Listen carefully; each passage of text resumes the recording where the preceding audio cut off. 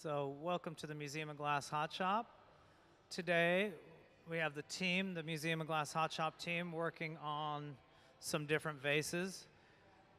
We're using what we call optic molds to get this texture in the glass. We're not trying to use these molds to shape it. These molds give us texture. So here's one with a straight ribs. Here's something where the ribs are twisted. So Sarah, who's sitting at the bench there, forming the piece, she has stuffed this glass into a mold and twisted those ribs.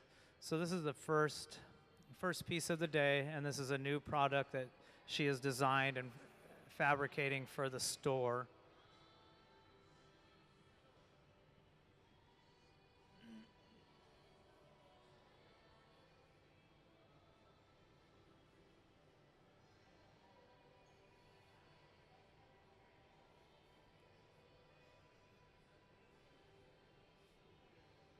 If anybody has any questions at any time, too, just raise your hand. I'll kind of give you guys a general description of the shop and kind of what we're doing.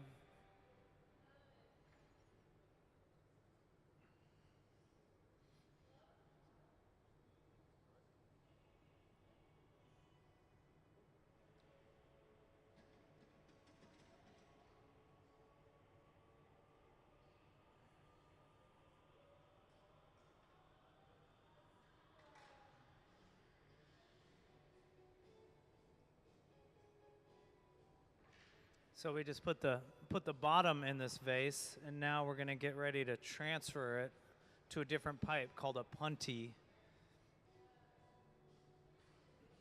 Punty comes from the Latin word pontal, meaning to bridge. So we're going to transfer this onto a different pipe so that we can access the opening.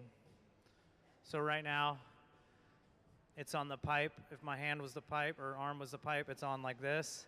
We've got a nice flat bottom. We're going to connect a pipe to the bottom so that we can shape the top up. So we got Jordan here. He's just taking a small gather of glass out of one of our two furnaces.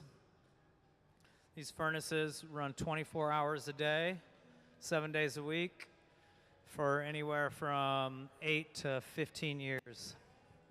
So there's about 1,000 pounds of glass in that furnace when it's full. This is kind of what the furnace looks like up here on the big screen, cut away.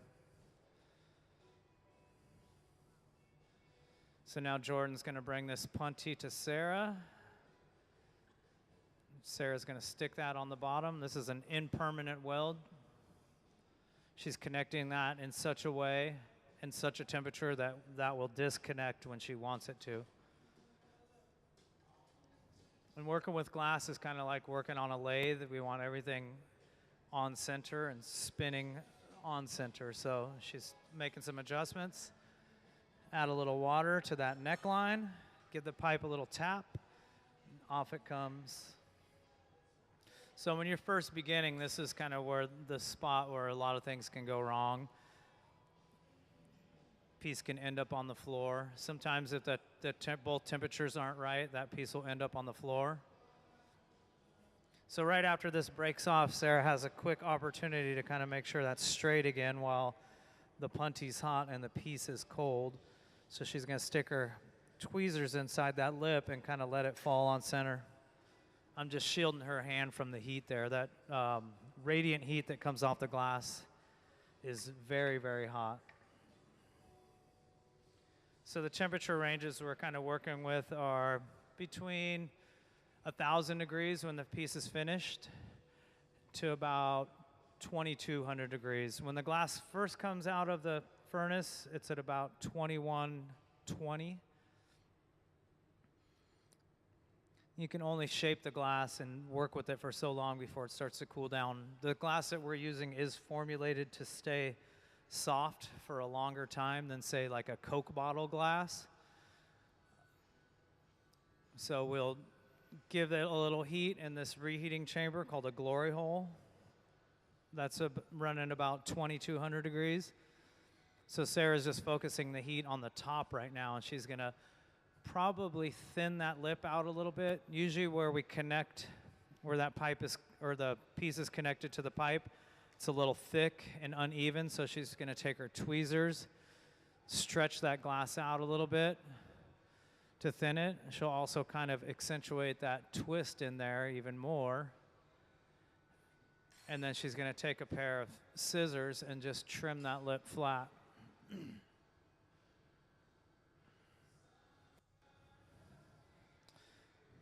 And after she does this trim, she's going to apply a really thin stripe of color to that lip.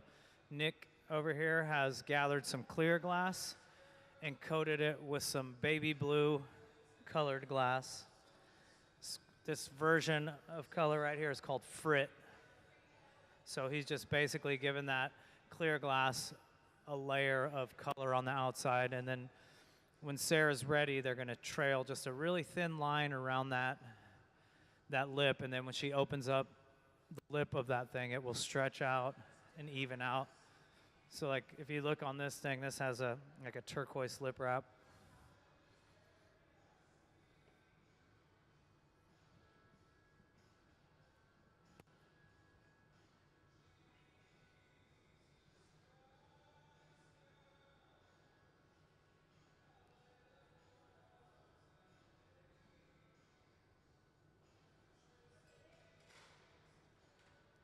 So Nick's got that glass hot and all shaped up. He's going to bring it over to Sarah.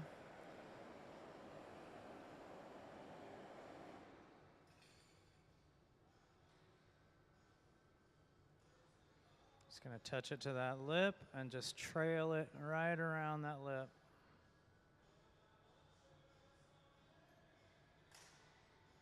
And she'll take a heat and smooth that all out.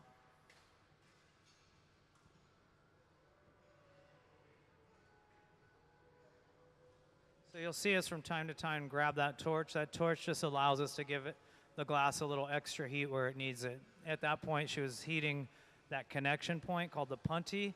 If that junction is allowed to get too cold, it will fall off and land on the ground. So usually our danger zone is about around the 1,000-degree mark. If the glass starts getting colder than 1,000 degrees, it's in danger of falling on the ground. And that's totally a judgment call on the gaffer. Sarah is what's known as the gaffer for this project. Sarah's been blowing glass for 23 years? 23 years.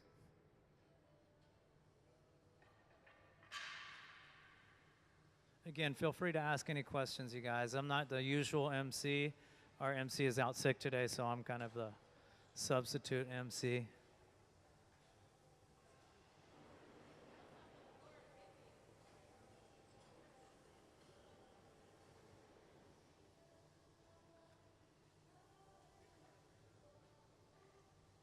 So we're always keeping that glass turning too. Notice, Sarah's keeping that glass rotating on that pipe to keep everything on center.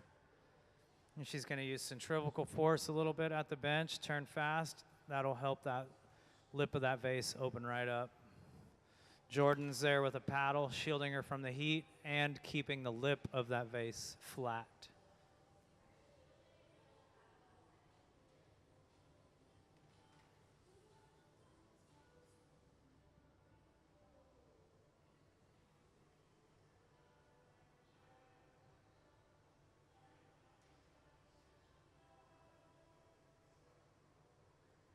You can see how hot that glass is every once in a while when it just ruffles like that.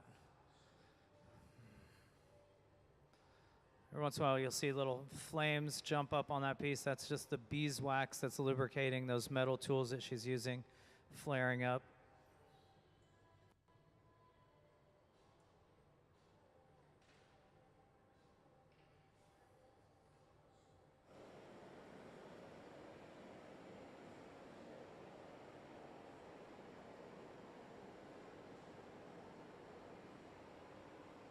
So again, we use that torch to just give it a little extra heat where the gaffer feels like it's needed.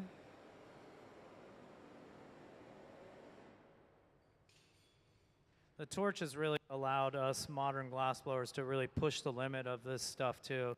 Can get make things a lot bigger and a lot more complicated than they could, you know, even 100 years ago. People have been blowing glass for about 2,000 years, so, and most of this technology is relatively unchanged. I'd say the biggest advancement is the use of the hand torches. That hand torch is right about the same temperature as the glory hole too, right about 2,300 degrees. So now the piece is finished. Jordan's going to put on some protective clothing here. Those gloves are made out of Kevlar. Kevlar is a fire-resistant, bulletproof material. We're going to use those Kevlar gloves to actually catch this glass, and then we're going to put it in this oven over here, this black oven. That's called an annealing oven.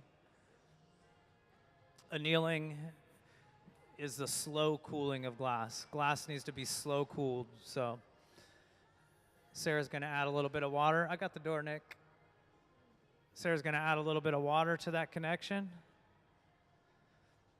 and then give that pipe a good tap, and that should disconnect it.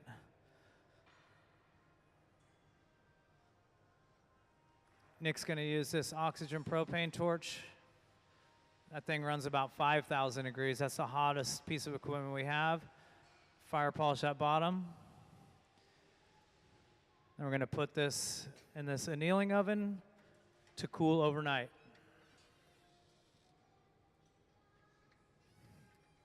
So why don't we give the team here a round of applause for that piece. That's the first piece of the morning. Start the day off right. So these are some new designs that Sarah is working on. Sarah has designed these pieces and is fabricating them for our Museum of Glass store. So these will be available in our store next week.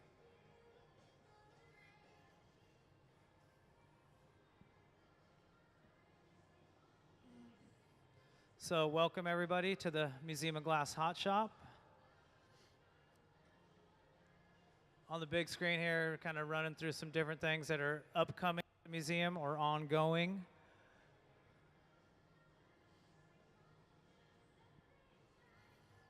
So now that piece has been put away, we're going to go ahead and start the next one. Jordan over here, he has a little bit of colored glass in the form of color bar. This is one of the main ways we color glass. The color in glass is made by adding different metals or mineral salts to a clear glass formula when it's first cooked up. So it's kind of like baking a cake. You throw all the ingredients in and you get the colored glass. So Jordan has a section of this colored glass. Nick here is going to make a small bubble on this blowpipe. He's going to go into this 2100 degree furnace, gather up a little bit of glass, make a small bubble, and then coat it with this colored glass.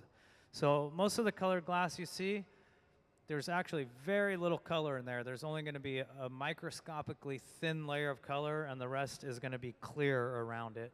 So this allows us much more versatility in the shop. If we were to melt 1,000 pounds of blue glass, then we can only make blue things for a while. So most people working in studios like this use clear glass as their base glass and then add all their color externally. So to get that very first puff or bubble in the glass, Nick just put a little bit of air in that pipe. He put his thumb over the end. That air has to go somewhere. It's going to go to the path of least resistance, which is that soft, gooey glass. So now that is the start of a bubble. It's got a really small bubble in there.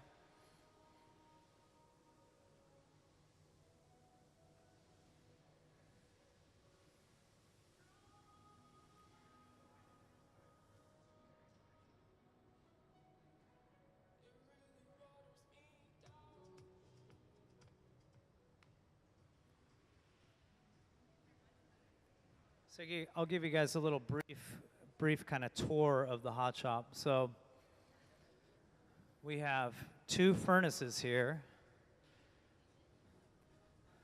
This is where the molten glass is kept. On the big screen, you'll see a glass furnace diagram.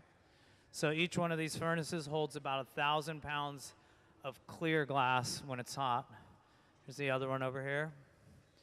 We have 4 what are called glory holes. Those are used for reheating the glass. Those are turned on every morning, about an hour before we start. So these are just reheating chambers. We use natural gas and forced air to heat these. And they have a series of doors so we can make something small or we can make something really big. And this is a pretty good sized glory hole, but we have one even bigger over there, one of the biggest ones in the world. And that's running about 2,200 degrees in there. We have annealing ovens on the floor. When the glass is finished, it needs to cool down slowly in order to be stable. If we just knock the glass off and set it on the floor, it would crack. It might crack in a minute, it might crack in 100 years, but it will crack. So we have 1, 2, 3, 4 annealing ovens on the floor. When the glass is finished, it needs to cool down in these ovens very slowly according to its thickness. So something like what we're making today, about 12 hours. There's certain projects we work on. We've cooled things here for a month. So it just depends on how thick it is. Something like a telescope lens, 6 months. Like a giant telescope lens. Does anybody have any questions? I'm not the normal MC. I'm usually a glass blower. Usually when I'm on the mic, I'm singing karaoke. So try to give you guys the right info. But please feel free to ask any questions. My name is Gabe. So Nick is applying this color in such a way that it's going to fade, right? You're doing a blow-through, Nick? So Nick has applied that color in such a way that it's going to be a little thinner on the front. And then when he gets more clear glass over that, he's going to put most of that clear glass on the tip. And we're going to blow through it so that it fades from this celadon green color all the way to clear. That's ideally what we want.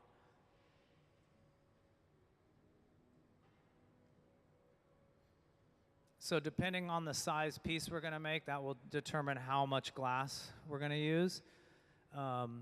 We have different size pipes to accommodate that. These, I think we're just going to do 2 gathers. So we have this standard pipe. And a gather is when we go into the furnace and we collect more glass. So Nick's in a moment when that thing is cool enough, he's going to introduce that to the furnace and wind up some glass, kind of like gathering honey on a honey dipper. Then he's going to shape it with one of these scoop-shaped tools. These are blocks, we call them. They're usually made out of a fruit wood. These are probably cherry.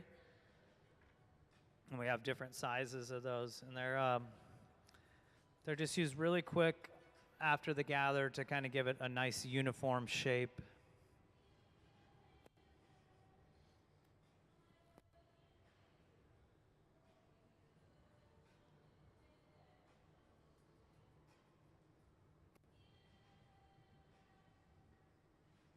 So there he is. Nick's taking a gather. He's keeping that turning. If he were to stop turning at this point, that glass would just spill right onto the floor. It's really kind of the consistency of a warm honey.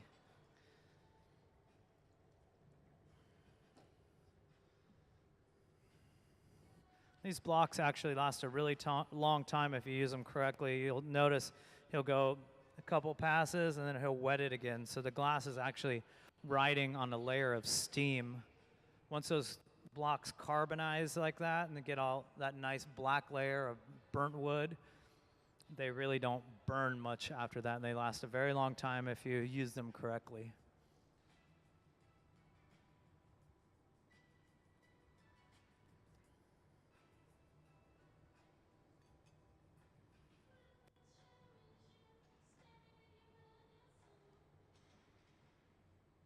So Sarah has designed these vases today, and usually when we make something for the store here, we also try to do something that is going to challenge us a little bit. So she's going to be stuffing this into what's known as an optic mold. Optic mold, this is a small optic mold. They're used to give the glass texture. They're not used to give it a shape. They're used to give it texture. So over here on the floor, she's got about 5 different optic molds that she can choose from. This is kind of the result. This is a straight. This is what happens if you keep the ribs straight, and you can twist those ribs too. The trick is to try to get that glass into that mold really, really, really hot and blow it up really fast in order to keep all that texture. The more you heat it after you go in the mold, the more you start to lose texture. So you'll see her working fast. Here's kind of a diagram of the optic mold.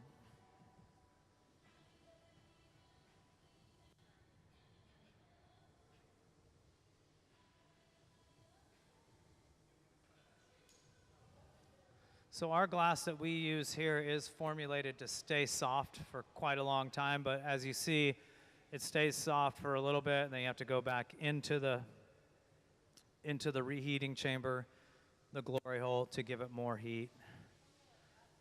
The thinner it is, the quicker it loses heat too, and the faster it heats up.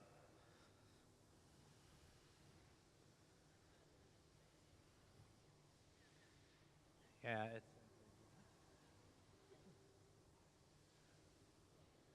So we'll use a lot of different tools to shape the glass. One of the tools you just saw Sarah using is this black pad.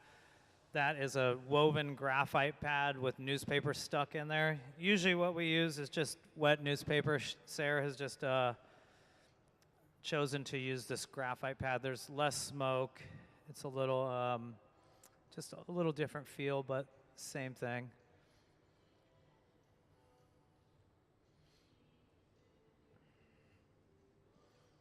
A lot of people wonder why these pipes don't get hot. They do get hot, especially when the level of that glass gets low like it is now. That furnace holds about 1,000 pounds when it's full. We're probably at about 150 pounds in there right now. So you'll see Sarah's left hand is really far back. She's going to cool that pipe. She'll be able to choke up on that a little bit more. The closer you can hold your hand to the glass, the more comfortable that feels and the easier it is to control and the less heavy it feels in the hand. Every foot your hand is away from the fulcrum on that pipe, the weight kind of doubles on that hand. So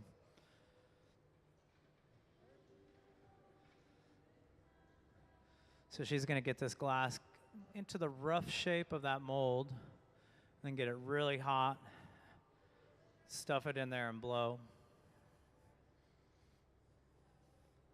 The blowing process is really just a small part, and most of the time is spent shaping the glass and reheating the glass. So right now you can see Jordan sitting on the left side of the bench. When Sarah asks him to blow, he'll blow.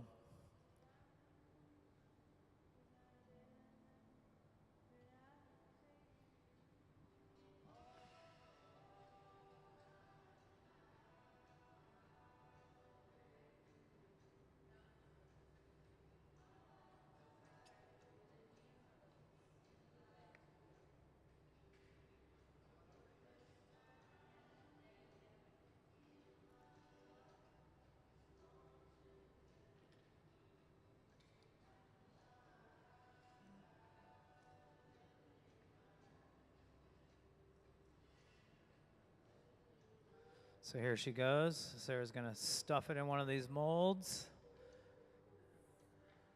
and blow. And when she comes out, you'll see it has taken on the shape and the texture of that mold.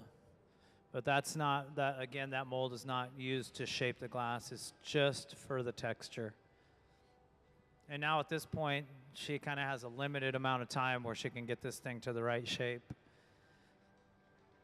First thing is kind of cut off that bottom part because it gets a little funky. She's already initiated that twist, as you can see.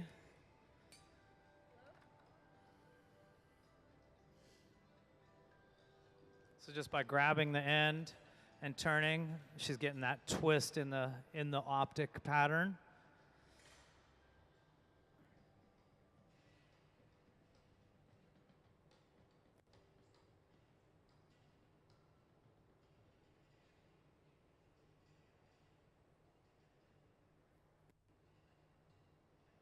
And depending on what we're making, say we were making this optic one with the straight ribs, you'd see Sarah being real careful and turning both directions. Right now she's trying to get that twist, so she's turning in that same direction to try to get that, accentuate that twist.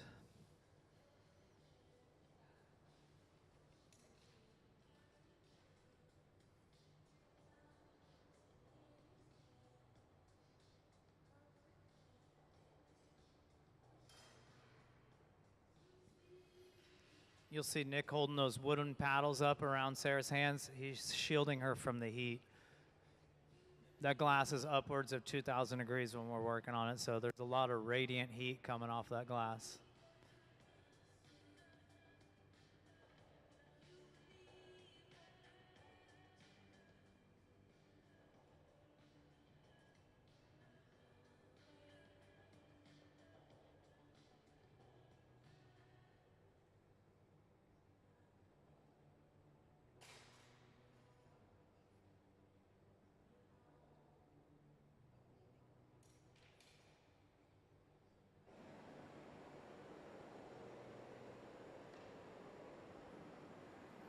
These 2,300 degree torches just allow us to give the glass a little extra heat where it needs.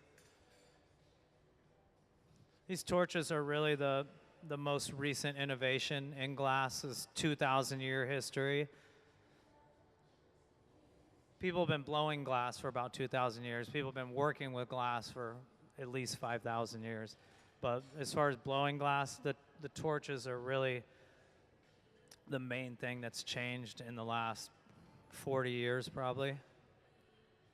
And this really allows us to make a lot more complex things, larger things. You'll see when we get this transferred to another pipe, we're going to use that torch a little bit more to just give it extra heat in the back. When we go into these reheating chambers, the back of the piece tends to get coldest. So the torches really allow us to balance that heat a little better.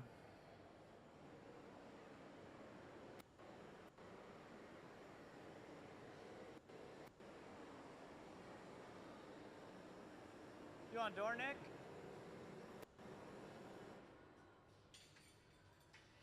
No? So we need to get this vase off this pipe at some point. So what Sarah's going to do is take these jacks that she has in her hand, and she's going to make a line right in the neck of this. So she's going to constrict that glass, and that's going to be where we break it off to open the top up. I'm just shielding her hand from the heat. This is a point where it gets really hot.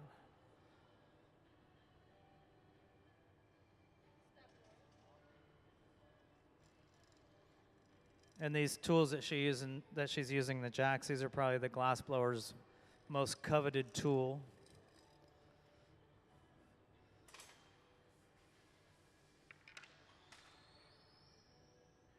Those particular jacks she's using they were made in Italy by a guy named Dino Tedeschi, who's no longer with us, and now people are paying thousands and thousands of dollars for those tools.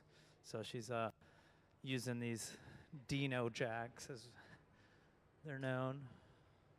They're just so sweet.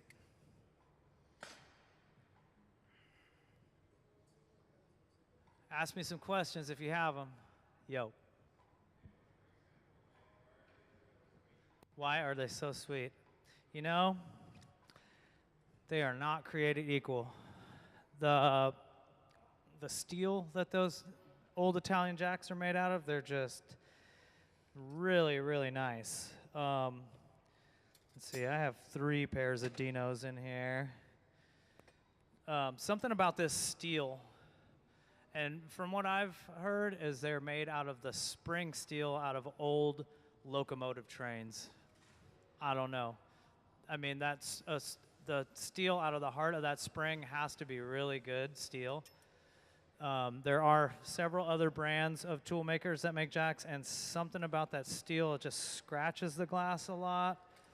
There's a guy in Japan that's making some jacks that are pretty good. They're actually really good. These are Maruko jacks, but they still are just a little scratchy on the glass. These Dinos, the Dino jacks are just, there's nothing like them. They're just really, really nice. And luckily, I have 3 pairs of them.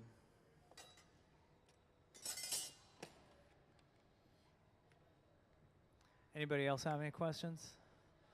Our regular MC called in sick today, so I'm not usually on the mic, but it's kind of fun.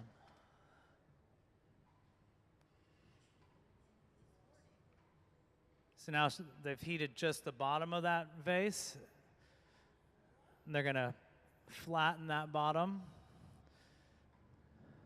So Sarah's kind of shaping the sides. Jordan's blowing. Nick is paddling the bottom. So in essence, they're creating a little bit of a 3-person mold. We always work in teams here at the Museum of Glass. You can blow glass by yourself. It's kind of like those one-man bands you see with the guy with the cymbal on his head, and you got to build all these weird tools. And people that blow glass by themselves are usually those types that don't play well with others. So you have to really be a team player to be successful in this field.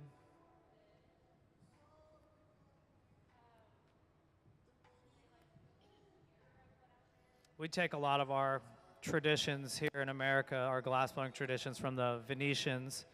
Starting in the late 70s, some Venetian masters came over here and started teaching American glassblowers the right way to do it. Before that, you can see a big difference in the quality of the glass that was made after the Italians came here and started teaching us. And a lot of them came to this school called the Pilchuck Glass School, which is about an hour and a half north of here.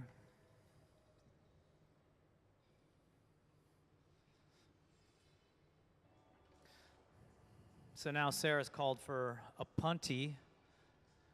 Punty is a solid steel rod that we're going to put just a little bit of glass on there and connect it to the bottom of this vase. So right now it's on a hollow pipe so that we were able to blow this. Now we're going to put it on a solid pipe on the bottom so that we can open the lip up.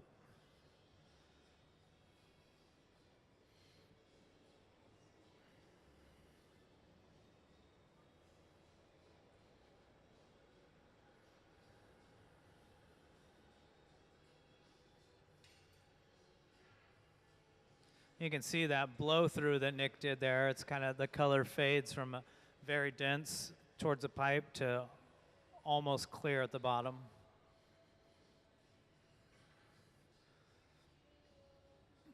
This design that Sarah's working on too, we're going to put what's called a lip wrap, which would be a different color around the lip of the vase.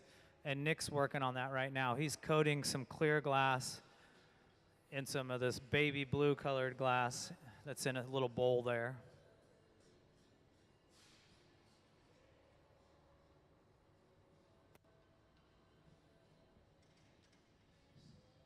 So Sarah's gonna add that punty on, get it nice and straight, and then she's gonna add a little bit of water to that neckline and give that pipe a little tap. It should break right off.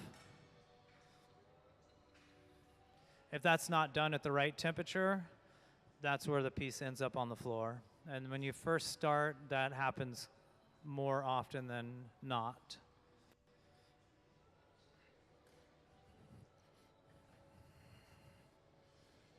Just gonna shield Sarah's hand from the heat here. She's just taking time to straighten that vase while that punty's still warm and the piece is cold. When I say cold, we're talking about 1,000 degrees right now.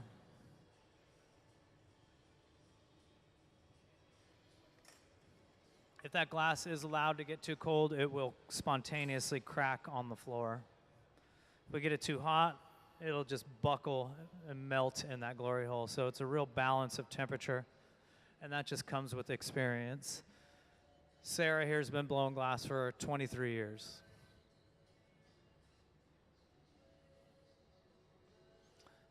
So where that glass breaks off, it's usually jagged, a little bit thick. So the first step here is to thin that out and make it nice and even. So she's going to pull it with some tweezers and then use some scissors to trim that nice and flat.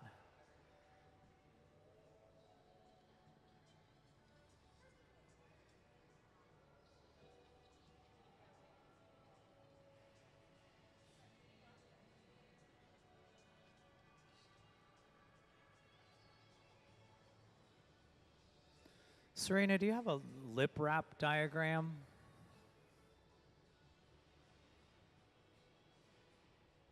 So here we go. There's a chalk drawing that our normal MC, Walt Laberman, has made. This is kind of what we're gonna, the next step after thinning out the lip. Is Nick will present Sarah with a little bit of colored glass and she'll trail it around the lip of that thing. It's a baby blue, I think, and the vessel here, I think, is a celadon green, maybe? Or maybe it's blue. It's really hard to tell what color the glass is when it's 2,000 degrees. Everything looks kind of orange. 72. Nick said it's 72, which to me tells me it's celadon green. We get most of our color from a German manufacturer, and everything, all the colors are in German, but they all have a number associated with them, so we usually call them by their number. K72, celadon green.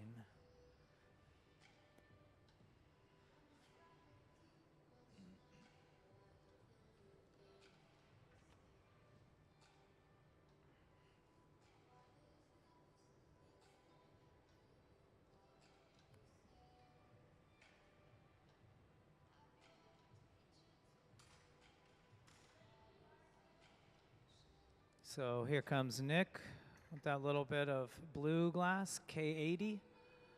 And Sarah will touch it down on that lip and just trail it around.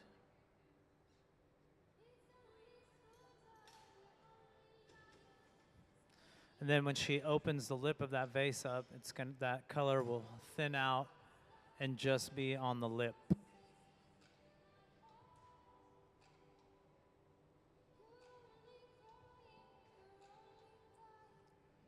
So when we're working this glass, again, you have to keep that temperature above 1,000 degrees. So Sarah just wants to shape the top of this thing, but you'll see her go all the way in that glory hole every once in a while, and that's just called a flash. That's just maintaining heat. So there's a flash right there, and that's a real judgment call on the gaffer, and that just again comes with experience, like knowing how often to flash it or when not to flash it. So if she flashes that thing too much, she's going to lose her shape, but if she doesn't flash it enough, it's going to crack.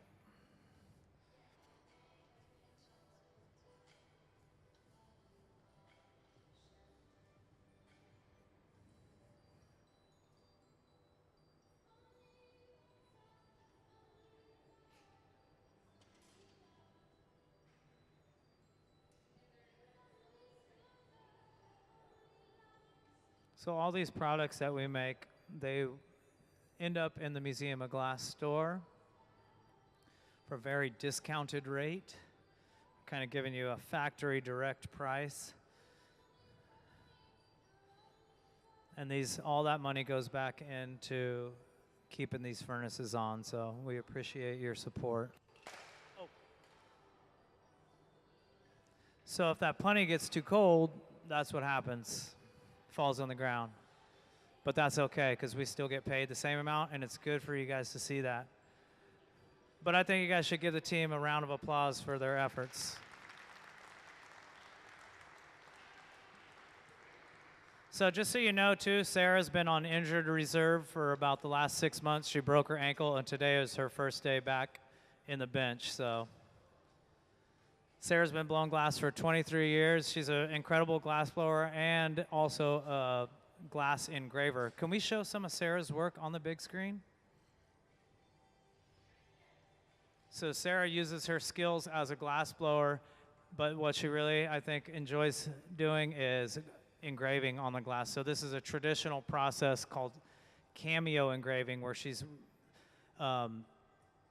removing layers of color. So like that, that's a, can we just stop there for a minute, Serena? She blew a black vase with a white piece of sheet glass attached to the side, and then is carved through the white glass to get the different shading. All right, we can go on. There's a really good example here of the hands that she does. They look like photographs almost. You can keep going with the photos. Oops, that's Ben. Okay, so these hands right here, there's a detail shot of these. This is just a layer of white glass and a layer of black glass fused together, and Sarah has taken the engraving lathe, I don't know what those are, and removed some of that white glass.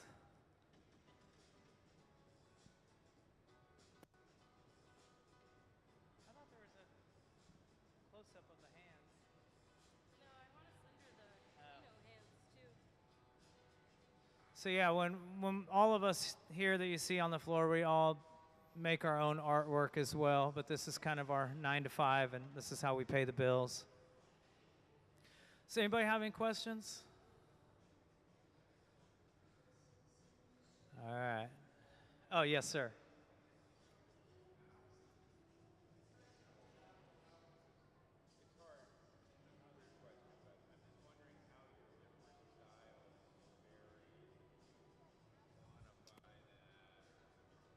How do our different styles vary? I would say, well, Nick is definitely, I would say, he's a really good sculptor. Like Nick could take a piece of glass and make it look like a realistic, like dog or something. I'm not very good at that. I think Jordan, he's been blowing glass about 6 years, 7 years, so Jordan is still finding his, what his specialty is.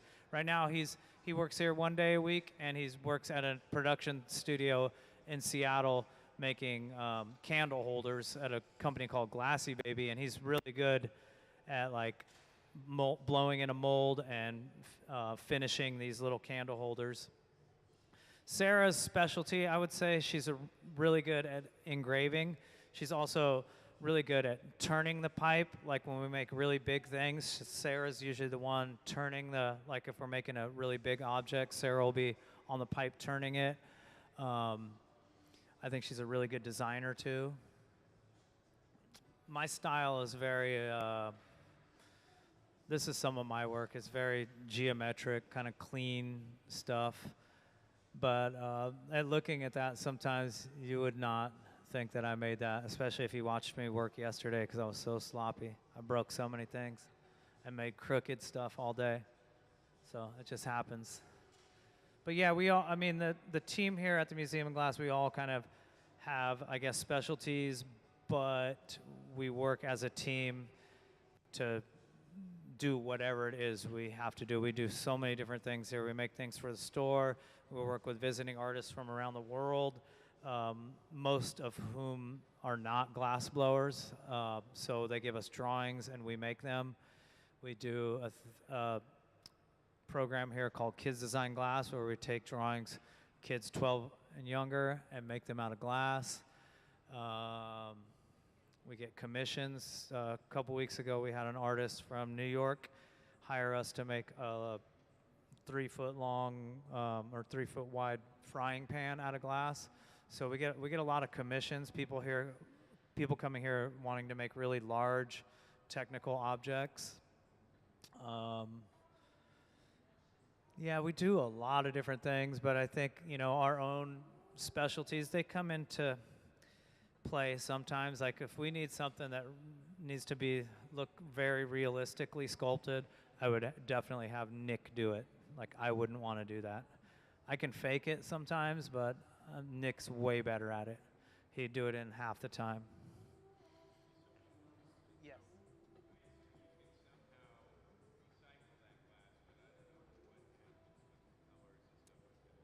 The question was, can we recycle the glass on the floor? If it's clear, yeah, we can recycle it. The colored bits on the floor, a lot of that is good biodegradable trash. Some of it gets recycled. I have a friend who does concrete countertops, and I give him buckets full of that stuff sometimes, and he does the countertops with concrete and glass in them. We do have some artists who use some of these scraps to do fusings, but most of it is just, it's good biodegradable trash. I'm gonna turn this off. You had a question over here, sir?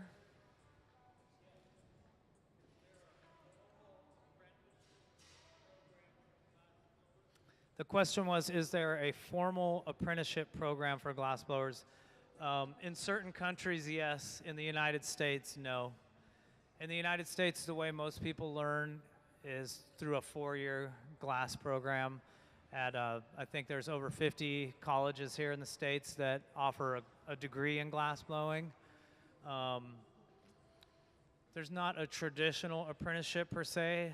I mean, I kind of went through an apprenticeship. I started at a glass shop 26 years ago, sweeping the floors, and they didn't call it apprenticeship, but I treated it like an apprenticeship, and then went to different studios after that, learning as much as I could, so I learned everything kind of on the job.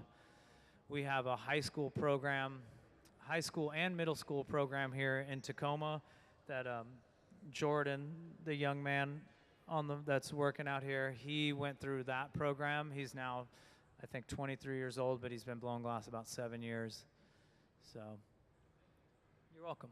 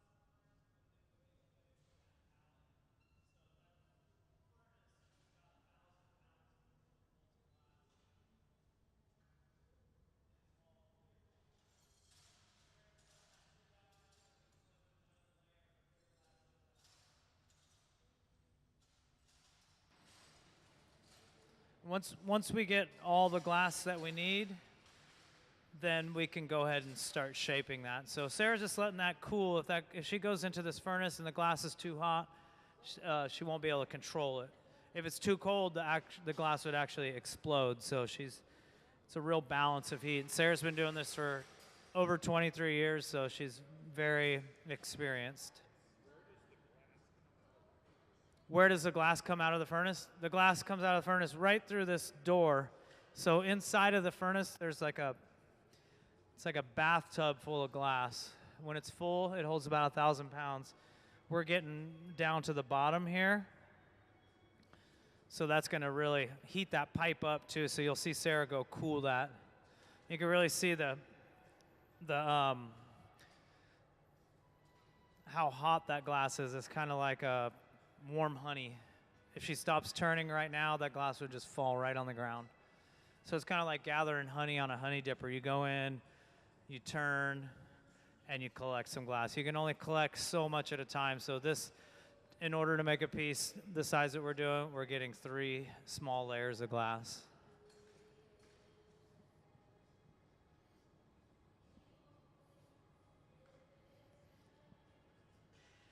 So once we have all the glass, now we can start shaping it, doing all the things we need to do to make it into a finished vase. The vases that we're working on today, we're going to be blowing them into what's known as an optic mold. This is an example of a small optic mold. She has some larger ones down on the floor. Here's kind of a diagram on the big screen of how we use those optic molds. The optic molds are not used to shape the glass, they're used to get texture in the glass. So you can blow it in the optic mold and keep the lines straight, which is extremely, extremely, extremely difficult. Or you can blow it in the mold and twist it up, which is really, really difficult. So the challenges with blowing it into this mold is as soon as you're into that mold, it is the shape of that mold. And then you have to take that shape and transform it into whatever you want the finished shape to be. Also, you're trying to keep those ridges on that mold really defined on your finished product. That means you need to blow it up really fast, work the glass really hot and fast. So there's Sarah. She's going into that mold. She's blowing. She's pushing it down. And then when she comes out, she'll have that texture. So now she's going to go ahead and start shaping that and blowing it up. She'll be turning it while Jordan here is blowing. So she'll give Jordan a cue when she wants some air added to it, and Jordan will blow as needed. So you can see she's already started that twist right there. She's letting it drag a little bit on that table.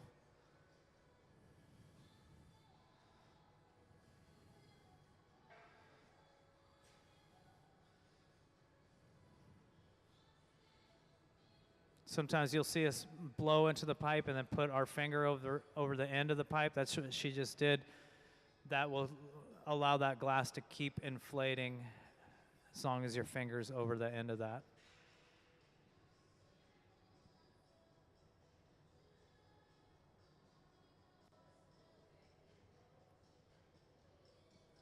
When the glass comes out of the furnace, it's about 2,100 degrees. That glory hole, we call it, the reheating chamber that we're using, is set at about 2,200 degrees. So that's just used to keep the glass nice and malleable. So Sarah's grabbed that end and she's twisting that glass up even more.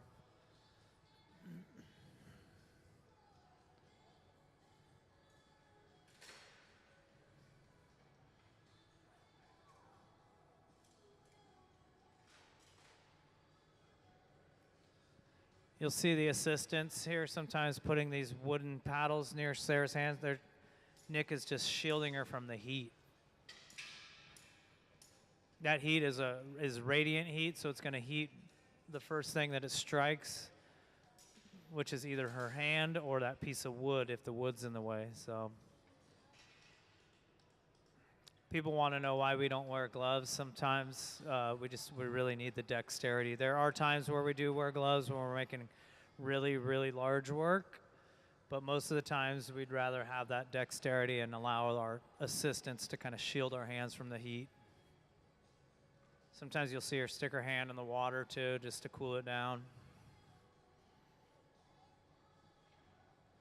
So at any time anybody has any questions too, just raise your hand.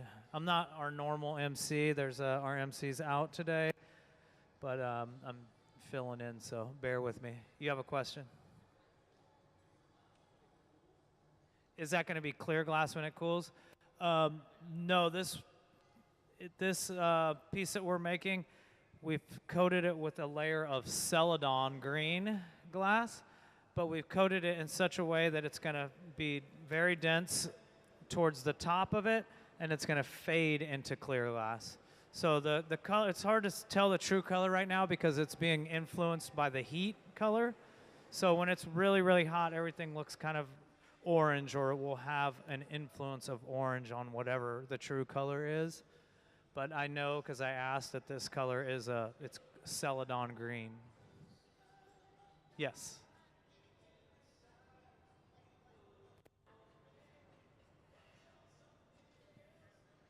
If we were to touch it, what would we do? Let me see. If we were to touch it. Ooh, it's hot. Yeah, it smells weird too.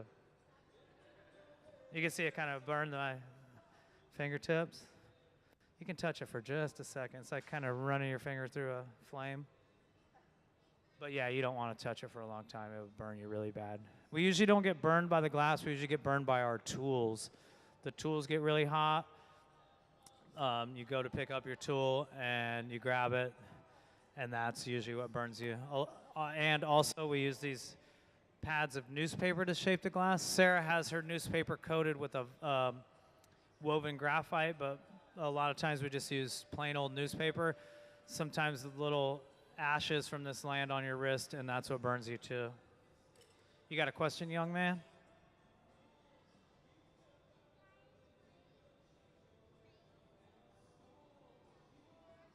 The question was, do you guys make a garbage truck out of glass? We could. We have a program here called Kids Design Glass, where kids like you give us drawings and we make them out of glass. We made this thing before that was a truck, and I can't remember exactly what it was used for, but it was a truck. We've made a truck out of glass, yes.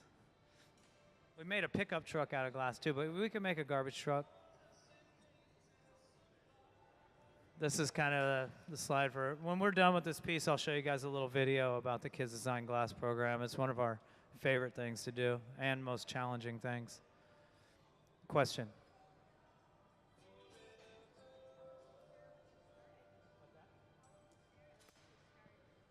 How old was Sarah when she started blowing glass?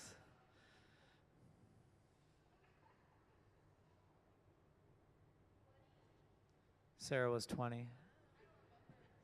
She don't even really remember.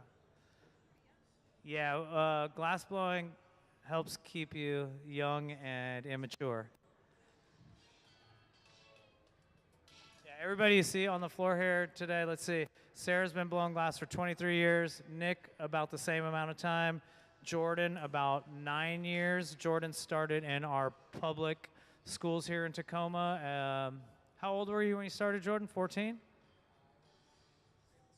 15. He started at 15. And I think we've been working with him since he was 15, and now he's one of our paid interns. I've been blowing glass for about 27 years. Any other questions?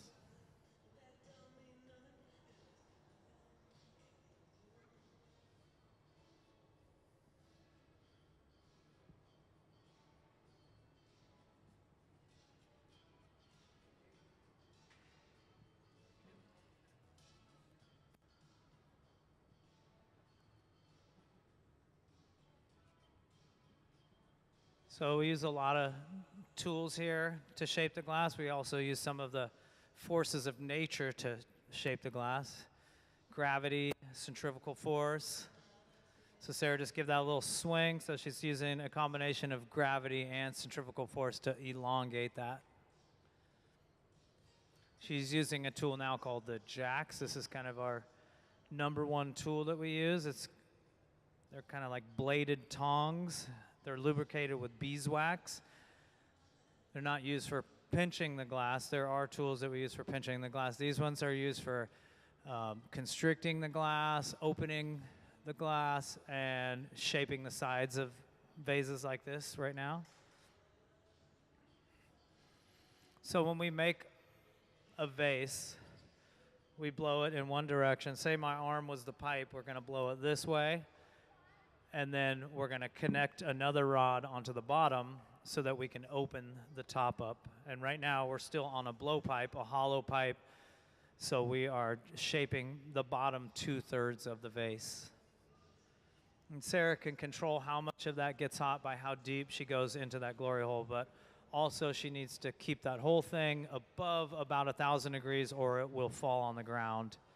So if she allows that piece to get too cold, it could spontaneously crack at the bench or it would just snap off and fall on the ground.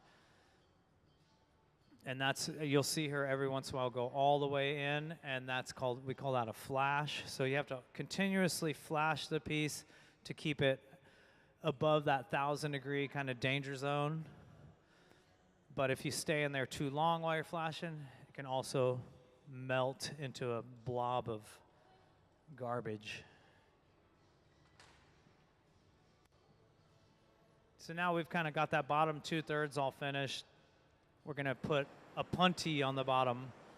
Punty comes from the Latin word pontil, meaning to bridge. So this is called the punty. It's a solid rod, just a little bit of glass connected to the bottom. Once it's on the punty, it's kind of at its most fragile state too.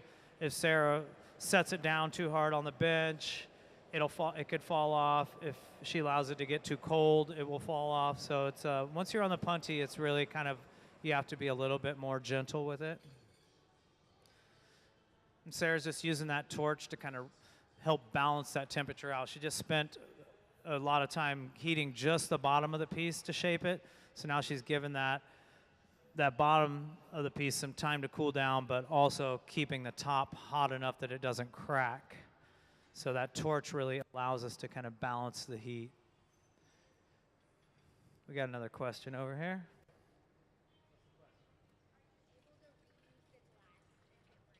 Are we able to reuse the glass if it breaks? Yes, we can reuse the glass if it breaks. Most of the glass that has color in it does not get remelted, but it can be reused. If it's clear, it gets thrown right back in. So now we got that punty. Sarah's going to stick it as close as she can to the center of the bottom. Spend a little time straightening that out. Once she feels like that's thing secure on there and it's cold enough for Jordan to control, she'll put a little bit of water on the neckline. So there's a little bit of water. And then she's going to give the pipe a little tap and it should release. So now we have access to that hollow opening that we've made through blowing. Sarah will take a little time right here while the punty's hot and the piece is cold to straighten everything. I'm just going to shield her hand from the heat. Is that top hotter? So she's looking at the bottom of the piece now and just trying to get that thing nice and straight on there.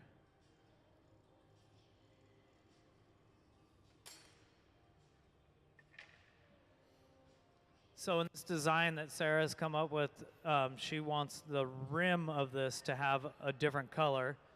Nick is over here rolling in some chips of blue glass. Can we see the lip wrap diagram, Serena?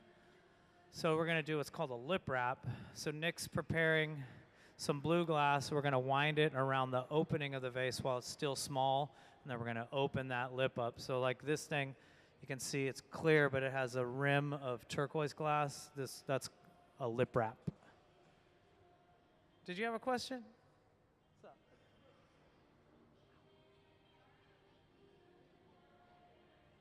Are you asking about the building, why the building is shaped like this? So the building is shaped like this because the architect, Arthur Erickson, wanted to make something that looks really cool, but also pay homage to kind of the history of this area. Tacoma's had a very big lumber industry. At one time, especially down here on the Theophos Waterway, there were a lot of these sawmills, and there were what were called wigwam burners, which were these big cones like this that were used to burn away all the sawdust and like waste wood during the lumber process. So he kind of researched what used to be in this area historically, and this is kind of homage to some of Tacoma's history. It's tilted, I think, 19 degrees to the north to increase the surface area. Here's one of those burners. And these used to be all over the place in the Pacific Northwest. So now Sarah's trimmed that lip. That lip is usually a little ragged when it comes off and a little uneven. So she's thinned it out. Now she's flattening it, and now Nick's gonna come over with that little bit of blue glass, and we're gonna wind it right around that lip.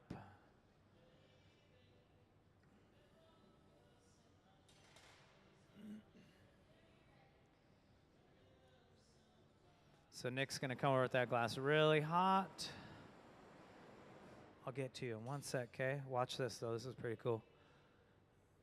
Now Sarah's gonna touch that down to the lip and wind it around.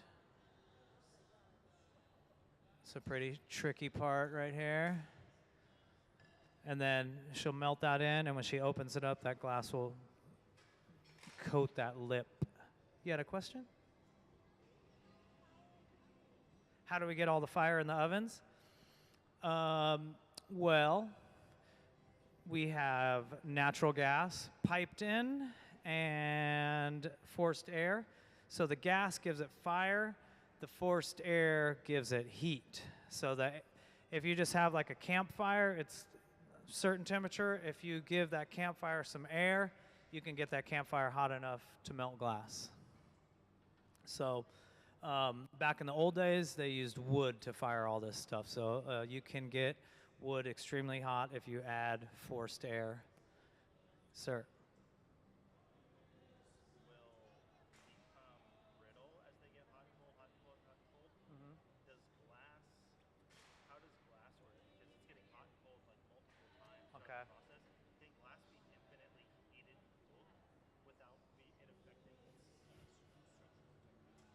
So the question was, a lot of materials get brittle as they're heated and cooled, and can glass be infinitely heated without affecting its structural integrity?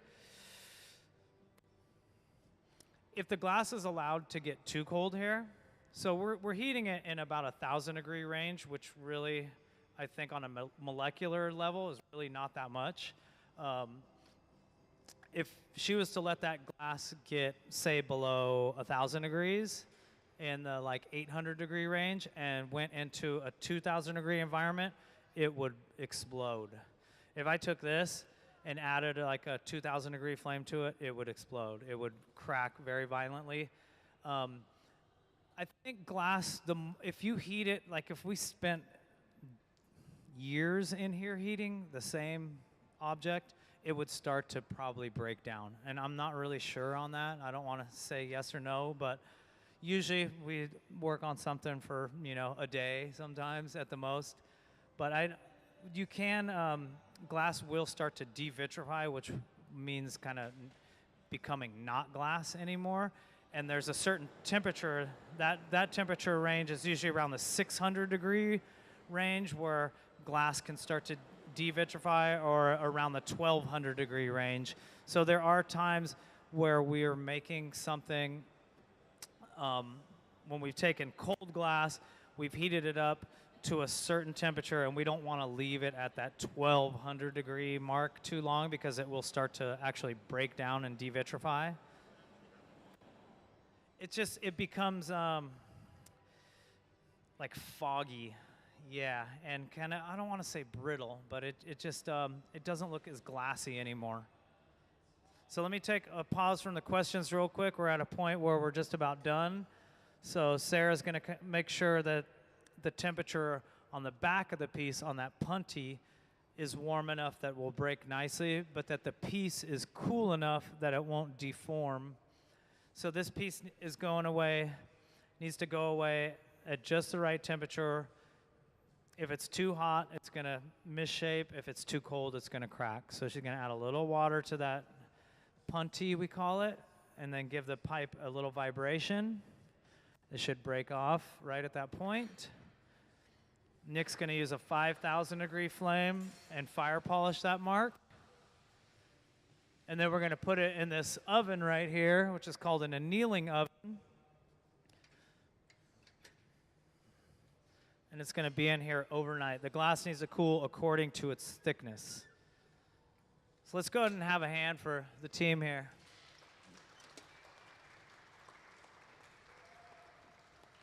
So that's another thing. If Sarah was just take that piece when it was finished and put it on the floor, it would crack. It would probably crack in a matter of minutes. Every once in a while you get this weird thing. It doesn't crack right away, but it'll crack later on. This is some of Sarah's personal work too. What you're seeing right now is kind of Sarah's day job, but she is also an artist and shows her glass at different galleries and has been in exhibitions all over the world. That last piece you saw is actually one of Sarah's specialties. This is called cameo engraving, so that's not a photograph. That is a layer of white glass fused over a layer of black glass, and she's removed some of the white glass to reveal the black glass underneath, or to give the white glass some that shading of gray. So that's all done with diamond-tipped engraving wheels. So that's Sarah sitting at one of her lathes working on the hand. So it's a very traditional technique. I don't know when it was developed, but Sarah's really good at it. I think Sarah originally went to school for illustration, animation. So you can kind of see that in some of her personal work. Let's go through her stuff real quick. So yeah, our gaffer today is Sarah Gilbert. This is her day job, but this is some of her personal work. This is from a show that she had. Where was this show at, Sarah? Where was that show at? Vetri, okay. This was from a show that Sarah had at a gallery called Vetri, downtown Seattle.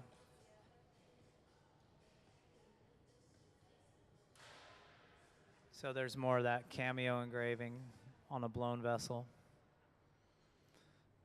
And we were talking about the Kids Design Glass too, so after we go through Sarah's slide, why don't we play the Kids Design Glass video too for you youngsters in here to get you inspired.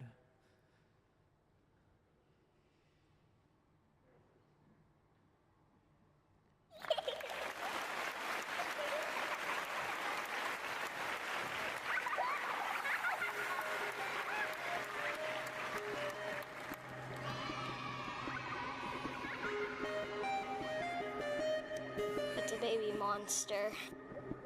Pip is a baby monster that loves to smile and laugh. Even though he's little and cute, he gives a big cry. Also, Pip loves food, especially bananas. He will eat any speck of food in sight.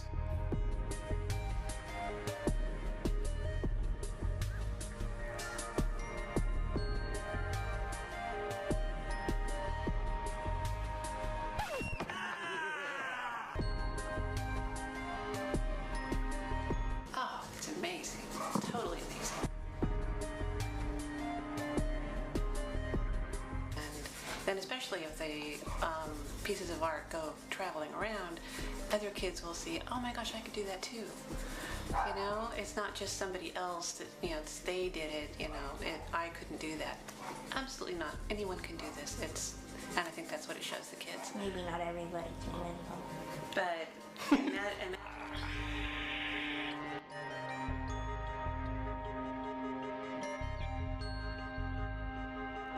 I think it's it's gonna stand up there with one of the coolest things that a museum has ever done. What is it, a cucumber all dressed up for a night on the town? That's pretty ridiculously funny. The funnest part about this project is how fresh the ideas are coming from the kids who they have no idea of glass blowing techniques. They don't care. Nobody saw this coming. We'd make one piece and it was given to the family. And then we realized, well, wait a second, there's something more here. We started to get more drawings, more interesting drawings, and it really kind of snowballed a little bit. Bacon Boy was special.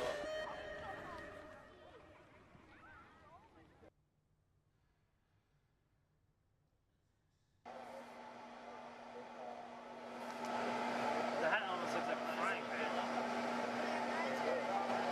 Maybe he's wearing a frying pan.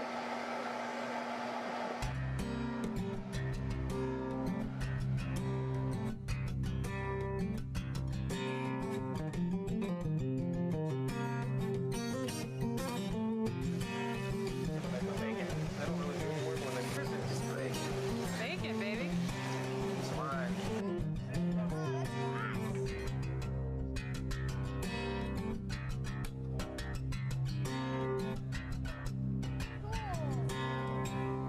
All I see. How's that for his arm? Fingers? Yeah. Okay. Yeah.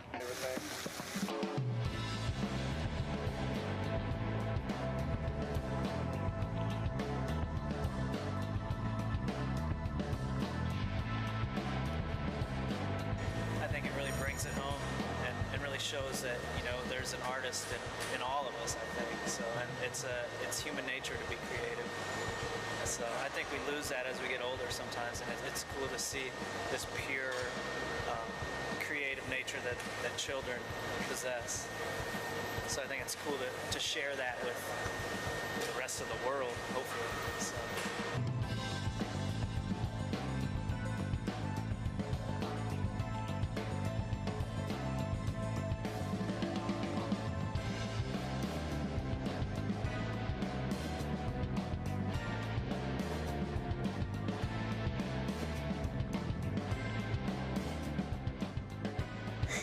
Thank you for supporting Kids Design Glass.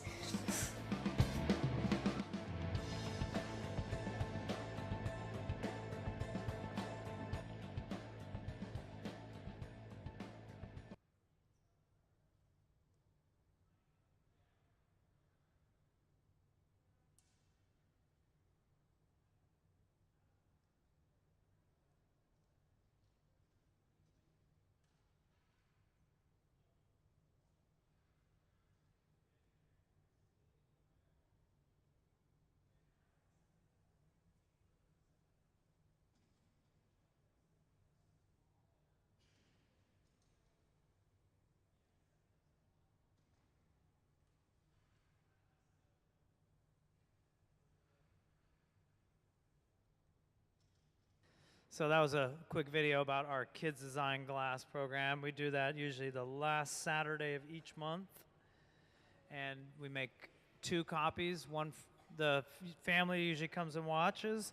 And we make 2 copies, one for the museum's permanent collection, one for the family to keep. So we've been doing that, oh gosh, maybe for about 14 years. So it's one of our more challenging and fun things that we do here.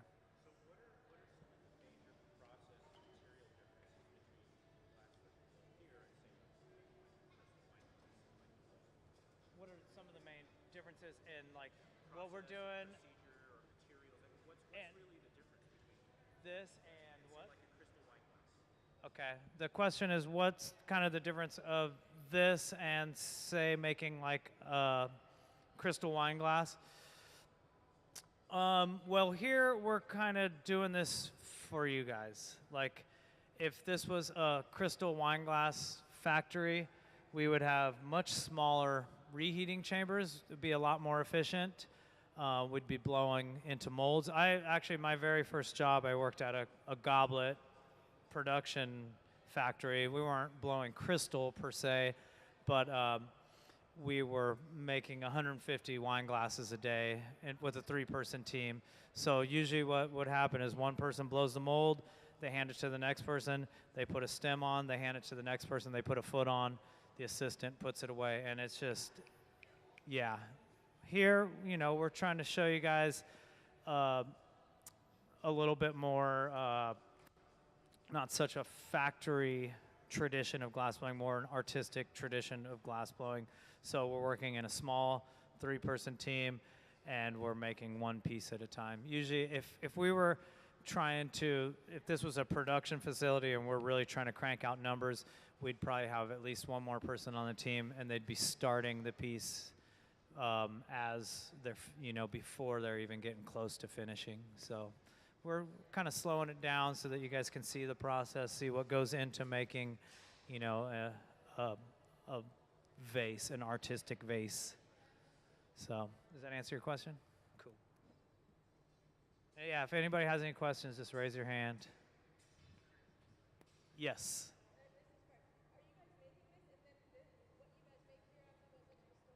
Yeah, so the question is if what we're making here will go into the store. The answer is yes. Yeah, we are making objects to go into our Museum of Glass store. So we do a lot of different things here today. That's what we're working on. We're working on kind of product development. Sarah has been on injured reserve for about the last 6 months. She broke her ankle, and today is her first day actually back sitting at the bench making the object. She's been assisting for the last about month, but today's her first day sitting down at the bench being what we call the gaffer. So the person sitting down at the bench that's making the piece is called the gaffer. So yeah, when you go into the Museum of Glass store, you'll see a lot of stuff that's made here at the museum. Any other questions?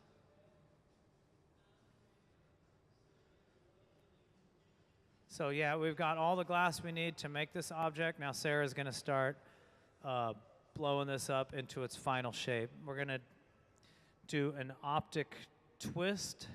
So we're going to blow this into what's known as an optic mold. You'll see this diagram on the big screen. So that's what we're going to blow a bubble into a mold that's not going to give us the shape, it's just going to give us texture. So these optic molds, they're made out of either bronze or aluminum. They're on the floor over there near the bench. So Sarah's going to blow it into one of these molds as soon as she gets it into the right shape and temperature. A very challenging thing to do, to blow these into a optic mold and get this nice twist on there.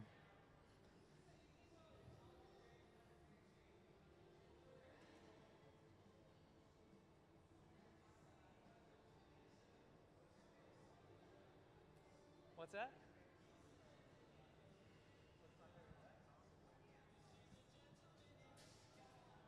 Played it so long, man.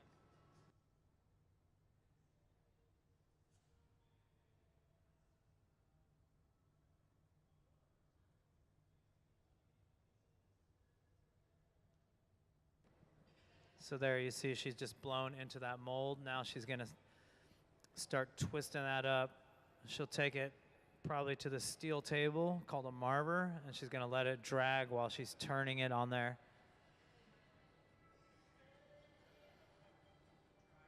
So you'll see she'll let that drag to start that twist, and then she'll accentuate that twist more at the bench. And the trick to this is trying to blow it up quick enough that you don't melt out those ribs. So you want, good defined ribs. You should be able to feel them in the end, and you should be able to hear them too when you're working on the glass.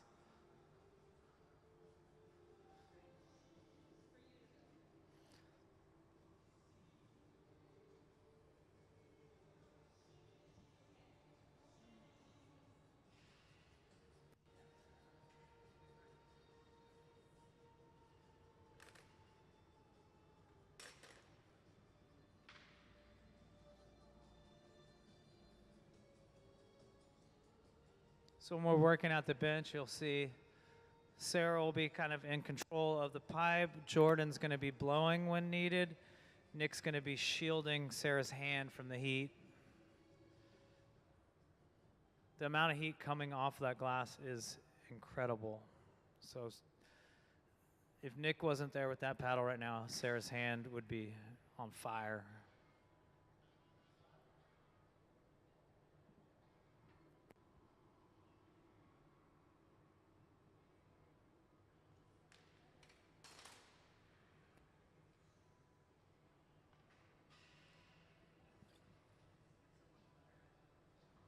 So she's got that glass, that optic pattern nice and twisted up, and just gonna inflate it and get it into the final shape.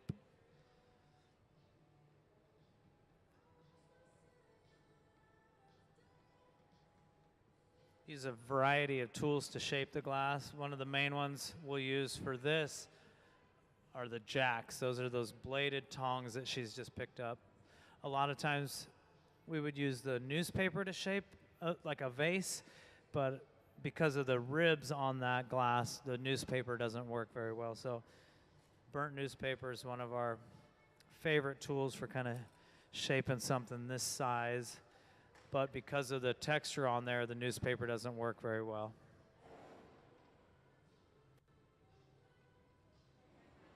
She's going to use that torch to just give it a little extra heat up top. She's going to put a line. She's going to constrict that glass down and tighten it up, and that's going to be where this is going to break off the pipe. So when we blow this, say my arm was the pipe, it's going to be blown this way, and then we're going to connect another rod to the bottom to shape the top. But right now we're on the blow pipe, so we're still right here. We're shaping mainly the bottom 2/3 of the vase. So Sarah's going to take these bladed metal tools called jacks and constrict that glass down and make a line. I'm going to shield her hand. Nick's turning the pipe while Jordan's blowing.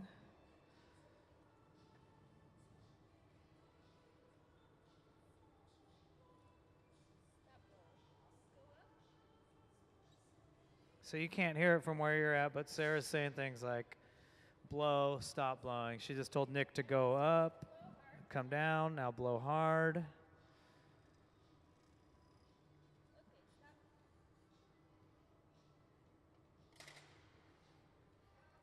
So that line right there, that's where the glass is going to break off, and we're going to be able to open that thing up into the vase.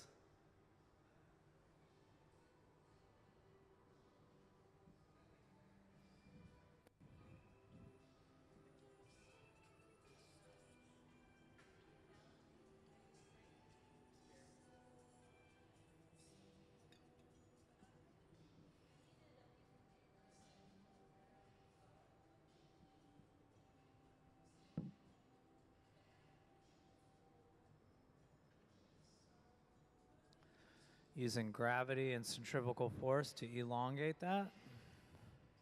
And Sarah can kind of control how much of that piece is going to move by how deep she's heating it in that reheating chamber called the glory hole.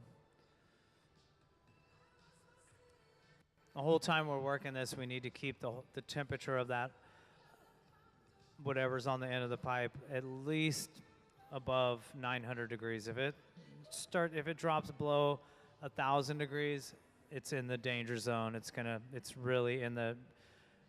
at risk of cracking. So she'll make sure if she's going to heat just like the bottom, she's going to always go in there and flash the whole piece. She's going to heat the whole thing a little bit. And she doesn't want to heat the whole thing too much because that's going to misshape the piece. But you have to keep the whole thing above about 1,000 degrees in order to keep it on the end of a pipe.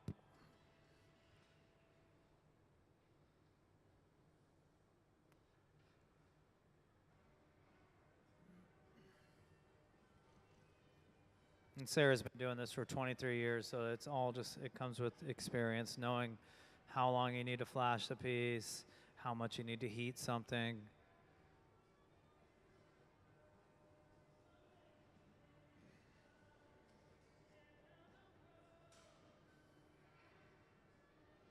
You can notice on the way that color is, we've applied it in such a way, we call that a blow through, that it is very dense It'll be a very dense color, fading all the way to clear. So the color of this, I believe, is a celadon green.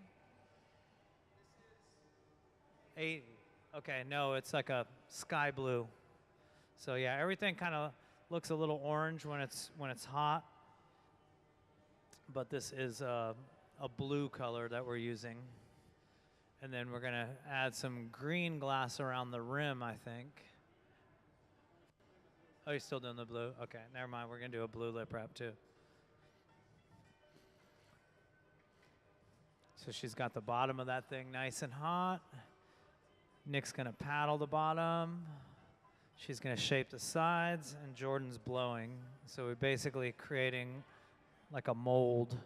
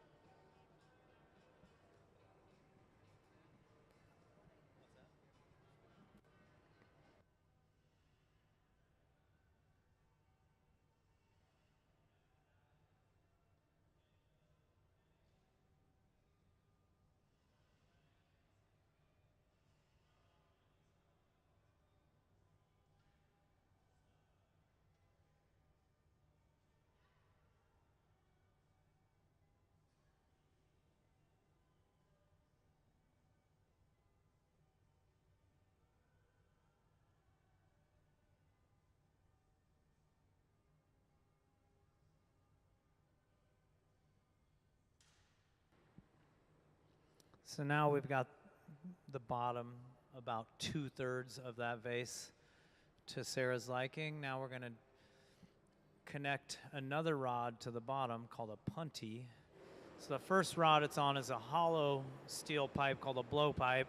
Now we're gonna use what's called a punty and connect it to the bottom. So Jordan here has gathered just a little bit of glass. He's gonna shape it up into what we call a dome punty. So it's gonna be kind of like a Q-tip shape. And he's gonna bring it over at the right temperature that we can stick it to the bottom of this, but it's not gonna be stuck forever. It's an impermanent weld. And this is the point in the process where when you're first learning where things usually go wrong. If Sarah's glass is too hot, and Jordan's thing's too hot, then it's gonna be stuck together forever and never gonna be able to get it off. If Sarah's glass is too cold, it's gonna fall on the ground. If Jordan's punty's too cold, it's gonna fall on the ground. So everything here has to kind of be the right temperature, and that's all just gauged through experience. So Jordan's gonna present that punty. Sarah's gonna stick it right in the center. Straighten it out a little bit. And then when she's ready, she's gonna add a little bit of water with those tweezers she has in her hand. She's gonna add some water to that neckline that we created earlier and tap the pipe. That vibration's gonna release that. So here's the water, a little bit of water on that neck. Tap, comes right off.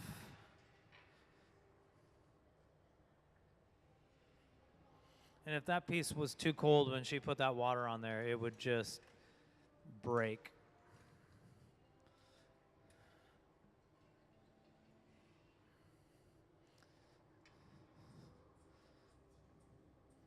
So now while that punty's hot and the piece is relatively cold, we can kind of straighten that thing out on the punty.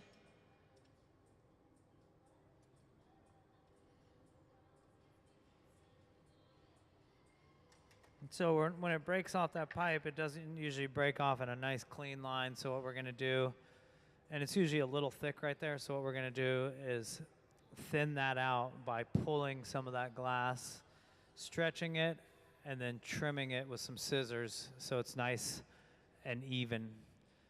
Once we got that even, then Nick's gonna come over with this little bit of blue glass, and we're gonna trail that around the lip. It's called a lip wrap. Can we see the lip wrap diagram?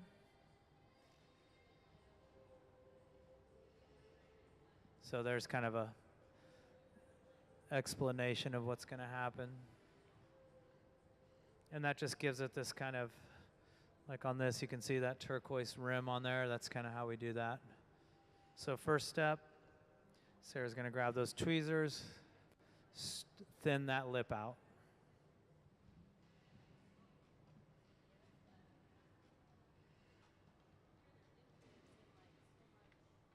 So you can see how glowing orange it is on that top half there. And she's just going to thin that lip out by pulling it, stretching it a little bit, and then grabbing some scissors, trim shears we call them, and just cut that nice and even. When the glass is hot like that, you could cut that with household scissors. They won't last that long. The shears we're using here is a little bit higher quality steel than your home scissors usually. So now Nick has that glass over there that he's coated with some blue glass. He's getting it nice and pointy. He's going to bring it over to Sarah, nice and hot, and she's going to trail it around that opening. The opening's still small right now, so she'll trail around that opening and then spread that opening, and that rim will be that blue color that Nick's bringing.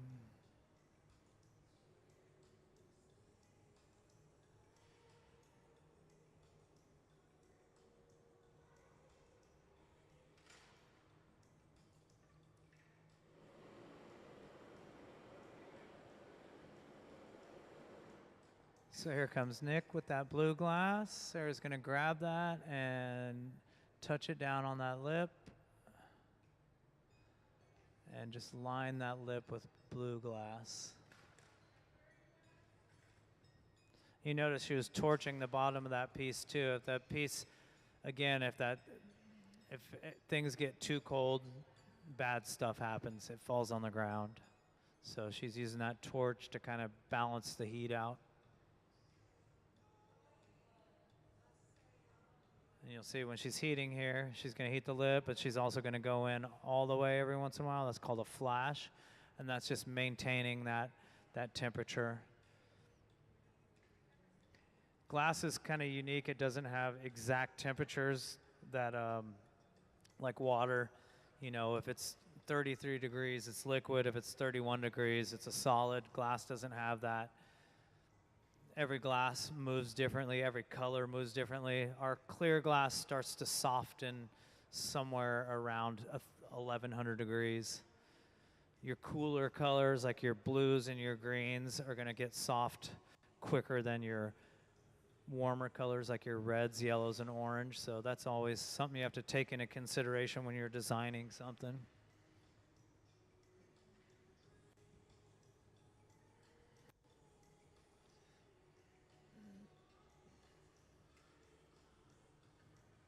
You see, even when she comes down to the bench, she needs to set that thing down really lightly on those rails. If she were to set that down really hard, that it would crack and fall right on the ground.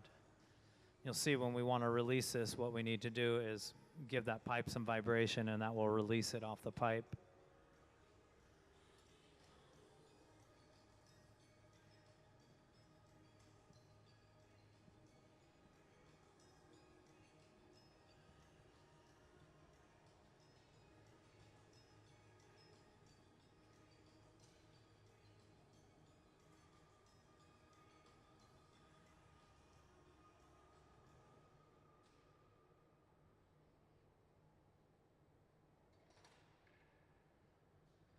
So we've got that all to Sarah's liking. One moment. Now we're going to even the temperature out on that, and we're actually going to get the bottom of it a little bit warmer. Glass will actually break a little bit better if it's a little warm. We're going to try to now make a controlled break in the glass. So she's getting that, what we call the punty, a little bit warm. And she's going to add water to it. That's going to shock that warm glass. And then she's going to give the pipe a little bit of vibration, and then it should release very cleanly from that punty. We're going to use this 5,000 degree torch right here. It's oxygen and propane to fire polish that little mark that's left when we break it off. And then I'm going to get the door over here on this annealing oven. That glass needs to slow cool according to its thickness. This will cool overnight because it's nice and thin. So yeah, she gave it a little tap on the pipe, not much. A little fire polish on the bottom. And then it goes into this annealer. Jordan's wearing some Kevlar gloves to protect his hands. Let's go ahead and get a round of applause for these guys. So everything that we make here needs to go through the slow cooling process called annealing. If the glass was just left on the floor, it would crack. So annealing is a slow cooling of the glass, and it's according to its thickness. So something like this, it's very thin-walled. It's just like a drinking glass. It's going to cool overnight. There are things we've made here that have to cool for like a month. So the thicker it is, the longer it has to cool. And there's mathematical formulas for determining how long the glass needs to cool that people have developed over its 2,000-year history of blowing glass. So you had a question, sir?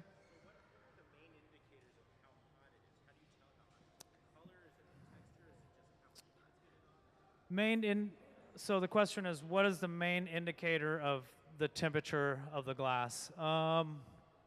Is it the color? Is it the texture? It's kind of a combination of all those things, and it's really gained through experience. You really start to you can see the difference in color is one thing, but when you add different colors to the glass, those different colors are going to look different at different temperatures. So, I mean, the texture is a pretty obvious thing.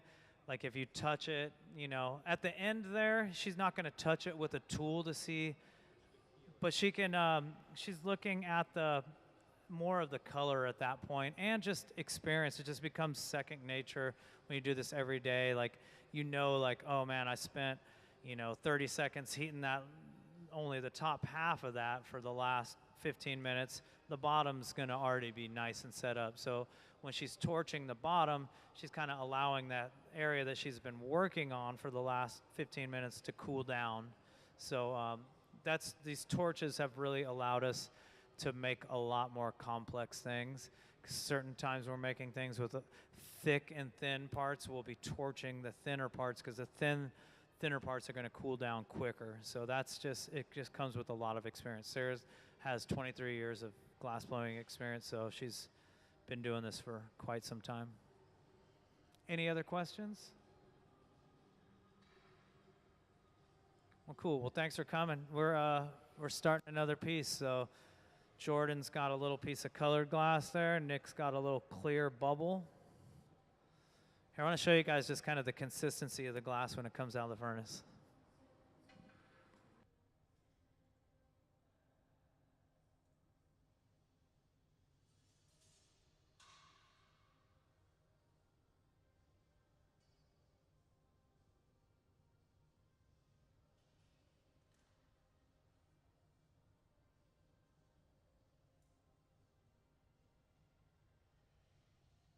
So you always see us turning the glass, especially when we come out of the furnace when it's really hot. If we stop turning the glass, it would just spill right on the floor. So you can see just how hot that is. And you can see this thick part that fell on the floor is still orange and hot, whereas that thin stuff, I mean, I could probably touch it. It's probably going to be a little warm.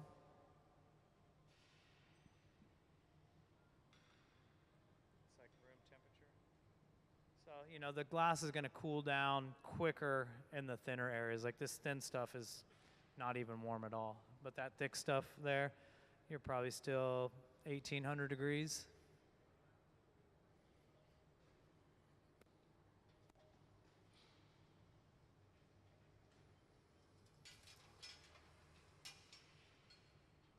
Questions?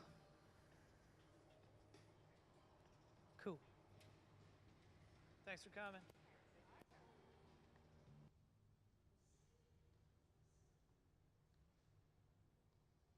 Did you guys over here see our Kids Design Glass movie yet? Did you see the Kids Design Glass movie? You already saw that, okay. Are there any other kids? Have you seen it yet? Let's show you. So we have a program here called Kids Design Glass where we get kids 12 and under to give us drawings, and we pick one a month and we make whatever object they drew out of glass. So here's some different examples. That's the narwaffle, half narwhal, half waffle. We make 2 copies, one for the kid to keep, one for our permanent collection. So why don't we go ahead and show that video?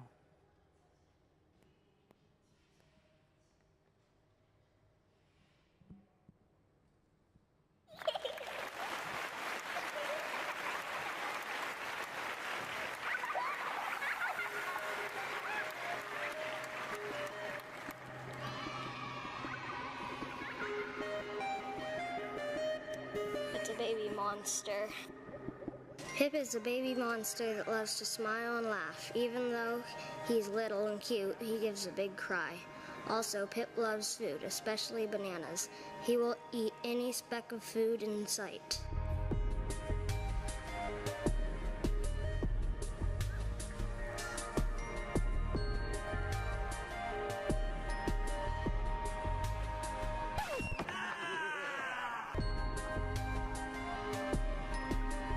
Oh, it's amazing. Totally amazing. And especially if the pieces of art go traveling around, other kids will see, oh my gosh, I could do that too. You know, it's not just somebody else that, you know, they did it, you know, I couldn't do that. Absolutely not. Anyone can do this. And I think that's what it shows the kids. Maybe not everybody can win, But, and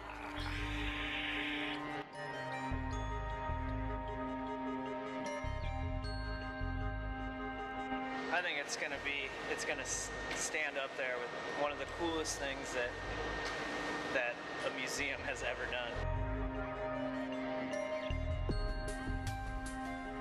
What is it, a cucumber all dressed up for a night on the town?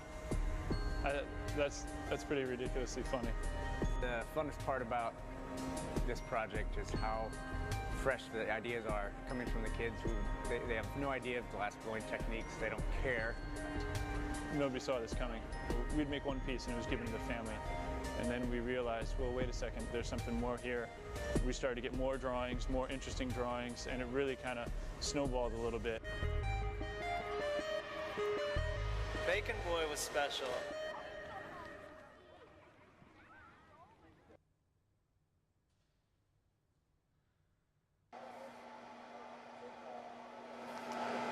The hat almost looks like a frying pan. Maybe he's wearing a frying pan.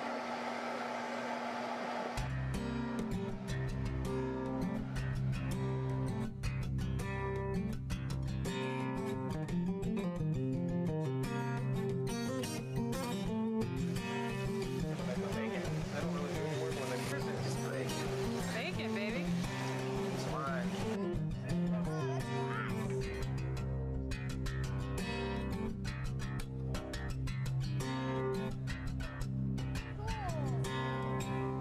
Oh, I see. How's that for his arm?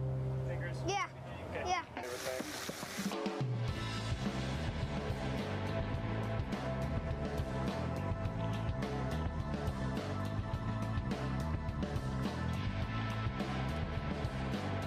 I think it really brings it home and really shows that, you know, there's an artist in all of us, I think. So, and it's human nature to be creative. So I think we lose that as we get older sometimes, and it's cool to see this pure creative nature that children possess. So I think it's cool to share that with the rest of the world, hopefully. So.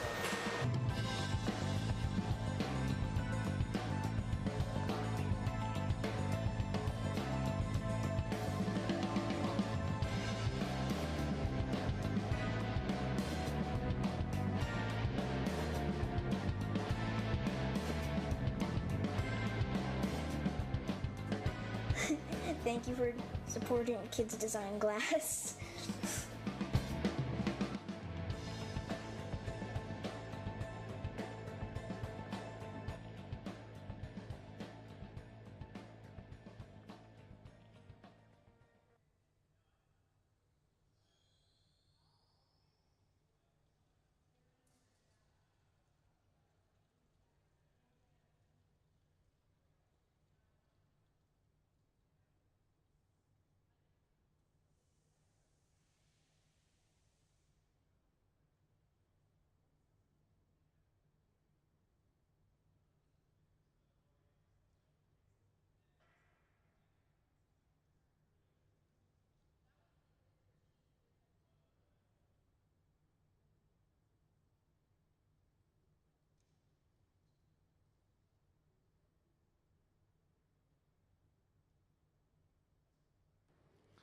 So you can see some of the examples of the kids design glass in the hallway on the way to the bathrooms in the art alley if you wanted to see some.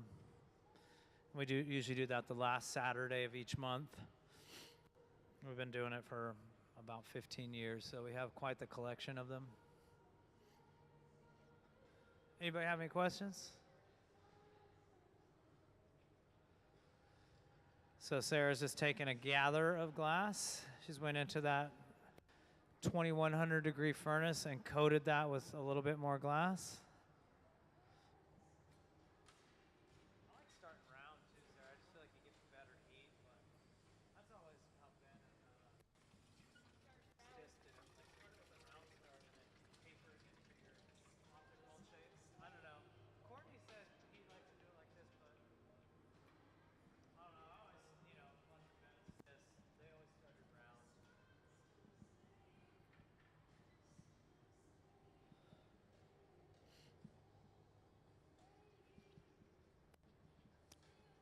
So we're making some optic twist vases. So this is kind of an example of an optic twist. We're going to blow it into an optic mold. We have a diagram. That's kind of what's going to happen. The optic mold is not to shape the glass. It's just to give it texture.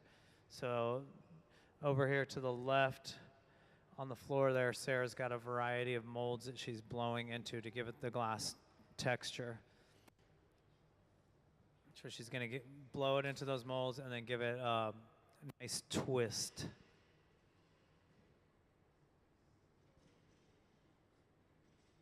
Whoa, molds.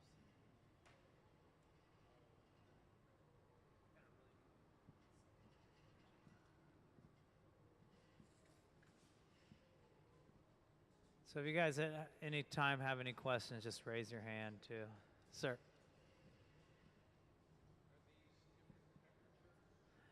The question is, are the ovens different temperatures? Yes, they are different temperatures.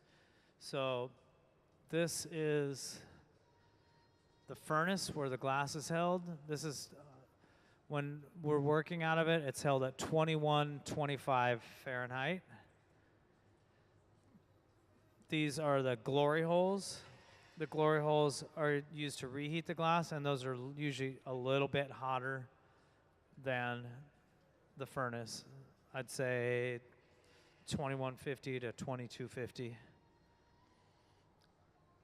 When we put the glass away, when it's all finished, those are put into electric ovens on, there are these boxes on the side of the shop. Those are 890 degrees.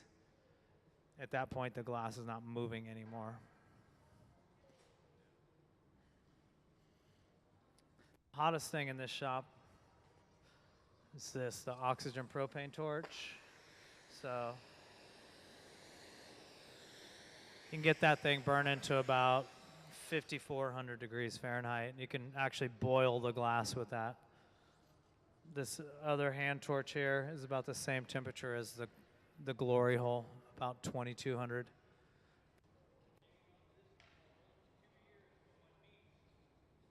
Oh, you should fill out the entry form for her and submit that. They ask the front desk. They have the entry forms right outside. There we go. Yeah, do it. So Sarah's got that glass twisted up, that optic pattern twisted up. Now she's going to start to blow it out. Usually when you do this kind of twisted pattern or this optic pattern, you usually cut that bottom off because the bottom gets a little funky and melted out. So you're just going to cut that out. So Jordan's blowing as Sarah's turning and shaping the glass. She's telling Jordan when to blow and how hard to blow. Nick is standing there with some wooden paddles to shield Sarah's hand from the heat. The heat that comes out that glass is radiant heat. It's going to strike the first thing it comes into contact with. So if you put a piece of wood between her hand and the glass, the wood will get hot and not her hand. So you only have a limited amount of time where the glass is malleable enough to get the shaping out of it. So she's has to constantly go back into that reheating chamber, the glory hole, to get it hot and malleable again.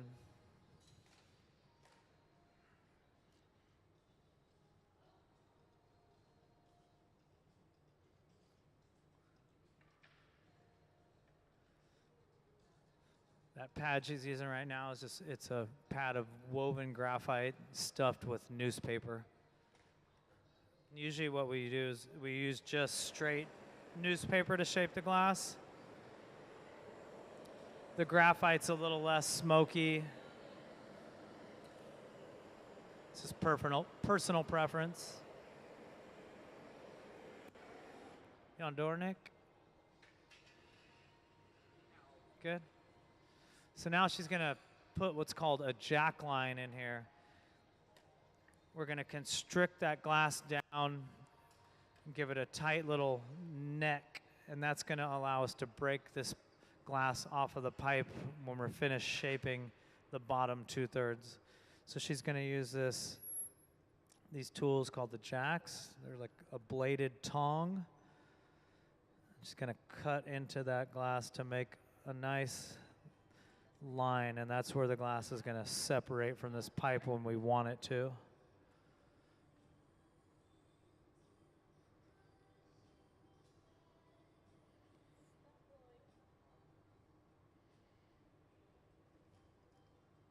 I'm just shielding her hand from the heat.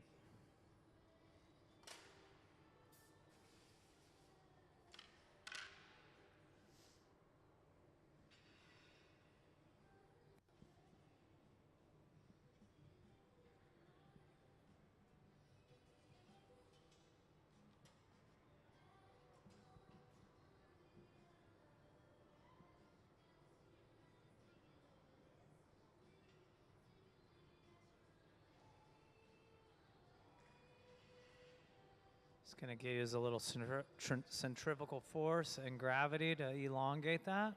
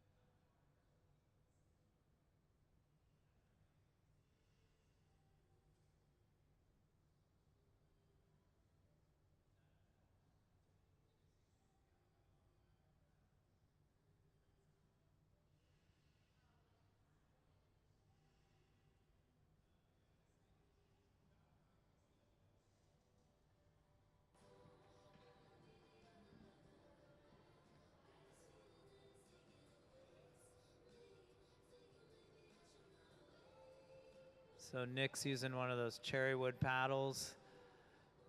Whoa. To flatten the bottom of that piece while Sarah's riding the side with the jacks, and Jordan will blow or cap the pipe as Sarah asks him to. So when we're on the blowpipe, we're kind of shaping, that's roughly the bottom 2/3 of the piece.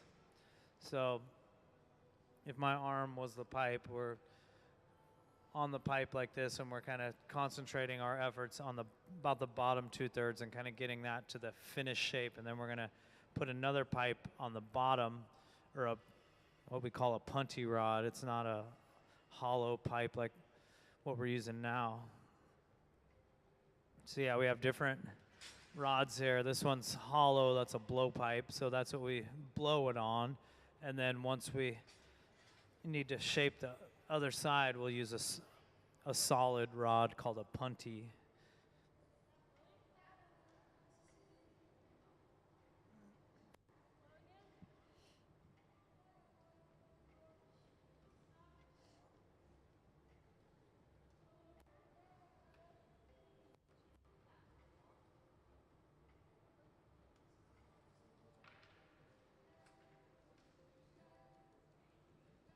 So got that bottom nice and flat. Sarah's asked Jordan to make a punty. He's just gonna grab one of those solid rods and put a little bit of glass on the end, and we're gonna connect it to the bottom of that piece so we can shape the top. Yes.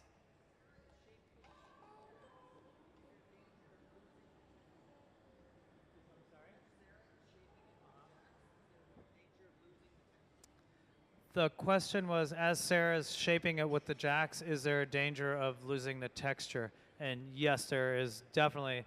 And it's not just specific to the jacks, it's more about the temperature. So even if she was using a paddle to shape it, the marver, gravity, it's all about temperature. So when we're making these optic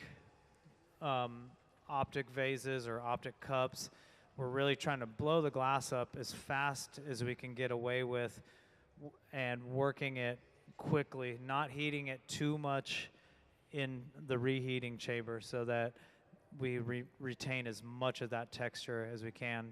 So like when we transfer this to the other side and she starts heating that top up, she's gonna make sure she doesn't get it so hot that it's gonna melt all that texture out, and it's very tricky. You're welcome. So now we're adding that punty on the bottom. We're connecting that in such a way that we'll be able to release that when we want to. So to get it off the blowpipe, a little bit of water and a tap, that releases it. When you're first starting, that's one of the spots where you usually lose the piece and it ends up on the ground.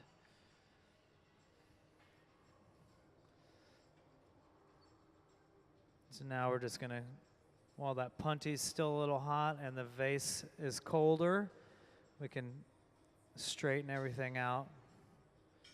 Just looking at the bottom and trying to get that thing riding on that punty nice and straight. It's kind of like working on a lathe. The glass is turning and you add tools to it to shape it. So center is definitely important. So where that glass breaks off from the blowpipe, it's usually a little bit thick and it's usually a little uneven. So now what she's gonna do is heat it, thin it out with the tweezers a little bit. And where she does that, it is gonna melt out some of that texture, but she's gonna trim off the part that gets too melted and doesn't have texture and trim back to those nice ribs. And that's gonna even all the glass out and make that lip nice and thin. Once she's done that, then Nick's gonna come over with this. He's preparing a little bit of blue glass, and we're gonna wrap that around the lip of the vase, what's called a lip wrap. So you can see this is clear, but it has a little turquoise around the lip. That's a lip wrap.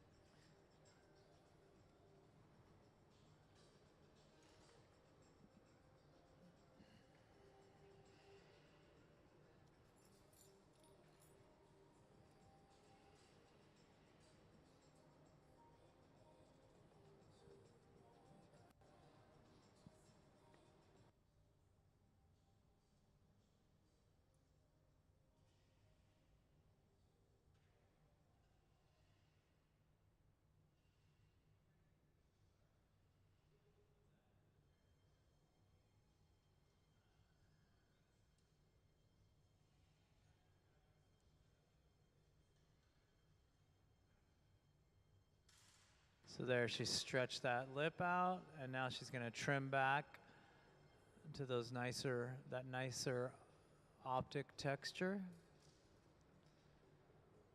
It's getting a nice even lip. And then now Nick's got that blue glass ready. And when Sarah's ready, Nick's going to present that blue glass to her, and she's going to trail it around the opening of that vase.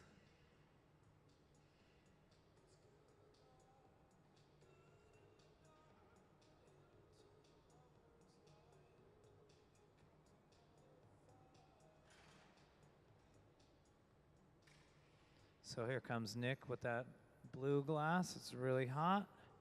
Sarah's going to grab it and add it to the lip.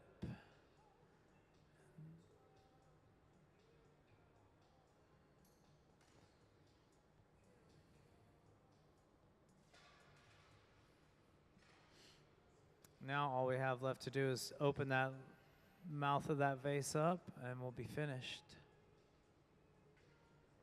You'll notice when Sarah's heating the piece that she always goes in and gives the whole thing a little bit of heat every once in a while. That's called a flash.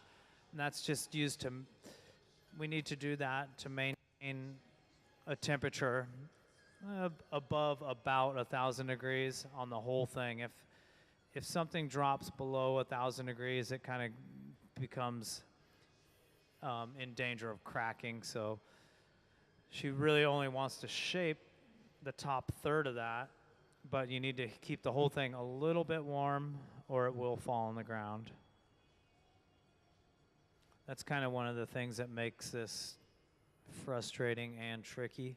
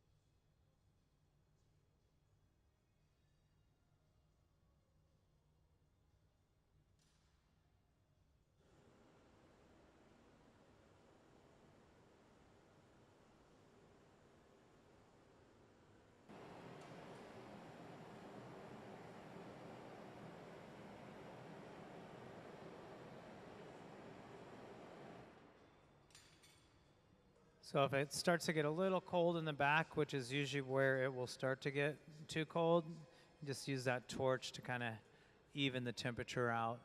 The torch really allows us to make a lot more complex things and larger things.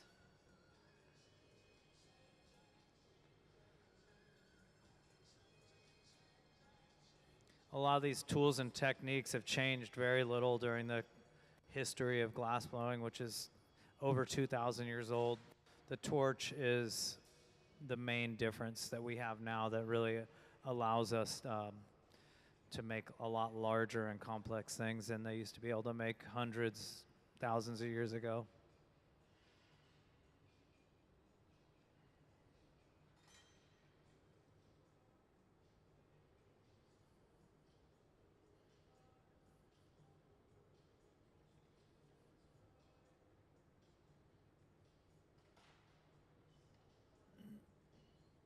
You can really see that color decoration now too, how it goes from a dense color fading into clear, and that's the way that we applied that color.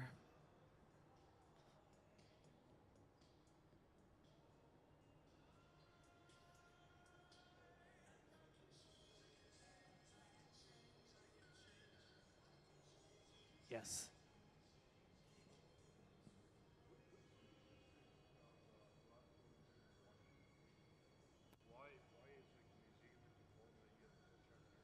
Okay.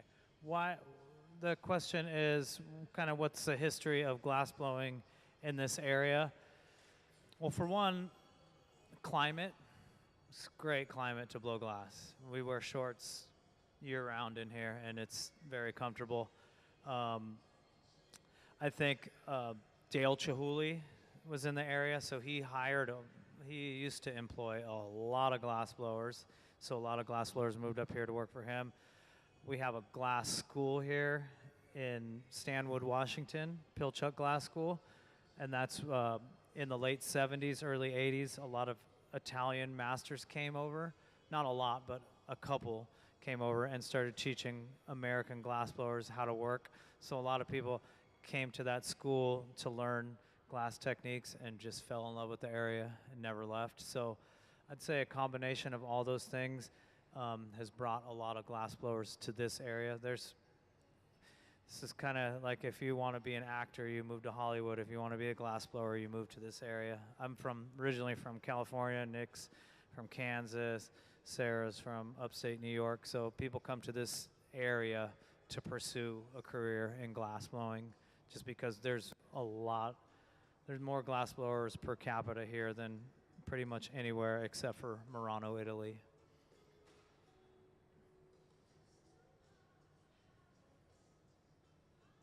So it looks like we're just about finished here.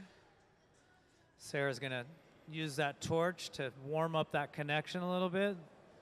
If that connection's just a little bit warm, it's a lot easier to get that glass to break in a controlled fashion.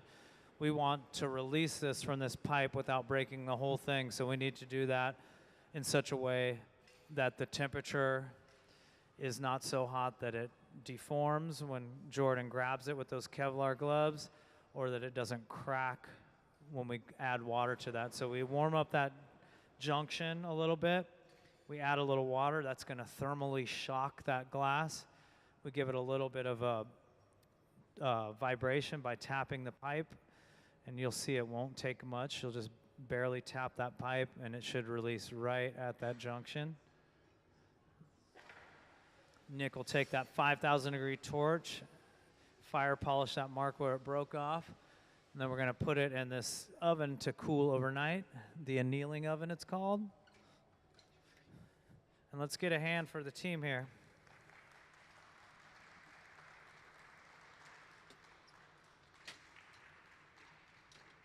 So those pieces are going to cool overnight. Glass needs to cool down in a controlled fashion according to its thickness. The thicker it is, the longer it has to cool. So like a big telescope lens, 6 months. Something like this, overnight. Question?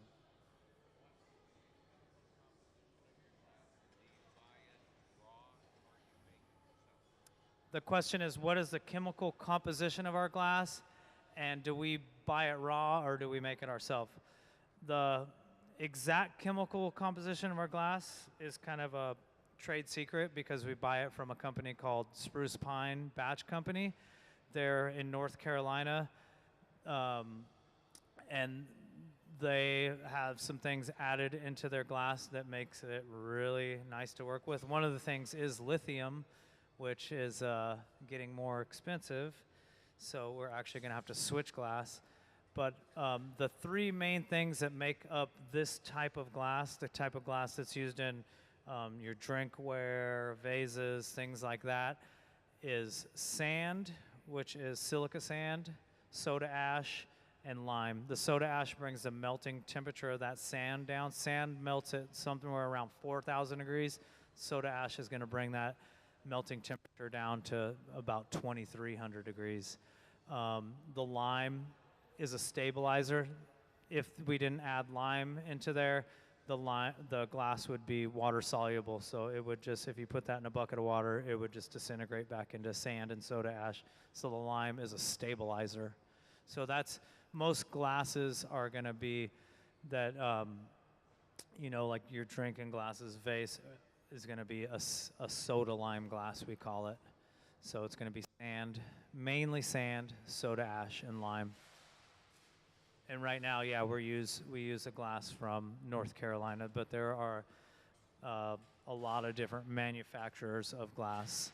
And this glass is formulated specifically for offhand working, so hand-making glass objects, whereas like the glass that goes into a Coke bottle is formulated to be blown by a machine and hardened very quickly. So like this glass stays softer for a longer time, whereas like Coke bottle glass at say 1500 degrees is going to be rock solid, whereas our glass at 1500 degrees is going to be malleable. Question? The glass that he swept up, if it was clear, yeah, we're going to remelt it. If not, no, it's very clean, biodegradable trash. Anything else? What are you guys doing? Oh, test the mold. Okay. So we don't have quite enough time to make another one of those objects. Doing all the color and all that stuff takes a little bit of time, and I can hear my stomach rumbling, so it's about lunch. But we're just gonna test this mold out and see what kind of pattern. We have a lot of different kind of optic molds from different points to different. They just have a lot of different shapes in here, and the shapes of the molds are different. You kind of have to find one that works to your liking, but she's going to try a different one to see how it works.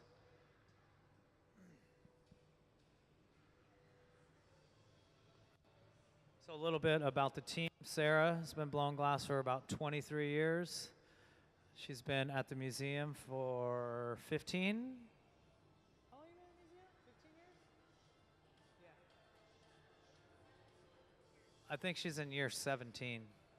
So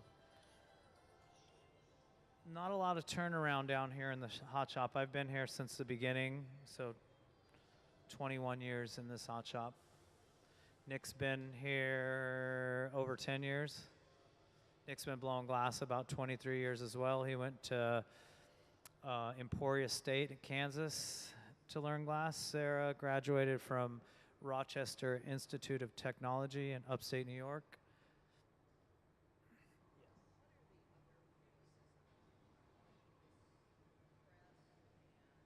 Oh, this.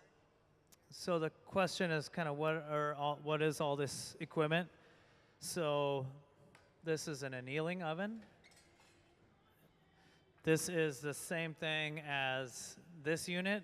This is used to cool the glass, usually. Sometimes we use this to actually heat glass up and use it again. There are times where we make parts for really complex objects and we need to bring them up slowly to temperature and use them again. We use those in these ovens sometimes. We have the glory hole, that's the reheating chamber. We have the furnace, that's where the glass is kept molten. We have 2 furnaces, 4 glory holes. We got a pipe warmer. The glass won't stick to cold steel. Hot glass sticks to hot steel, so there's a little flame back here that heats the tips of the pipes up. This is a little oven right here, a color oven. We heat the little bars of color up to about 1,000 degrees, depending on what color it is, so that we can pick those up and use them as we need. We have a unit here called a garage, which we are not using today. This is also an oven that uses natural gas. There's a burner right here. That flame licks around this corner, and it heats this thing up to about 1,100 on one side, about 900 on the other side. And that's for also making things that require a lot of different parts, something like a goblet, the kids' design glass stuff we make. We can park things in there. That's why we call it a garage. It has a hot side where we use to preheat it. You can't take room temperature glass, introduce it to a 2,000 degree environment. It needs to be above 1,000 degrees to be introduced into that hot of an environment. Does that answer your question? Okay, cool.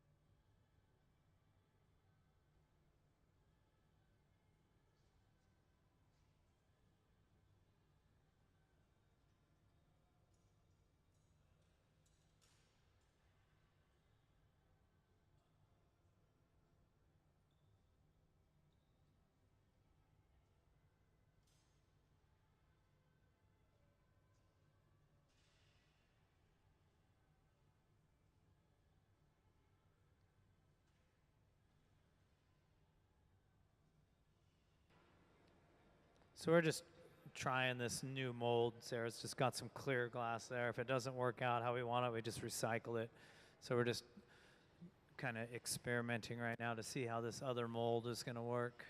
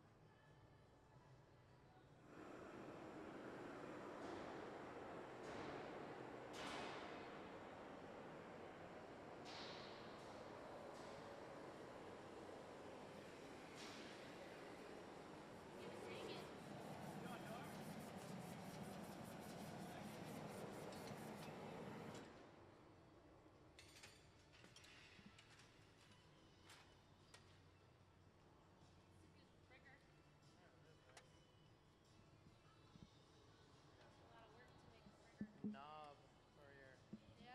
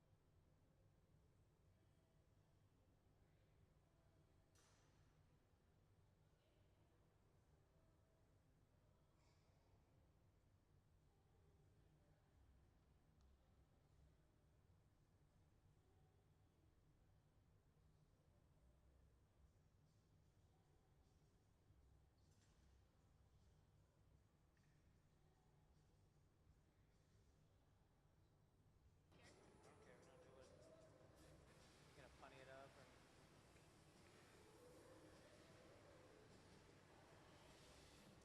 So welcome to the hot shop, everybody. Today we're working on some vases of Sarah's design. Right now we're just doing one in clear. We didn't have quite enough time to do what we were working on earlier before we take lunch.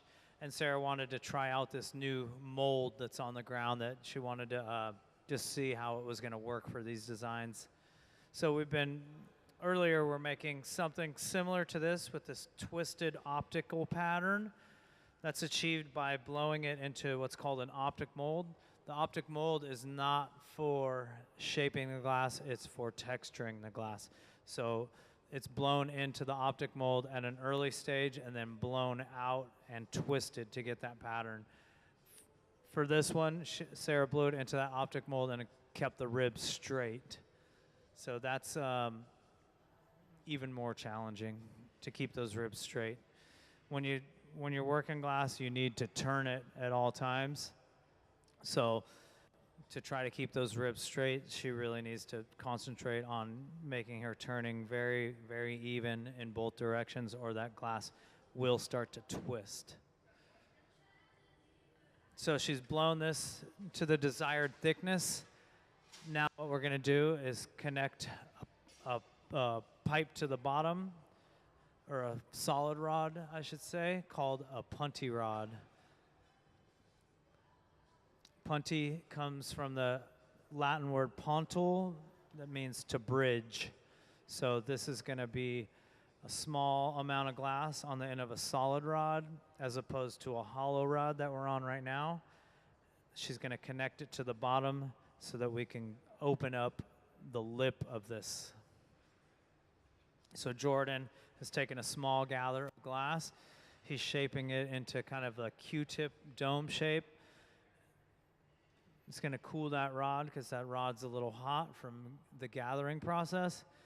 Sarah's going to attach that rod to the bottom, into the center of the bottom in such a way that she can remove it when she wants to. And then we'll go ahead and open the top of this thing up.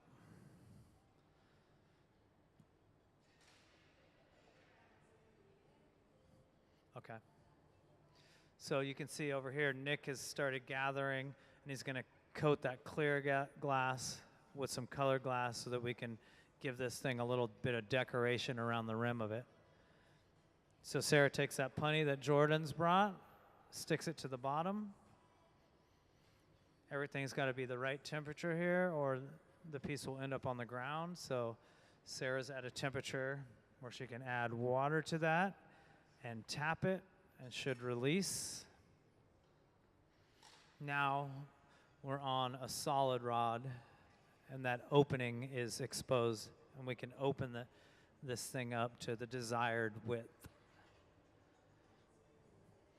Take a moment to straighten everything out. Working this glass on a pipe is kind of like working on a lathe. We want everything to turn on center as we add the tools to it to shape it. So right now we got a hole about the size of a quarter. Sarah's going to open that up a little bit. We're going to add what's called a lip wrap. That's what Nick's working on over there.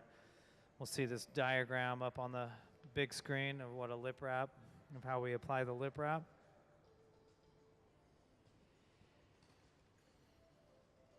Maybe. So yeah, this is kind of how we add the lip wrap. So Nick has some blue glass over there that he's added to the surface of the clear glass. He's going to present it to Sarah when it's really hot, and she's going to wind it around the opening of that. So something like this. You got the clear, and then you got this turquoise lip. We're going to add it when it's small, and then it'll stretch as we open that.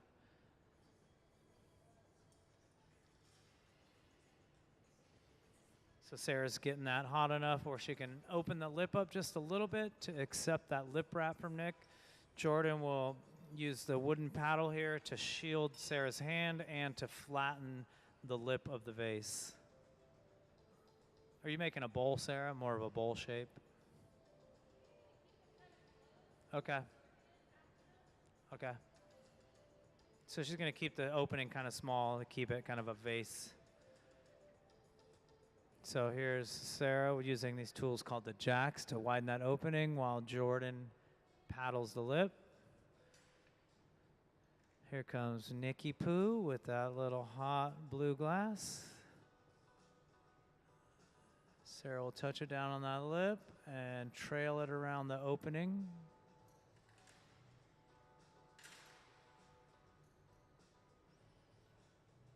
And she's going to smooth that all out. Make that colored lip homogeneous with the rest of the piece.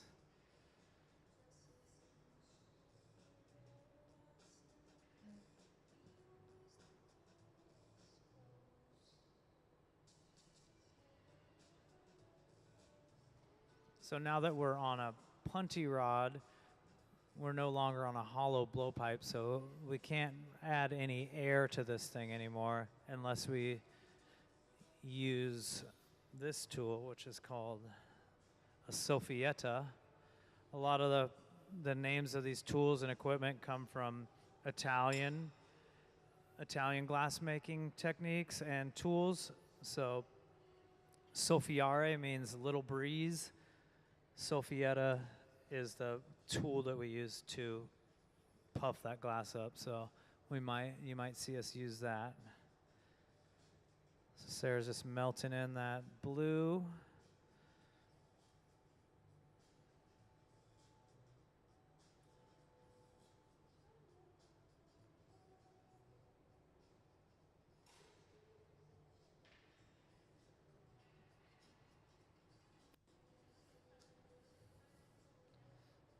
So Jordan has that soffietta now, and it's got that cone shape, so that it'll create a seal on that opening, and they can add more air as needed.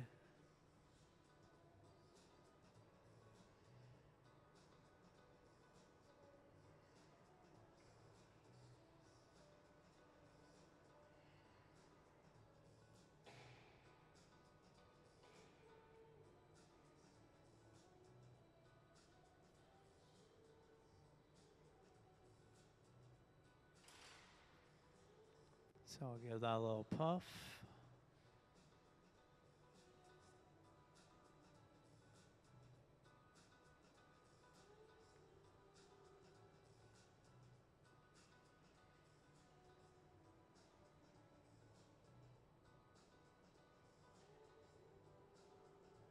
So all these objects we're making today, we're making them for our Museum of Glass store.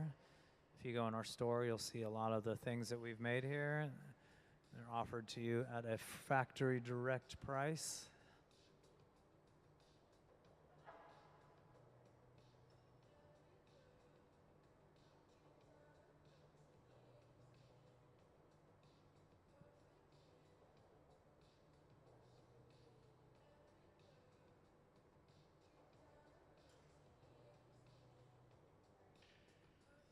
So again, we're just kind of testing out this mold and kind of prototyping right now. We were making something a little different before this, but didn't have quite the amount of time to make that object before we take lunch.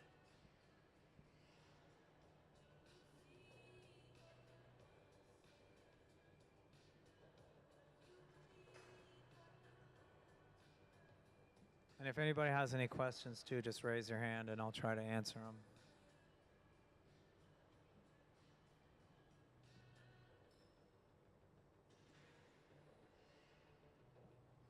Question up there?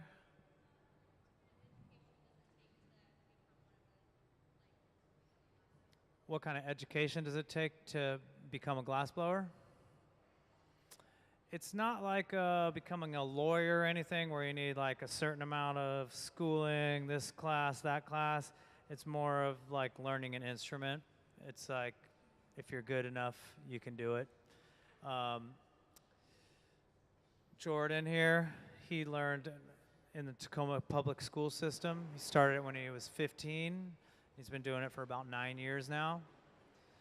Both Nick and Sarah went through university programs to learn glass, but then really learned the trade after when they got jobs in glass studios. I started in my early 20s at a glass shop sweeping the floors, and that was 27 years ago now. So kind of varies for everybody. It's more like learning an instrument than it is like becoming a doctor or a lawyer. So now this thing is finished, so Sarah's gonna give that a little bit of water on that junction, which will thermally shock that glass, and then a slight vibration on the pipe with the tap from that wooden club should release the vase. Give it a little fire polish, and then off to cool in this annealing oven overnight. Let's get a hand for the team. Then with that, we're going to go ahead and take lunch. And we'll be back in about an hour. If anybody has any more questions, I can answer them before I go to lunch. If not, you got a question? What's up? No, it's cool. How hot does the chamber get? This is called a glory hole. That's the reheating chamber. You can get it over 23. I mean, it could probably get to about 2,400 degrees, but we generally run it anywhere from 2,100 degrees or about 2,000 degrees to about 23. Yeah, I'd say that one right there is about 2250. That's just a guess. What's that? No, I mean, we wear gloves sometimes when we're working on something really, really big, when we're getting really close to the glass, but you're never really, only time you're touching the glass usually is at the end of the process when the glass is more around 1,000 degrees, and those gloves, you can hold a 1,000-degree piece of glass in those gloves for maybe 2 or 3 minutes before they got too hot. Yeah. Cool. Thanks.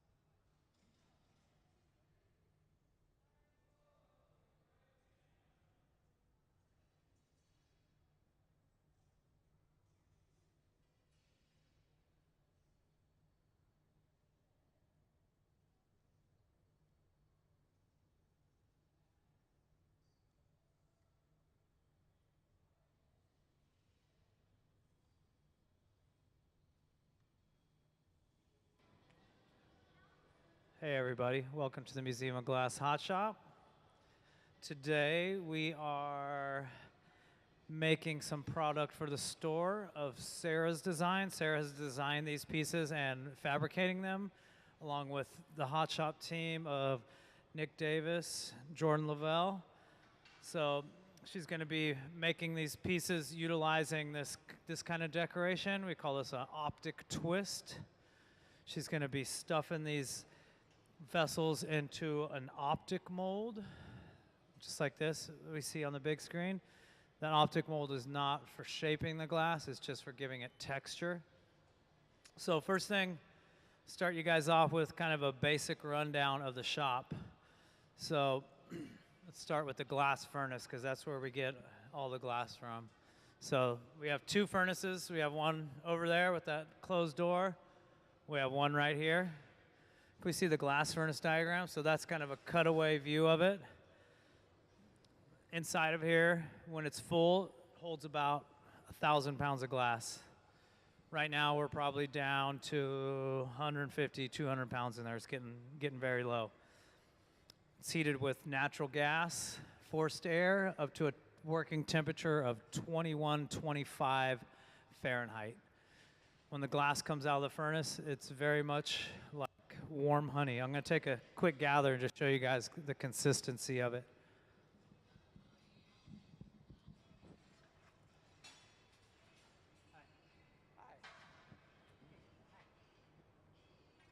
Where'd you go for lunch? I just went home so I can get some clothes. I have to met Mark. Oh, you're going straight there. Yeah, I think so. So you'll notice when we get glass out of the furnace, we're always turning. If I stop turning, the glass falls on the ground. Very, very hot stuff. It's very responsive to every little movement that you do. So when you see us working it at the bench, when we're turning it, just little milliseconds of a pause will make an effect on the really hot molten glass. So we covered the glass furnace. Next, we got the glory holes. The glory holes are reheating chambers. Can we see the glory hole diagram? So it's just a barrel lined with fire brick, heated up to anywhere from 2,000 to about 2,300 degrees. So we got 4 of those in the shop. We got one over there, a giant one here, one of the biggest ones in the world, 2 of them over here that are hot. So these things are used for reheating the glass. The glass only stays hot for a little bit, and then we got to reheat it if we want to keep shaping it. So once the glass is finished, we need to put it into an oven to cool down slowly. If the glass doesn't cool slowly, it will break. So we have 4 annealing ovens on the floor. We got a couple right here, these top loaders, and we have a couple of these front loaders. Those are set at 890 degrees. That's kind of on the cold range of glass. So when the glass goes away, when we're finished with the object, it'll be somewhere around 1,000 degrees. At that point, the glass is not moving. It's very, very hard and like familiar sounding. Like if you tapped on it when it's about 1,000 degrees, it's gonna sound like glass. So when the piece is finished, it goes into the annealing ovens. So these pieces that we're making, we are coloring them with something called color bar. And we're going to use a process called the color overlay. Why don't we play the color overlay video so I don't have to chop it up too much here. The color in glass comes from adding various materials to the mixture of raw ingredients called batch. Most of the colorants are compounds containing some kind of metal. For example, adding cobalt to clear glass creates a deep blue. Tin and antimony can be used to create white glass, and gold chloride can produce a rich red or pink colored glass. Colored glass is melted in furnaces, just like clear glass, and then is usually rolled into bars for storage and easy application. In order to apply color bar to a bubble, we first need to preheat the color to approximately 950 or 1,000 degrees Fahrenheit in a color oven or garage. Once warm, the color is then picked up on the end of a punty rod using a little bit of clear glass as a support. The color is then heated in the 2300 degree glory hole to soften it and make it malleable, while another artist creates a small bubble of clear glass on a blowpipe. Once warm, the color is dropped over the clear bubble, and then using a variety of hand tools or the steel marver, the color is rolled back over the clear in an even layer. This process is called dropping color, or creating a color overlay.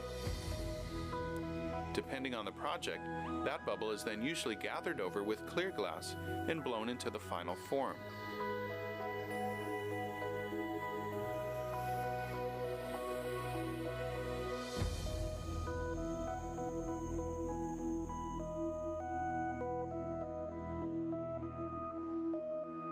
The finished product may appear to be all made from colored glass, but when viewed in cross-section, we can see that there is only a thin layer of color sandwiched between many layers of clear glass.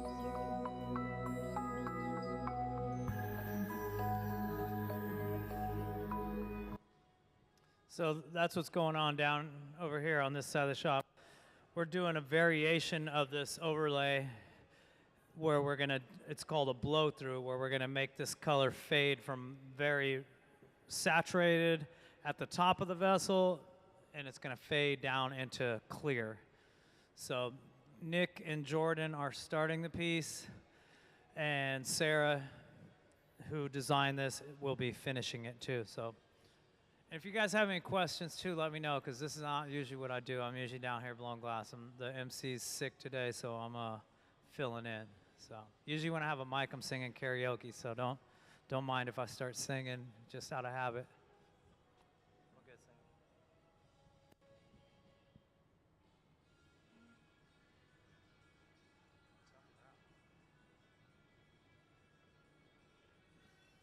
So once Nick gets this color the way he wants it to, he's going to go back into that furnace, coat it with clear glass. We can only gather up so much glass at a time. So depending on how large of an object we're going to make will determine how many gathers we're going to take. So every time we go in the furnace and get glass out, it's called a gather. So Nick's going to let that bubble cool down a little bit, and he's going to gather some more glass. Question?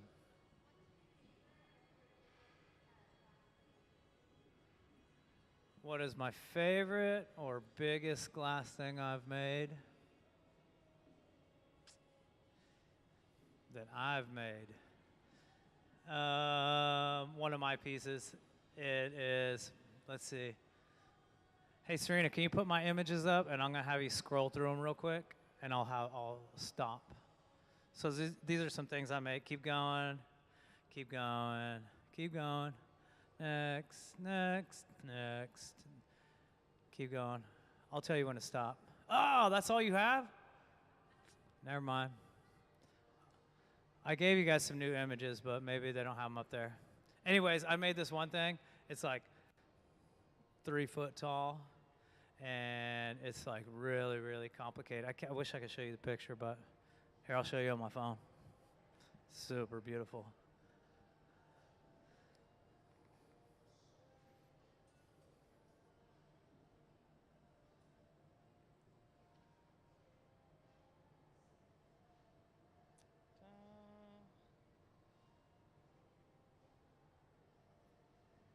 See that thing? It's like 3 foot tall. It was so hard to make. I made that pre-pandemic. And the name of it is called Ambit, which means the limit. Question? Speak up, all right? Yell it out.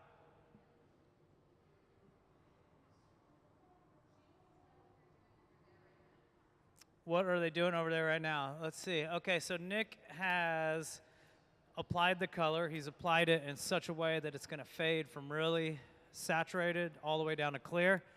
And now he has coated it with clear glass, and he put that clear glass on there in such a way that it will fade even more. So he's using this newspaper, this Wall Street Journal, about 15 sheets. And he's just shaping this clear glass to get it into a nice shape that will allow him to fade that color. So he's just Nick is what it's called the starter in this process. Sarah is the designer slash gaffer. So gaffer is kind of the person, whoever's leading the team. So Sarah today is the gaffer. Nick is the starter. Jordan is an assistant. So Nick is starting the piece. He's adding all the color. He's getting all the clear glass that we need to make the piece that we're going to make. So if we wanted to make it really big, he would gather like 3 or 4 layers of clear glass. But he's only going to gather 2 layers of clear glass because we're not going to make it too big. Does that answer your question? You're welcome. So between each gather, he's got to let that glass cool down. If he was to go into the furnace when the glass is too hot, he wouldn't be able to control it, and the whole thing would just kind of melt away into nothing or into a lump. If he goes in there too cold, that glass will actually crack. So a lot of what we're doing out here is kind of balancing the temperature. So now he's handed that off to Sarah. Sarah's going to take that last gather. Once we got all the glass, then we're going to start shaping it up. And remember, just raise your hands if you guys have any questions, okay? I feel like I'm losing my voice. Yes.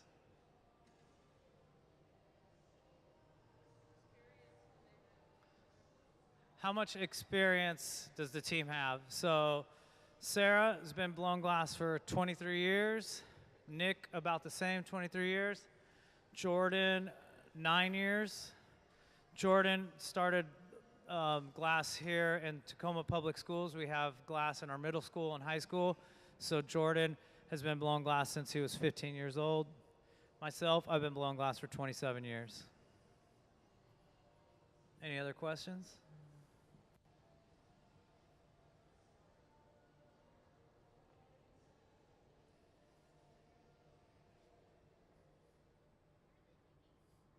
We're going to make something, we're going to make a vase.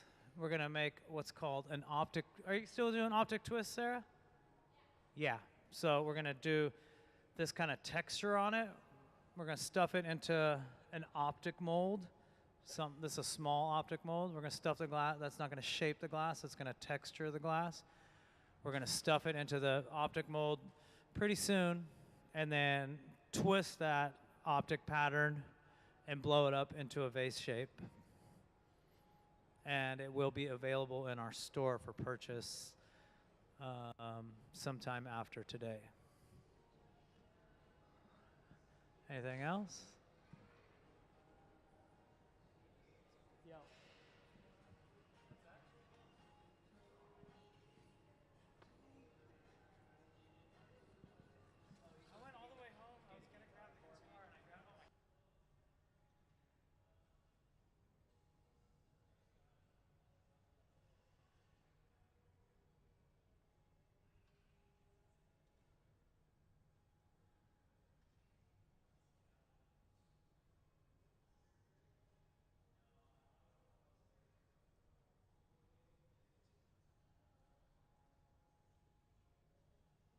So the way we work here is kind of in the Italian tradition, the Venetian tradition.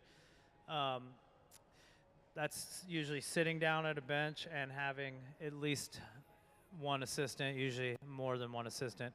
So Jordan's sitting on the one side of the bench. He's ready to blow when Sarah asks him to. She'll say blow hard, blow soft, stop. So he's blowing while Sarah's shaping the glass. Nick's going to be there to help shield her hand. You'll see sometimes Nick will have these wooden paddles, and he'll be holding them around Sarah's hands and stuff. That's to shield her from the heat. So here we go. We're going to go into that optic mold. She's got that glass really hot. She's going to stuff it in that mold and give it a good blow. It's kind of hard to see. I don't have a good camera angle, but you can see the result of that. It's taken on the shape of that mold and the texture of that mold. The molds are usually made out of cast aluminum or cast bronze. So now the lines are going vertically. She's going to drag it on this metal table called a marber and start twisting those up.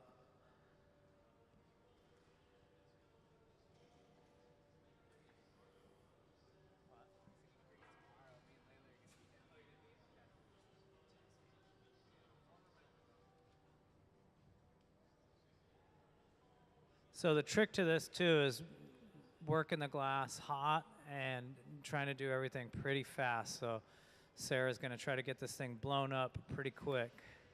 So she's got the twist in there. Now we got to get that thing inflated in order to hold all that texture. If we heat it too much and mess around with it, we're going to lose all that texture. So you got to do this quick. Glass does have a memory and such that if you stuff it into that mold, it's always going to have some impression of that.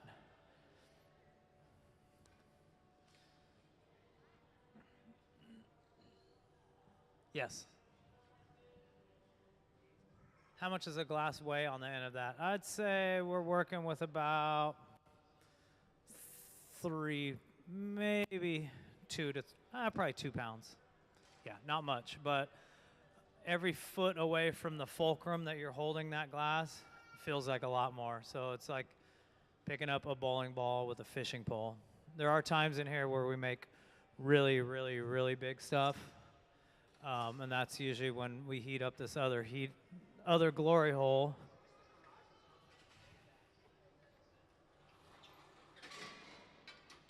So this glory hole here is one of the biggest ones in the world. Ooh, that's nice. You could fit inside of there. And we max this thing out every once in a while, not too often. I mean, this one right here that we're using is quite large. But yeah, this is pretty small. When we start making bigger stuff, usually somebody else would be turning the pipe rather than the gaffer. You'd have your assistant turning the pipe while you're just shaping it. And usually when we're working bigger like that, we'll have bigger teams.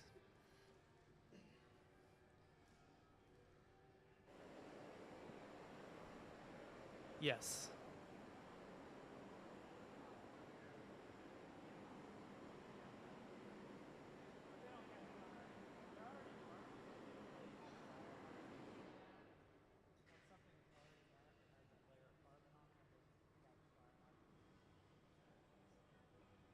So we use these torches. This torch right here burns about 2,300 degrees. We use these torches to give the glass extra heat where it needs it. So right now, Nick has gone in here. The whole thing's going to be hot, but it's going to be a little hotter where she torched. And that's usually kind of the coldest spot, is the spot that's furthest out. So she gave that a little extra heat with the torch. She's putting this line in here that we call the jack line. The tools that she's using are called the jacks. We call this line the jack line, and this is the line where we can break this glass off the pipe. I'm just shielding her hand from the heat because this gets really hot.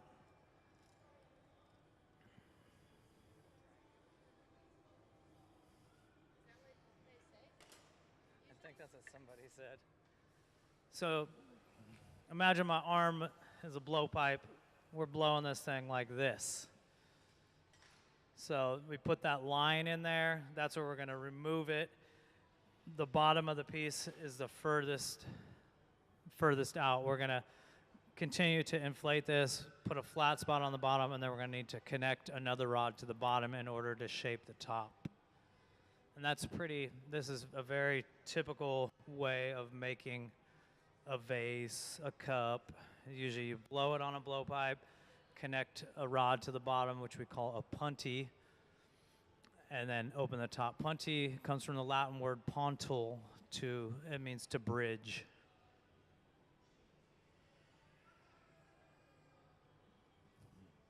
So we use heat, gravity, centrifugal force to shape the glass too. So she just used a little gravity and centrifugal force to elongate that. Yes.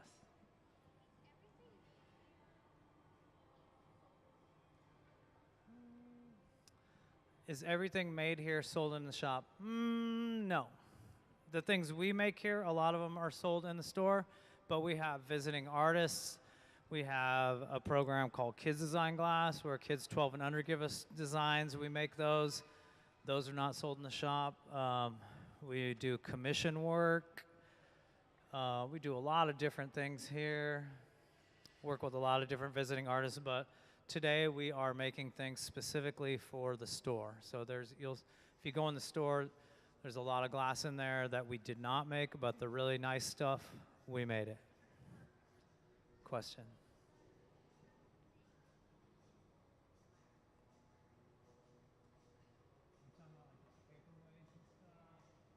So the question was, how do we make like a jellyfish in the glass or something like that? It's kind of hard to describe, but it's kind of backwards of what you'd think. Is you kind of start with whatever's in the middle and then work outward. So you would make the jellyfish and then keep putting clear glass over it in order to encase that. So there's I mean, we could talk for hours about how you actually make that, but yeah, it's kind of the opposite though. You make the little object, like there might be some stuff where there's little bumblebees in there too, but you would make all those little parts first and then put clear glass over that. You got a question? Do we do jobs for industry? Usually, I mean, not really. We do corporate gifts sometimes for big companies, but we don't like manufacture. I wouldn't say we manufacture anything for industries. I mean, we do make corporate gifts, like high-end gifts for certain companies. You have a question?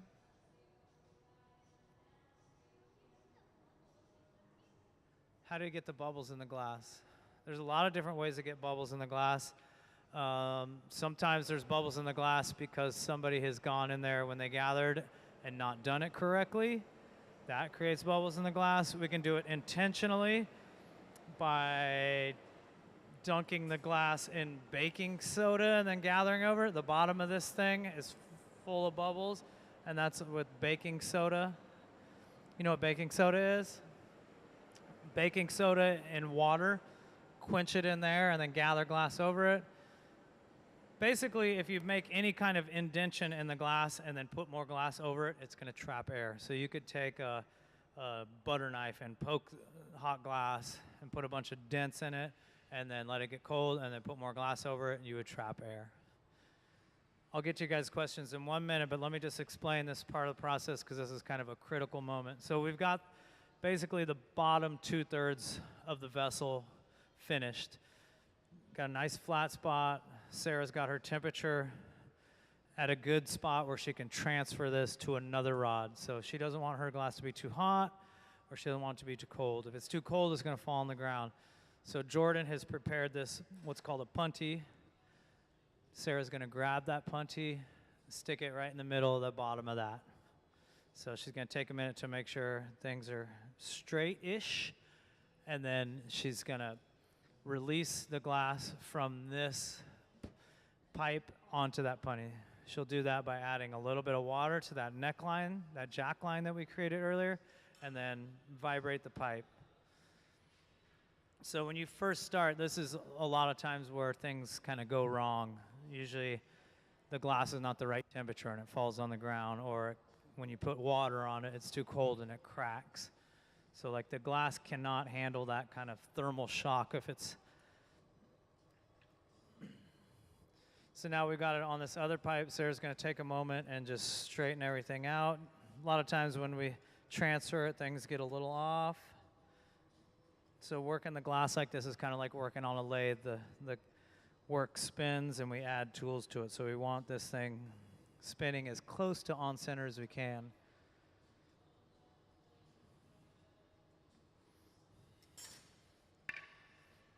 So now we've got that bottom 2/3 of that vase pretty much complete.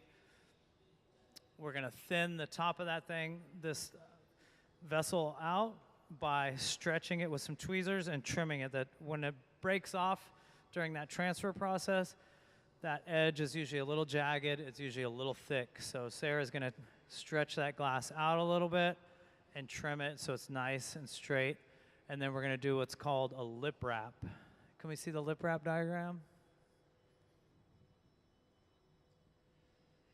So you can see Nick over there has taken some clear glass. Oop, that's the optic mold. He's taken some clear glass and he's rolling it in some colored glass. Let's see what color it is. He's got like a chartreuse green, like a green color like this.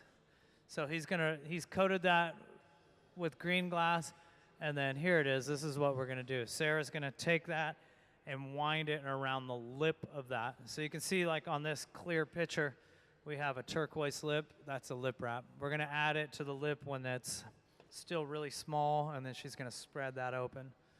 So first thing she'll do is thin that lip out. And some people have some questions. What's your question?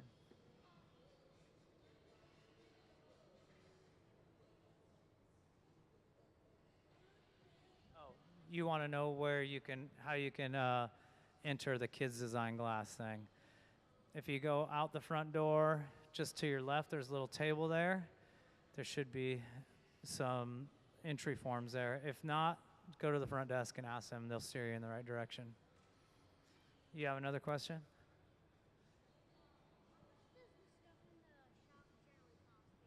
How much does the stuff in the shop generally cost that we make? About 50% of what it's worth. Sorry. But it's true. Yeah, we're giving you guys a really good deal. If you look at the price on there, it's kind of a factory direct situation. So Sarah has thinned out that lip. She's trimmed it nice and even. This next heat, Nick's gonna come over here with that hot glass, that green glass. Sarah's gonna add it to the lip of that vase.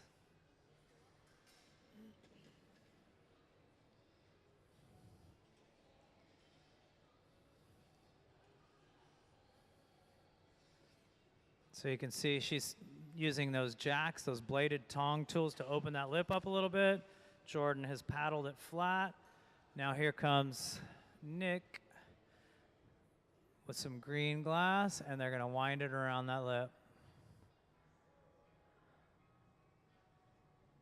So it looks orange right now. That's just because it's really, really, really hot.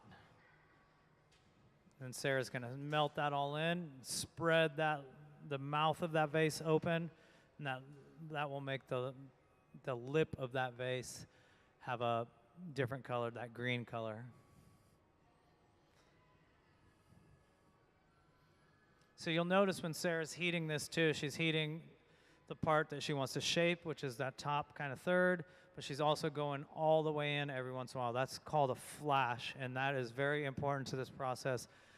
We need to keep that whole vessel and that punty rod, the glass that's connecting that, above about 1,000 degrees. If that glass gets too cold, it's gonna crack, it's gonna fall on the ground. So that's one of the things that makes this really tricky, is that balance of temperature. If she heats it too much, things are gonna get misshapen. If she doesn't heat it enough, things are gonna crack. So it's a real fine balance. So you can see now that just by the color of that top third is really hot. Just gonna put those jacks inside of there and turn and let that thing open. Jordan's there with the paddle to keep that lip nice and true.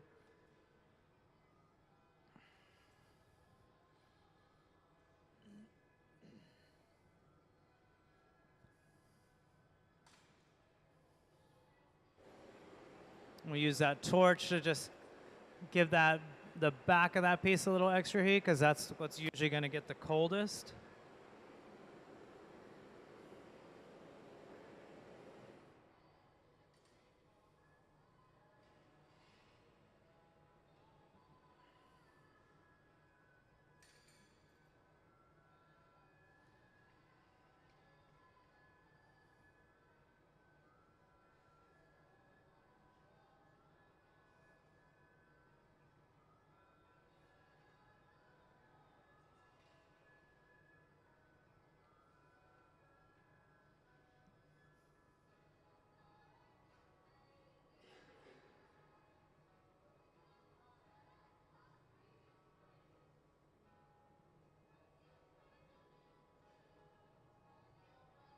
You can see that color density there, how it kind of fades into clear.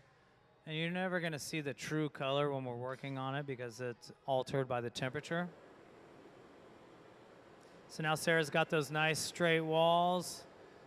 Just asked Jordan to suit up. Jordan's going to put on these Kevlar gloves. Kevlar is a heat-resistant, bulletproof material. So he's going to use these Kevlar gloves to catch this glass. The glass will be somewhere around 1,000 degrees when it comes off.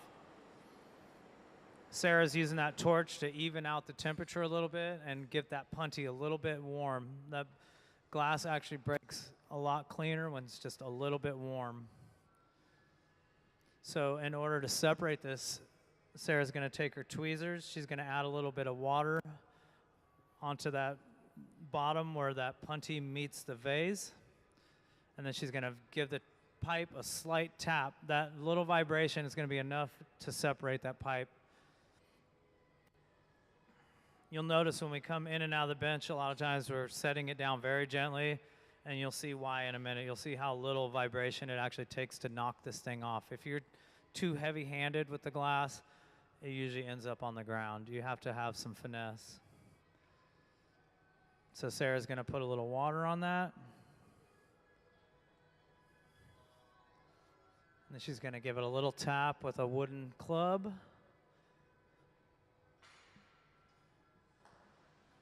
Then we're going to use that 5,000 degree torch to make that nice and smooth. Then we're going to put it away in this annealing oven so it can slow cool overnight. Why don't we give these guys a hand?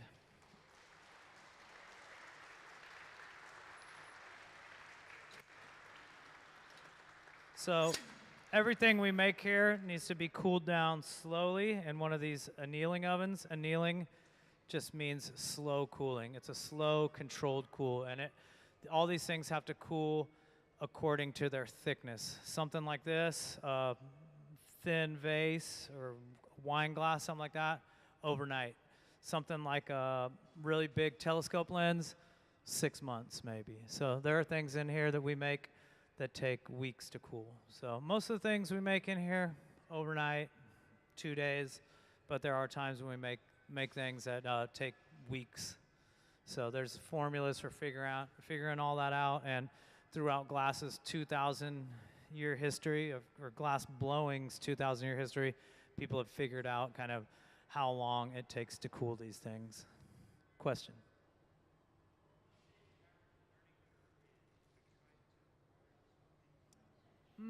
The average learning curve. So it takes about a year to just kind of get your very basics. After about 5 years, you think you're good. After about 10 years, you get pretty good. And after about 20 years, you realize you suck. That's how I feel about it, at least. Yeah, it's kind of like learning an instrument. Some people have natural ability. Some people are just never going to be good at it. Yeah, it definitely takes, like, what you don't see and what really is second nature to everybody that you see working out here is the turning. The turning is so important. And when anybody starts this and you're teaching them, you have to say, keep turning, keep turning, keep turning. And that's like, it should be just a recording in the background when you're teaching someone how to blow glass, because the turning is most important. And getting your right and left hand to work in unison takes some practice too. Question?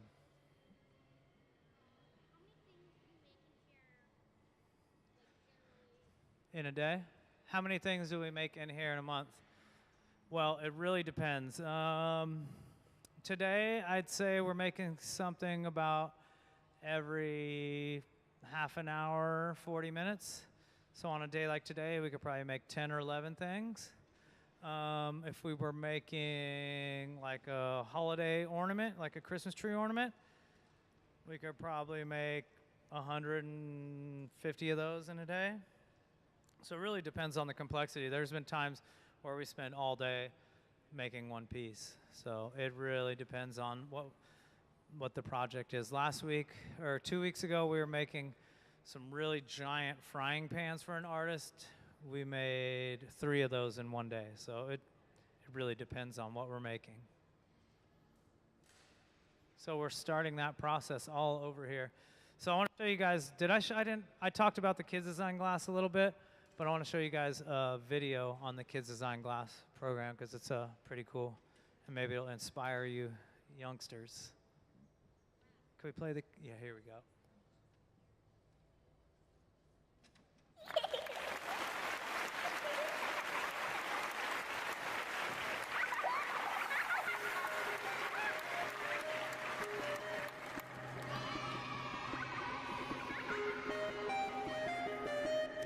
It's a baby monster.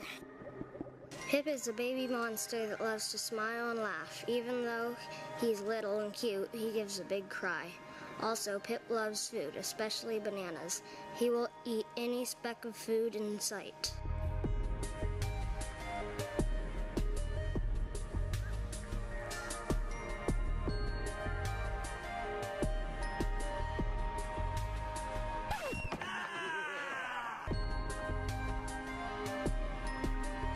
Oh, it's amazing.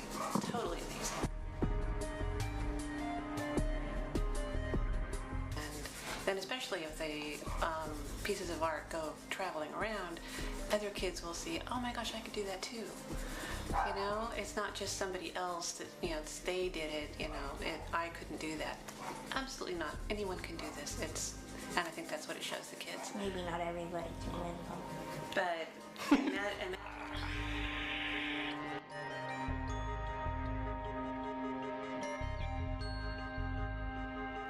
I think it's gonna stand up there with one of the coolest things that a museum has ever done. What is it, a cucumber all dressed up for a night on the town? That's pretty ridiculously funny. The funnest part about this project is how fresh the ideas are coming from the kids who they have no idea of glass blowing techniques. They don't care. Nobody saw this coming. We'd make one piece and it was given to the family. And then we realized, well, wait a second, there's something more here. We started to get more drawings, more interesting drawings, and it really kind of snowballed a little bit. Bacon Boy was special.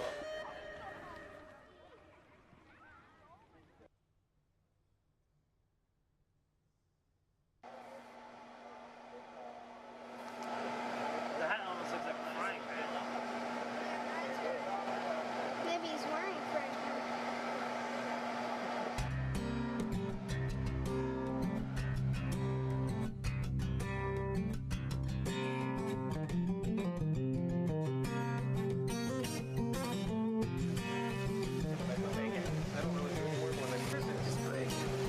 bacon, baby.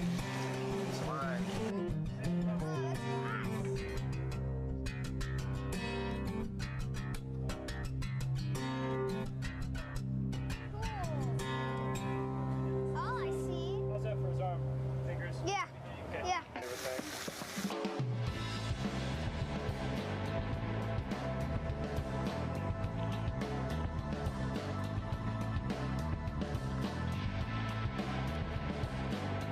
I think it really brings it home and really shows that, you know, there's an artist in all of us, I think. So, and it's human nature to be creative.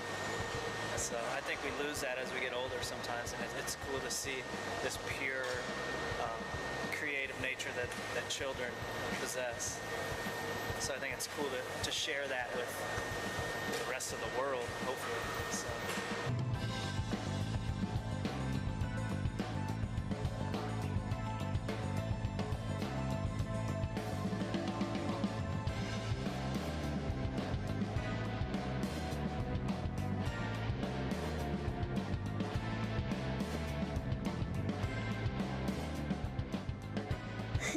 Thank you for supporting Kids Design Glass.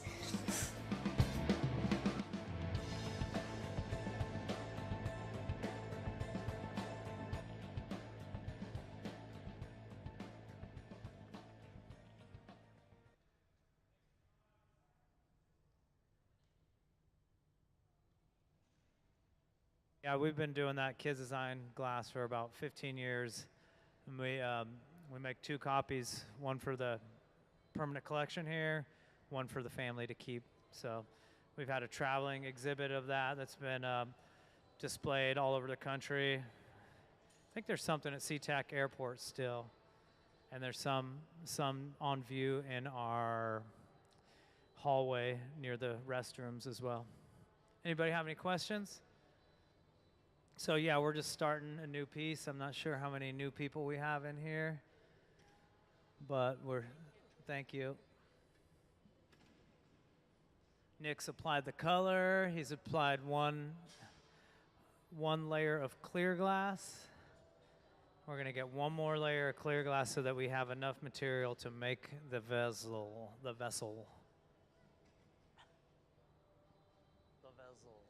It's called Art Alley. It's called Art Glass now.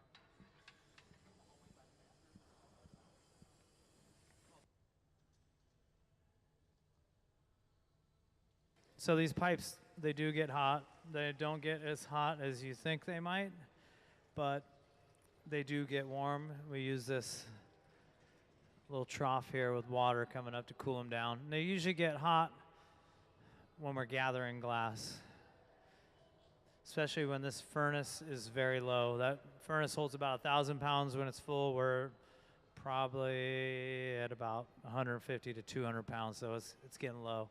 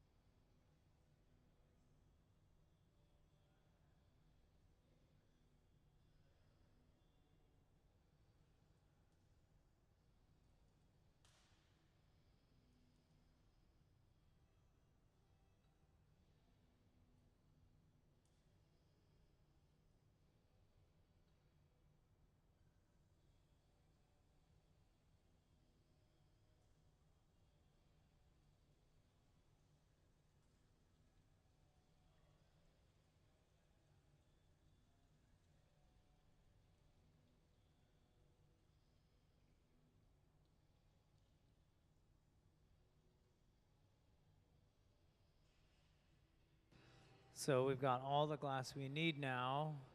Now we can start shaping that up and get it ready to put into that optic mold. And so diagram of that optic mold up there. Again, it's not to shape the glass, it's just to give it the texture. We're making something with this kind of decoration, so it's going to have optic lines in it that are twisted. I call that an optic twist.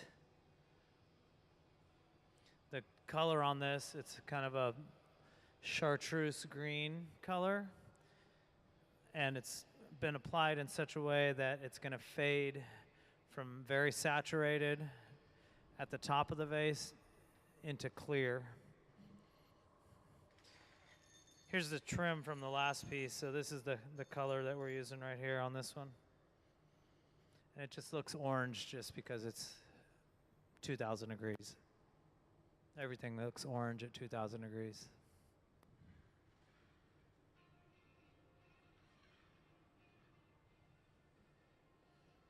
So Sarah gets that thing in kind of the rough shape of that optic mold, and then she's going to get that thing super hot, stuff it into the mold, blow a little bit.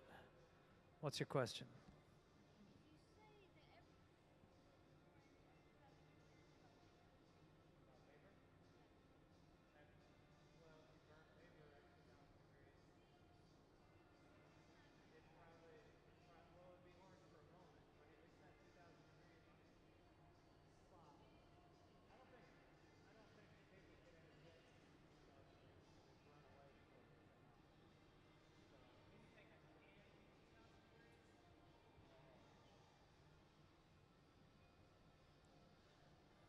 Yeah, so hot lava is a little bit below 2,000 degrees too. I think it's more like 1,900 degrees. So the hot glass we have is a little hotter than hot lava.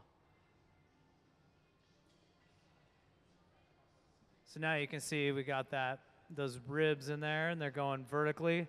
Sarah's going to take this glass, put it on this steel table, and turn it on there, but drag it a little bit so that it starts to twist that pattern up. So the marver it's called, will kind of grab that glass. She's going to twist, and that's going to put that optic spiral twist in there.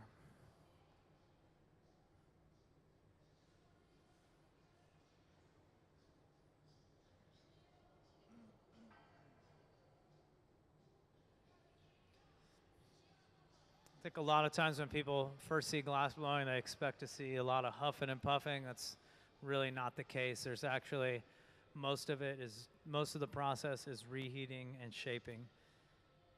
Most of the blowing is going to happen at the bench, and that'll be Jordan over here sitting to the left of the bench. He'll be blowing as Sarah instructs it. She'll tell him to blow hard, blow soft.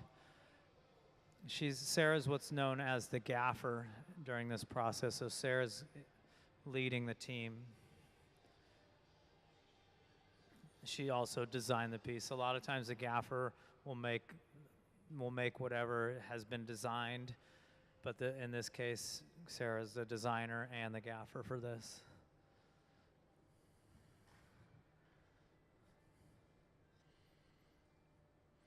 So that very bottom of the piece usually gets a little funky, so we usually cut that off.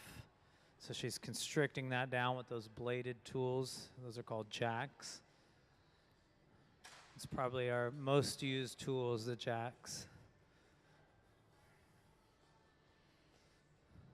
So Jordan's blowing while Sarah's twisting that a little bit more and cutting that little knob off the bottom.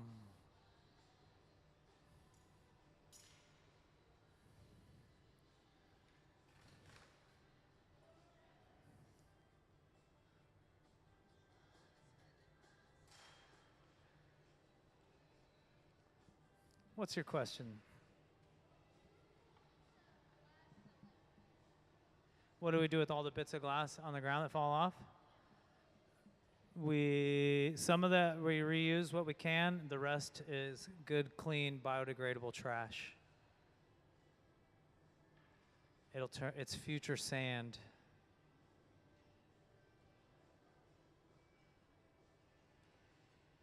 So for those of you that just joined us, we're making some product for the store. These are some optic twist vases that Sarah has designed and is fabricating. When I say optic twist, I'm talking about this kind of decoration. Optic referring to the optic mold that we use to get the texture, and then a twist because it's twisted like this. This is just a regular straight optic thing. This has the twist. It actually is harder to make it straight because when you turn back and forth, you start to get it twisted a little bit. So this is one of the hardest things to make right here, something with straight optics.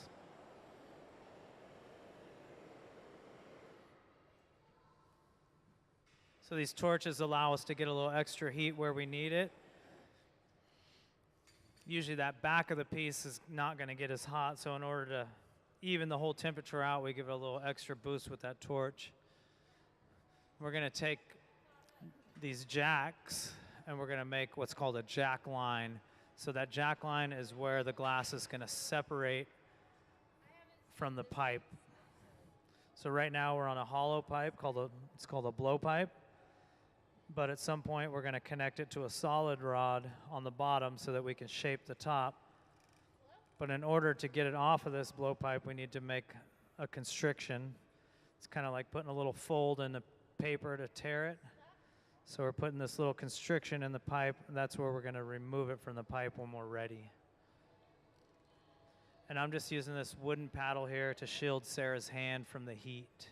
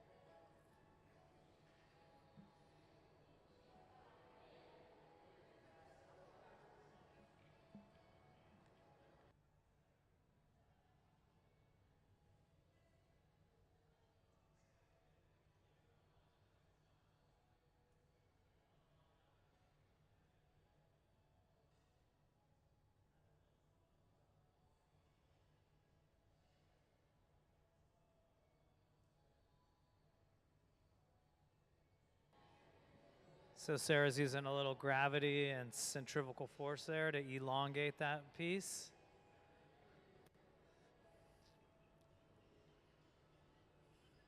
When we're working with this optic twist too, we can't get the glass too hot. Like we have to get it hot in order to shape it, but if we get it too hot, we're gonna melt all that texture away. So Sarah's working it in such a way to keep all that texture. So you're trying to blow it up pretty fast and not work it as hot as you would if it was smooth.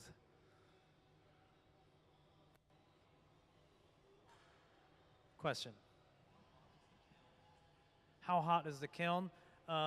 We have different kinds of ovens here. Where she's reheating, that's called a glory hole. That is just a barrel. It might not be the kind of glory hole you guys are used to, but this is we call this a glory hole, and it's just a barrel lined with some fire brick and 2 burners in the side. And that's around 2,300 degrees. Usually about 2,000 to 2,300. It depends on what we're making. I'd say we're running it today at about 2,200. That's probably average.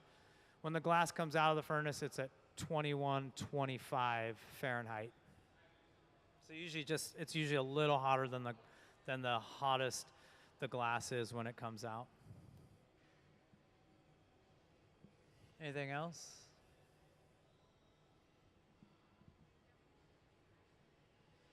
I'm not usually the MC either. Our MC is called in today, so I'm just filling in, so bear with me. So now we're, in essence, creating like a little mold. Sarah's shaping the side. Nick is paddling the bottom to make it flat. Jordan is blowing, and sometimes he's just capping the pipe according to whatever Sarah wants. So when he's capping the pipe, he's just giving a little bit of back pressure. When he's blowing, the glass is going to be inflating just slightly.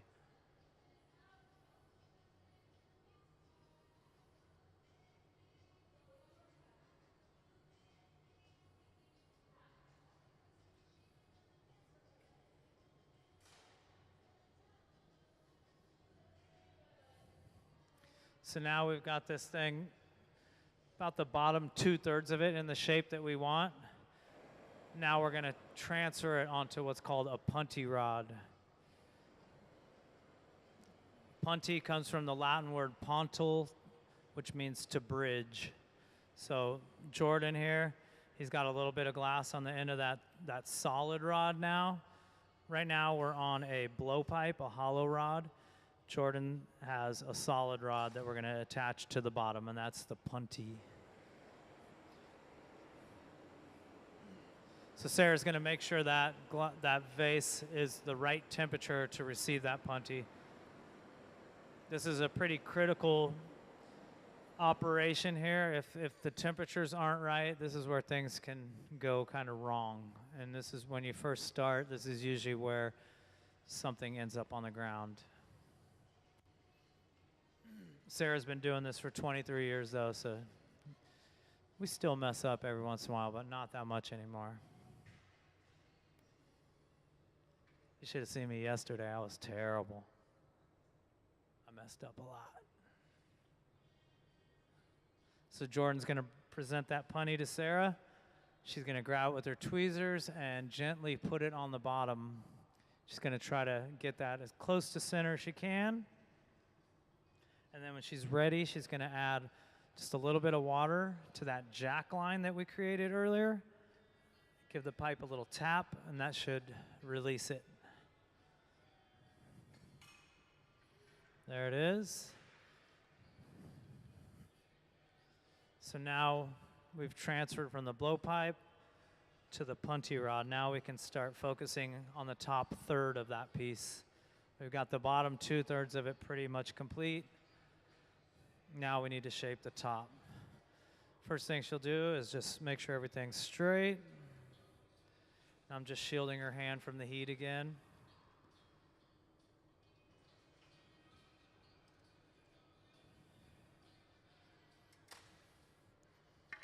We usually don't get burned by the glass, we usually get burned by the tools. Kind of learn real quick to stay away from the hot glass, but sometimes you don't realize one of your tools is hot, and that's usually what burns you. We use newspaper to shape the glass a lot.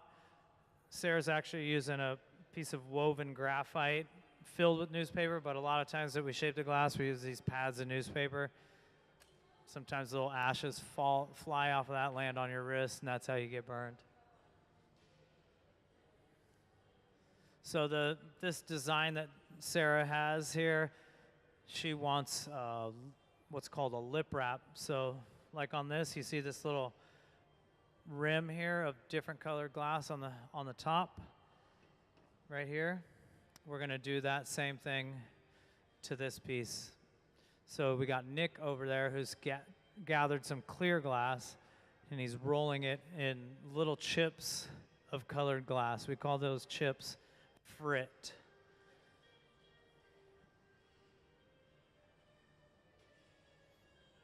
We just put them in a little stainless steel bowl, and we roll that really hot clear glass in it, and that'll coat that glass and give it the color. So first thing she'll do is thin out that top of the lip and straighten it out. Usually when it breaks off, it's a little thick, it's a little uneven, so she'll stretch it with those tweezers, and then she'll take some shears and cut that nice and straight. Jordan's using those paddles to shield her from the heat. This operation, your hands get really close to the glass and they get really hot. So now that we got that all trimmed up, we can add that lip wrap. So when Sarah's ready, she'll have Nick come over. Nick will present that hot glass to Sarah, and Sarah will apply it around the rim, the lip of that vase. She'll apply it when the lip is still pretty small. Here's a diagram of it on the screen. She'll put it around when the lip is kind of small, and then we'll spread that open, and that color will just stay right on that rim.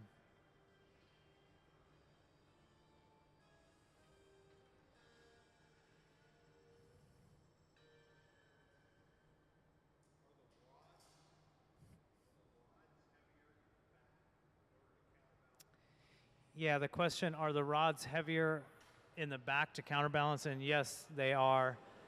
The blowpipes are a little bit counterbalanced, and these punties, as you can see, it's a little bit wider back here. That is a counterbalance, a counterweight. So here comes that lip wrap. She's applying that glass right around the rim.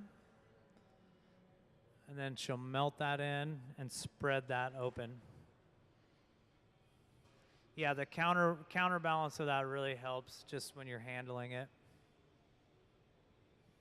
And we have different size, pipes and punties for the tasks at hand. Like if we're making goblets, we have a really small diameter, probably like 1/2-inch diameter blowpipe. And then we have 1.25 inch blowpipe for really, really big stuff.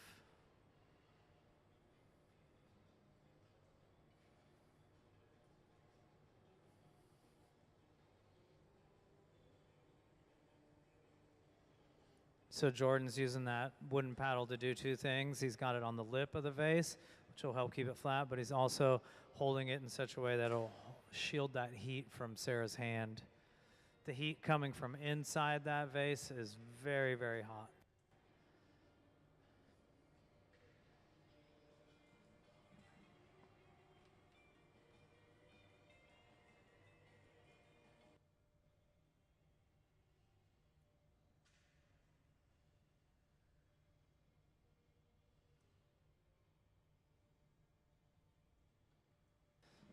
So while we're working on this too, it's really important that Sarah keeps the temperature of the piece above about 1,000 degrees.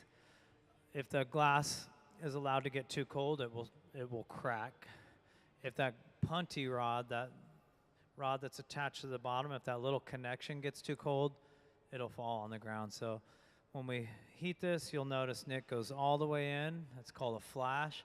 And it'll come out and heat whatever we need to work. So about the top third of the piece is what we're focusing on, but we'll always flash that piece. If you flash it too long, you're gonna misshape the piece. It'll get too hot. So it's a very delicate balance between too hot and too cold.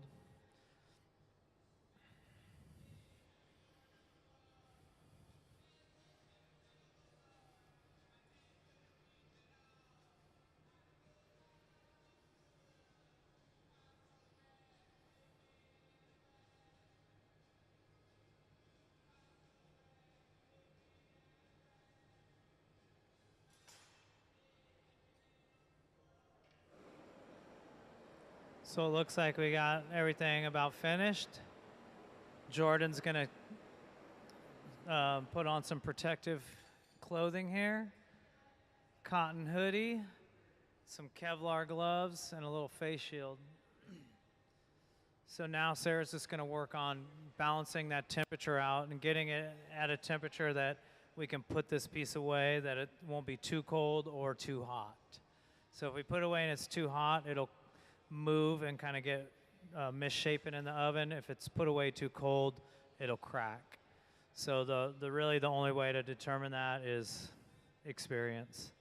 Sarah's been doing this for 23 years. So she's going to use that torch to help balance that temperature out. She's also given that punty just a little bit of extra heat, which will make that connection break off a little bit cleaner. The glass actually breaks better if it's just a little bit warm. So when she's ready to remove this, she's gonna take those tweezers again, put a little bit of water on them, put a little bit of water right on that junction, and then just give it the slightest tap, and that'll release that pipe. You'll see how little vibration it takes to release this, and that's another thing when we're working this. You have to be kind of gentle. If you set the piece down too hard, it can, especially when it's on the punty, it can fall off. So, and that does happen from time, every once in a while. So a little bit of water on that punty. And then she'll tap that pipe. Just a very light tap. We'll polish out that little spot with a 5,000 degree flame. Then we're going to put it in what's called an annealing oven. Why don't we give these guys a hand for that? So the annealing oven is set at 890 degrees. That temperature is, it's a temperature that it's not too hot, not too cold. And that temperature varies depending on what glass you're using. The glass we're using calls for an 890 degree annealing temperature. Usually it's right around that temperature. Anywhere from 850 to about 1,000 is usually the temperature that glass is put away into an annealing oven. So glass needs to cool in the annealing oven dependent on its thickness. So the thicker it is, the longer it has to cool. Something like this overnight. Big giant telescope lens like at the Palomar Observatory, 6 months.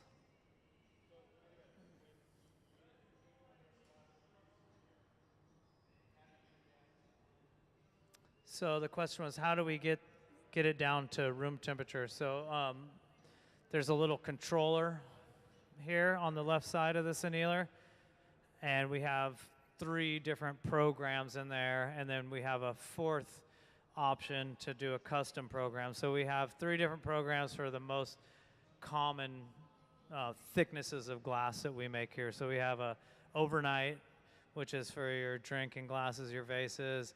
We have more of like a 2-day, which would be like for really like a solid paperweight or something. And then we have something that's in for about 3 days, and that's for anything over about 2.5 inches thick. And that's just a pre-programmed. It's really slow at the top end. The first 300 degrees are very slow. The next 600 degrees, pretty fast. So it's just a slow cooling. And back in the old days, glass blowing is, well, glass working has about a 5,000 year history. Glass blowing, about 2,000 years. And I mean, if you were to be doing this like 1,000 years ago, and you just made this thing and you buried it in the ground, that would anneal it. As long as it cools slowly. I mean, there's definitely some science behind it, and we are able to anneal things that are tricky to anneal now because we know so much about glass, and we're able to control the temperature in these furnaces a lot, or the kilns a lot better, the annealing ovens. But as long as it's a slow cool, it's going to be stable. So back to the top, starting that process all over. We're dropping some color on the top of this. Why don't we play the color overlay video? This will explain how we color most things that we make here.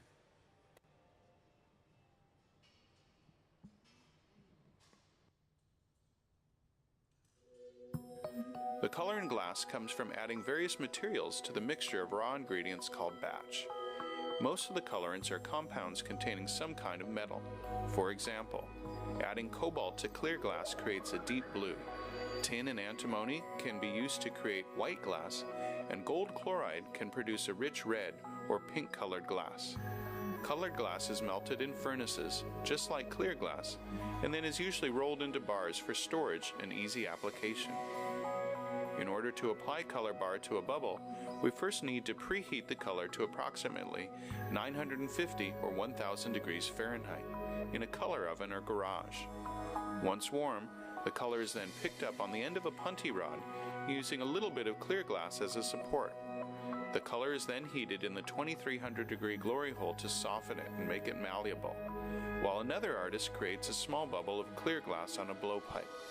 Once warm, the color is dropped over the clear bubble, and then using a variety of hand tools or the steel marver, the color is rolled back over the clear in an even layer. This process is called dropping color, or creating a color overlay. Depending on the project, that bubble is then usually gathered over with clear glass and blown into the final form.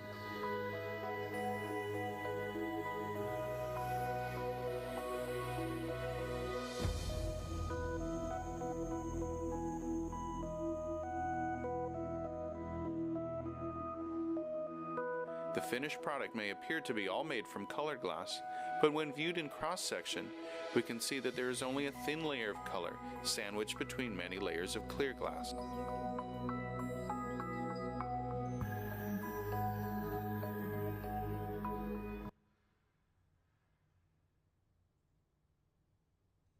Can we also show the frit video? So the frit is also another way we color the glass. It's the way we're coloring the lip wraps, and might take her a minute to find the video because I haven't played it all day.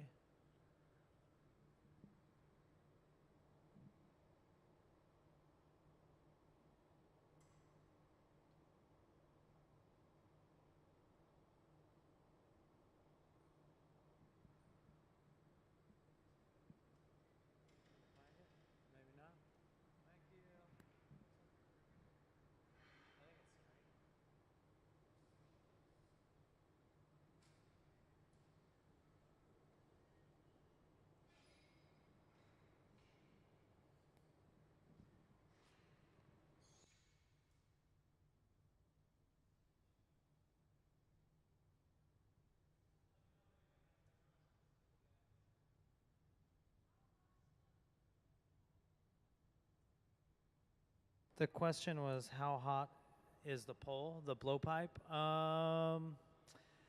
Depending on how low our furnace gets, they get very hot. Yeah, like almost too hot to handle sometimes. But we'd have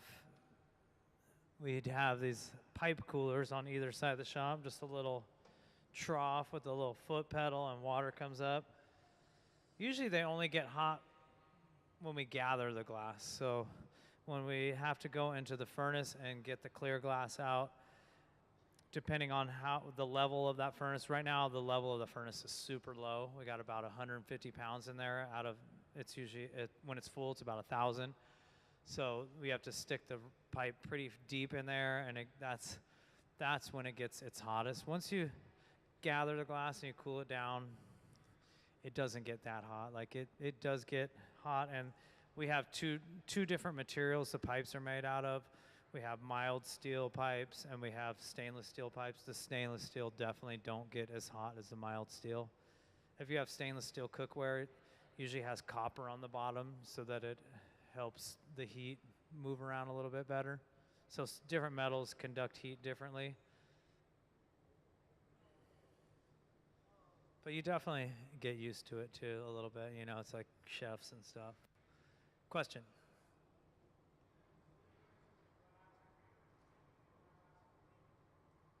And a what? In bakeware? Like Pyrex? So the question is, what's the difference between like a drinking glass and bakeware or like Corningware, Pyrex? So our glass is what's called a soda lime glass. So this glass is made out of soda ash, lime, and silica. If you add boron to that, that's a borosilicate glass. That's what Pyrex is a borosilicate glass. Borosilicate glass is able to take thermal shock. So say like you took this and poured in like 200-degree liquid, it would crack this. It can't withstand that thermal shock. When you add boron in the glass, it does. I'm not sure exactly what it does, but it makes it so that it can withstand that thermal shock. I think that's what it is boron. Boron nitrite, maybe? Yeah. So it's basically, they've changed the formula just a little bit, and it gives it the glass. It can take what we call thermal shock much better. Question? How long does it take for it to heat up and cool down? Like the glass itself, the molten glass, how long does that take to heat up? The furnace? Well, the furnaces stay on for years at a time. So when we rebuild one of these furnaces and we turn it up to temperature, we usually turn it up over the course of about 3 or 4 days. So really, once the glass is hot in there, it stays in there forever. If we have well, not forever. These last anywhere from 10 to 12 years, depending on how you take care of them. But like if we have a power outage, we need to come down here and put a flame in there, because if that furnace is allowed to get too cold, the glass actually shrinks just a little bit when it cools off, so it could actually ruin that. So, but as far as like heating up the glory holes, the reheating chambers, they take about 45 minutes. And how long does the glass take to cool down? If we were to just put it straight on the ground, depending on how thick it is, it could be cooled in minutes, it could be cooled in seconds. It might take half an hour if it's really thick. I'll show you something real quick.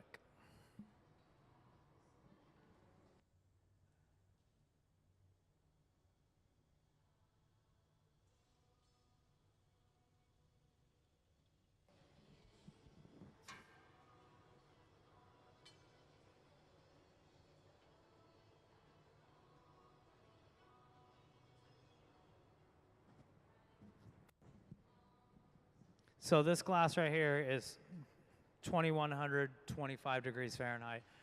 If I stop turning, it's just gonna fall on the ground. So, show you something real quick.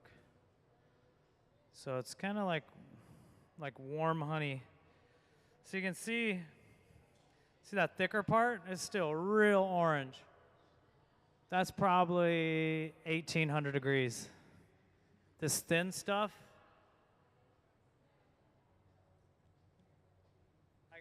I can hold that in my hand now. So it's dependent on the thickness, how long it takes to cool down.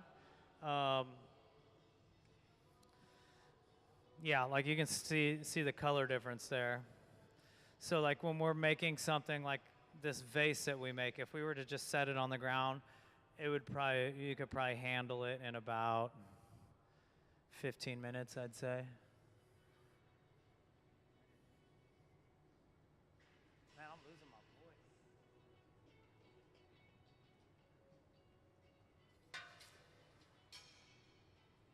So now we've got all the glass. Now it's time to start making the vessel.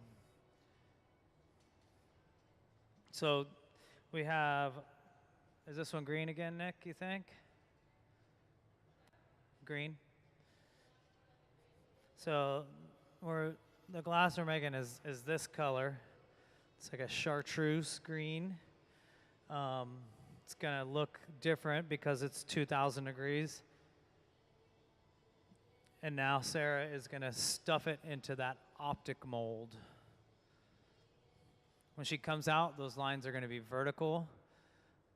She's gonna put a twist in those lines by taking it to the metal table over here and dragging it on there. So she comes out, and again, that mold is just to give the glass texture. It's not to give it its shape. It's just for texture.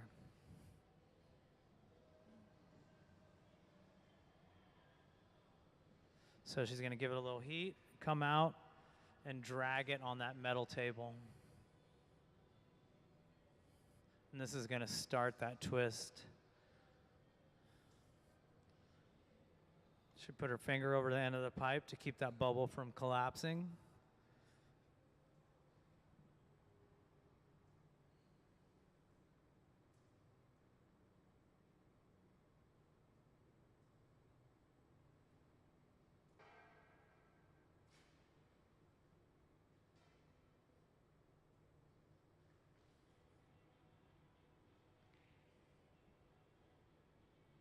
So in order to keep these ribs nice and sharp, Sarah's gonna try to work this glass pretty fast and get it inflated pretty quick here. So she's gonna give it another little heat, sit down. Jordan's gonna blow. Sarah's gonna be turning the pipe and shaping it. Nick's gonna shield her from the heat.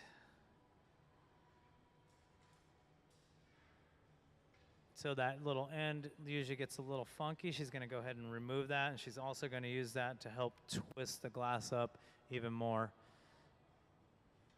So she's kind of turning that same direction away from her. Now she's grabbing the end and twisting that up even more.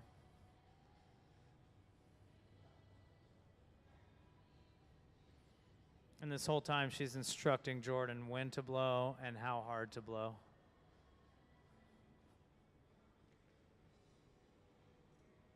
Hi. Have you guys been here before? Hey, how you doing?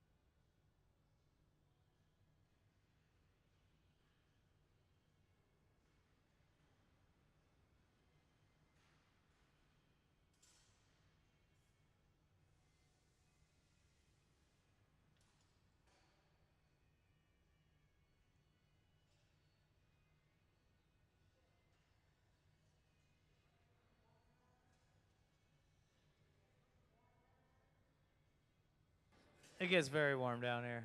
It's nice today. It's probably like 80 over here. Yeah. In the summer, it gets like over 100 in this area. It gets a little much, but not as bad as where I started blowing glass in Bay Area, California. It get very hot. What's that? 110? I worked at a shop in Sonoma, California. I don't know if you know where that is. It's in the wine country. It would get about 140. Yeah, we would stop when it got above 140. Yeah. I mean, that's what the thermometer said on the wall, and I don't know. It was hot.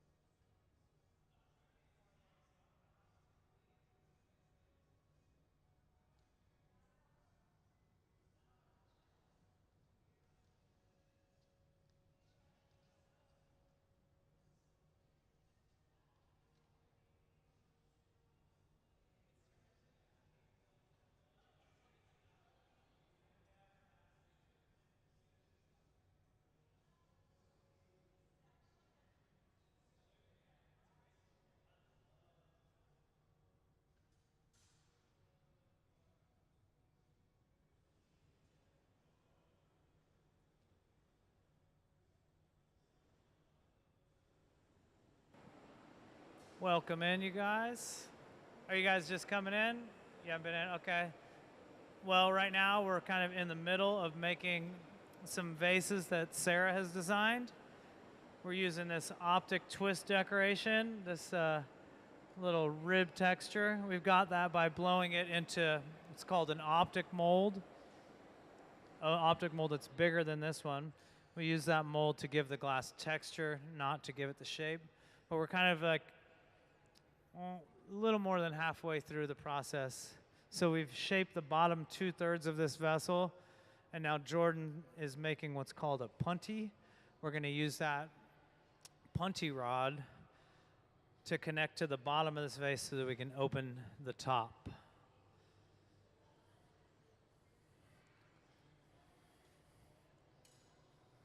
So Jordan's going to get this punty a little bit warm, and we're going to connect it to the bottom of this vase. Yes?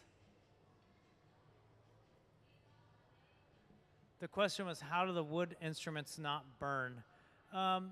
They do. Yeah, the wood paddles, they're already burned, so they don't it takes a minute for them to catch on fire because there is that layer of carbon there. So if you just use it for a moment, it doesn't burn. We also use wooden tools that are soaked in water, these things. These are blocks, and these, it would take a lot to get these to burn because they have been soaking in water they live their whole lives soaked in water. So the glass actually rides on a layer of steam when you're shaping it. So the wood tools do burn a little bit, but not as much as you'd think because, well, for one, we don't use the same part of that wood. We kind of keep that wood moving or keep the glass moving across it, and when it's already burned, it doesn't want to keep burning. So now we've got that piece on the punty rod. Punty comes from the Latin word pontil, which means to bridge. So we've got the vase on this punty rod, and now that's exposed the hole at the top where we blew it. So now that we've got that on the punty rod, we're gonna take a couple heats. The first heat we're gonna take is we're gonna stretch out that glass at the top of that to thin it out, and we're gonna trim it to even it out. So when it breaks off the pipe, it usually breaks a little uneven, it's a little thick there. We're gonna even that out, thin it out, and then we're gonna add what's called a lip wrap. So over here, Nick is coloring some glass that we're going to use to wrap around the lip of this vessel.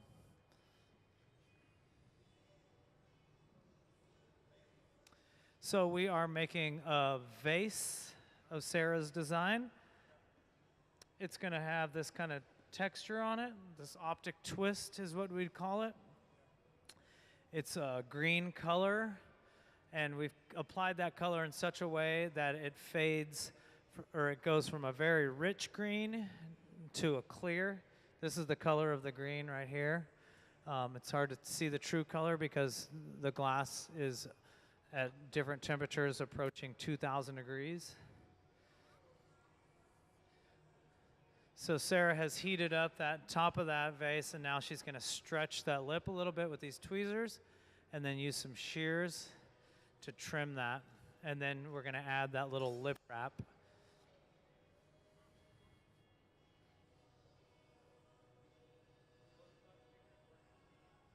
I'm sorry?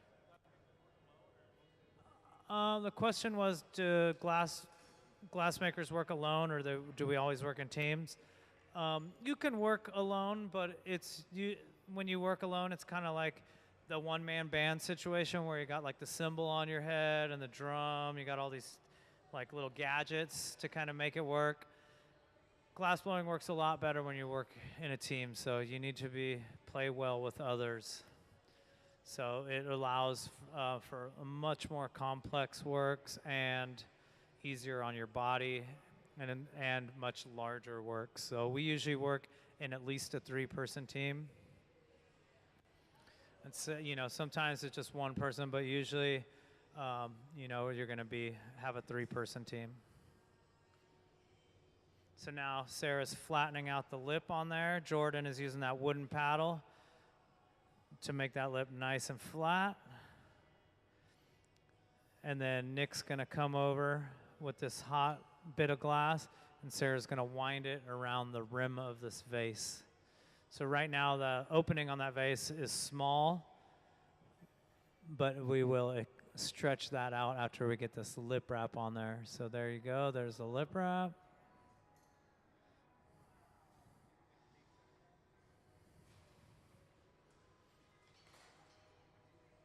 So when we're working with this glass too, we need to make sure we keep this glass at least above around 2,000 degrees. So when she's heating this, she's going to heat the part where she wants to work, but she's also going to do what's called a flash every once in a while. She's going to go in and heat the whole thing. That's going to keep the glass hot enough that it's not going to crack. If it starts to fall below 1,000 degrees, it's really in danger of cracking. So it's a real balancing act. Sarah's been doing this for 23 years, so it's going to be very casual. She doesn't really have to pay attention that much, but there she goes. She's going in for a flash, and she's going to heat the top a little bit, flash it every once in a while. If you flash it too much, you're going to start to misshape the piece, if you don't flash it enough, it's going to crack. So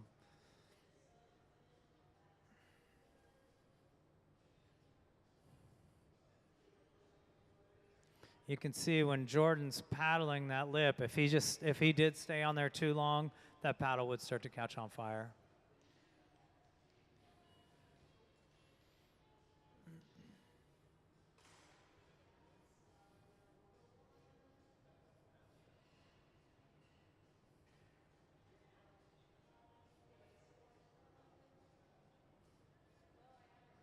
So everything we make here, when we make things for the store, these will end up in our store later on in the week. And if you go in our store now, you can see a lot of different objects that we've all designed and made that are in the store.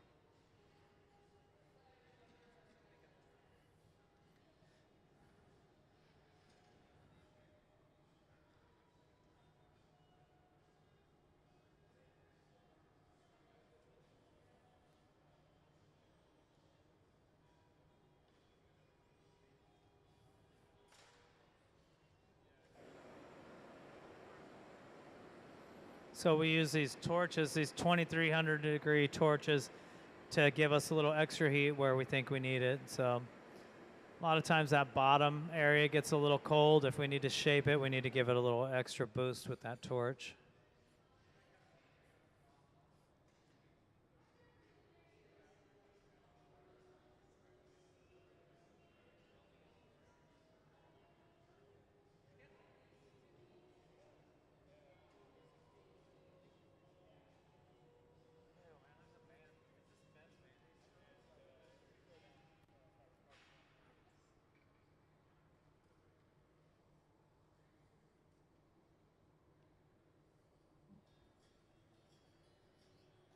So a lot of times when you see those wooden paddles too, we're using them to shield the gaffer from the heat.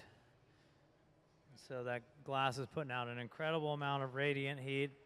We put that paddle in front of the hand and it helps shield your hand from that heat. So once we have this to Sarah's liking, Jordan's gonna put on this hoodie, a face shield, and some Kevlar gloves. And we're going to put this thing in an annealing oven. Annealing oven is an oven that is used to slow cool the glass. Everything we make here needs to be slow cooled in order for it to be stable. So the glass will cool according to its thickness. So something like this is going to cool overnight.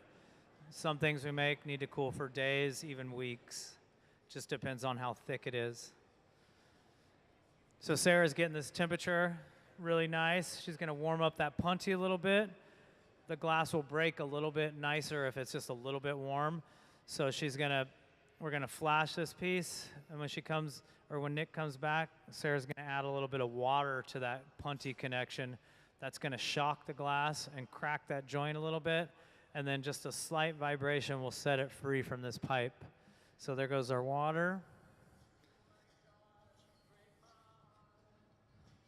And then she's going to give it a little slight tap, fire polish it with a 5,000 degree flame, and then it's coming over here to this annealer to cool overnight. Why don't we give our team a round of applause for that?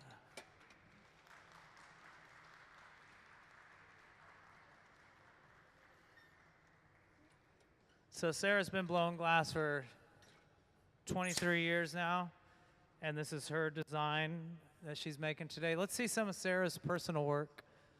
So when Sarah's not working here in the museum, she makes her own work and exhibits it at different galleries. Sarah is really good at something called cameo engraving. So Sarah likes to engrave on the glass. So this is a layer of white glass over a layer of black glass, and she's used different diamond embedded wheels to grind away the white glass and reveal the black glass. It allows her to do the shading and everything on that to give it a real almost photographic look. So yeah, this is some of Sarah's work where she's done the cameo engraving.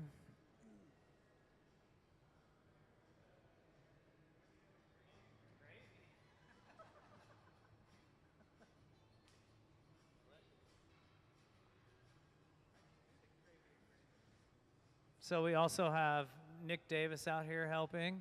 Do we have some of Nick's work up there too? Nick is really good at sculpting. Nick also is our technician here. He keeps all the equipment running smoothly, and he makes really wonderful glass tools too. A lot of the tools you see on this bench, Nick actually makes and sells them to people all over the world, and they love his tools. I have a bunch too. I don't know if we have Nick's work up there.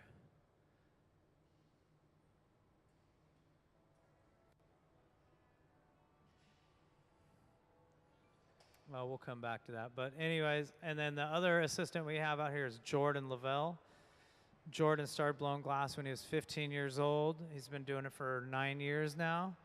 He is a paid intern here that works here once a week. I've known Jordan since he was 15, so we've been working together for quite some time. And now he works here once a week on the team.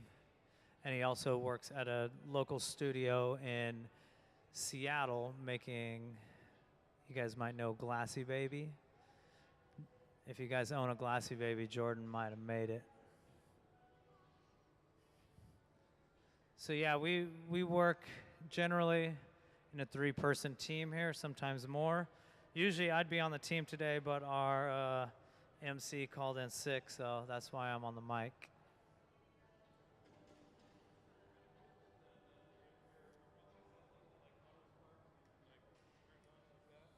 This is a oxypropane torch.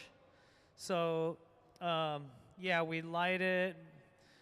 We usually light it off another flame.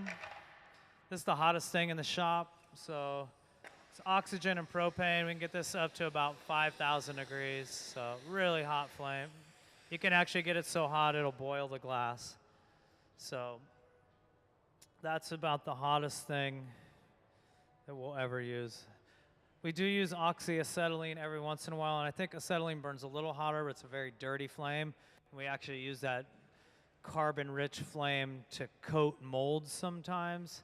We just use the acetylene, and the soot from the acetylene puts a layer of carbon on. We use it to coat, make sand molds sometimes.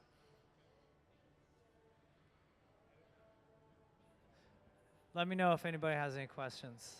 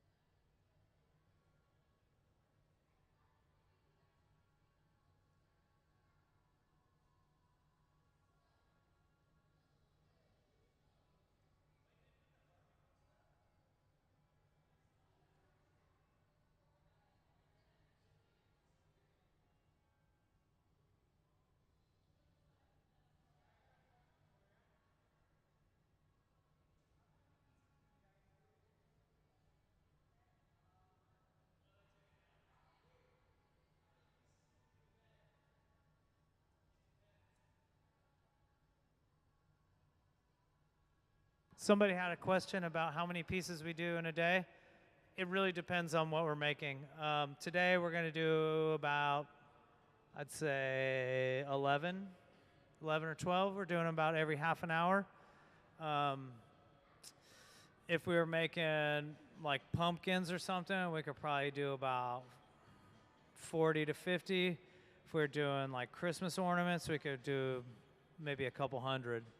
Yeah, there's times where we only make one thing in a day. It just all depends on what the project is. We made some really large frying pans 2 weeks ago. We made 3 of those in a day. So it just depends on the size and complexity of the piece. So sometimes the decoration is such that it takes a really long time to do. Sometimes just the sheer mass of the piece, it takes like 45 minutes just to gather up all the glass to make the piece. So it really depends. And here we do a lot of different things. I'd say one of the things that take the longest here that we do often is our kids design glass. We do things, we do this once a month, last Saturday of the month usually, and kids submit drawings to us, and we pick one every month from a child 12 or under, and we make 2 of those out of glass, and those usually take us 2 to 3 hours to make.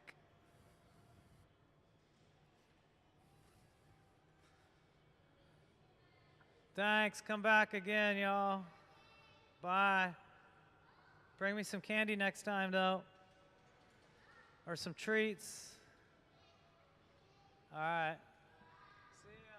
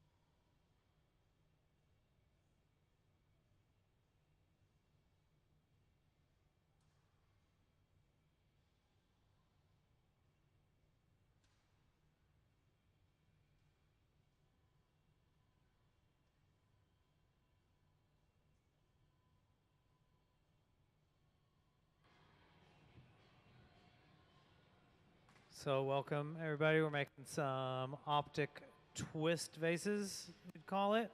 So optic twist is this kind of decoration. They're not going to be this color or this shape or anything, but this texture you see on here, that is called optic twist. We're going to get that by stuffing the glass in what's called an optic mold, which you see here on the big screen. Sarah has some optic molds down to the left of this reheating chamber. There's a bunch on the floor there, and she's going to get this to the proper shape, stuff it into that optic mold, and then twist that texture. The optic mold is not used for shaping the glass, it's just used for texturing the glass. So these are some pieces designed by Sarah Gilbert. She's the one with the glass right now. So she's designed these and is fabricating them. We're using different opaque colors that we've applied in such a way that they're going to fade from very dense color saturation to clear at the bottom. So here she goes. She's going to stuff it in this mold. And then after she stuffs it in this mold, she's going to have some vertical stripes. She's going to take that and twist those stripes up by dragging it on this metal table and by physically twisting it at the bench. So just let me know if you guys have any questions, because I'm just going to let my voice chill for a minute.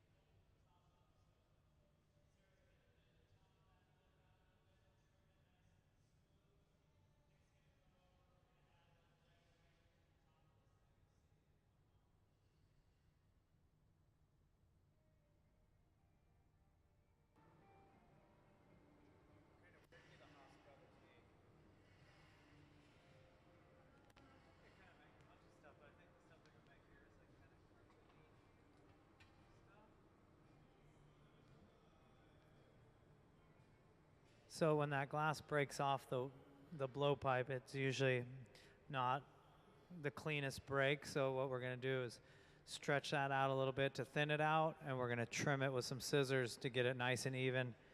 And then Nick over there has some colored glass.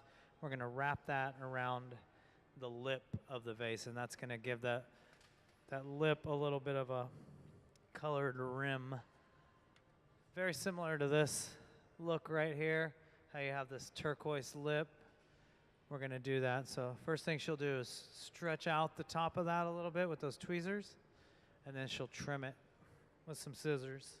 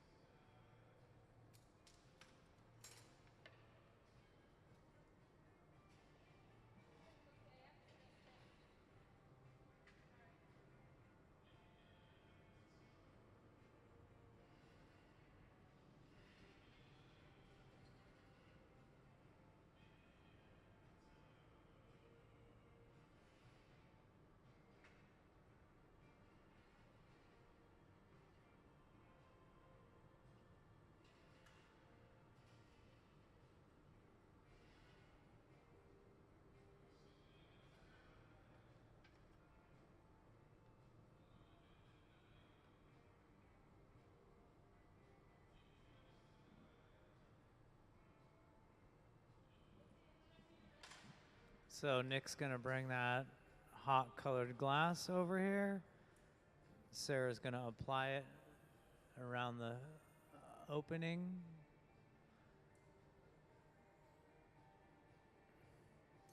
And we'll smooth that all out and open the mouth of that vase all the way up, and that colored rim will stay right there.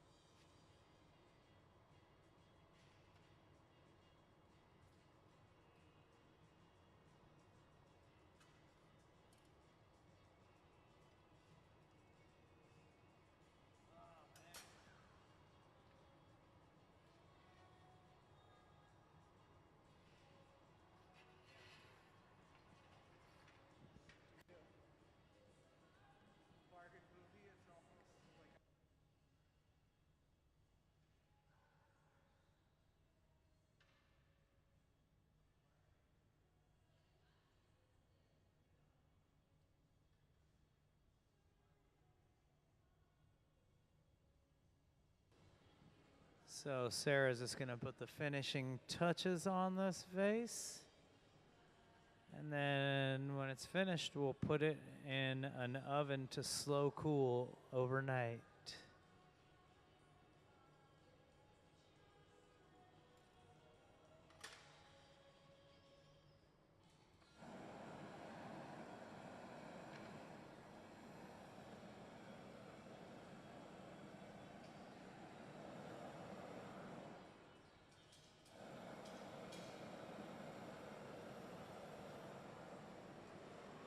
So it looks like we're just about done here.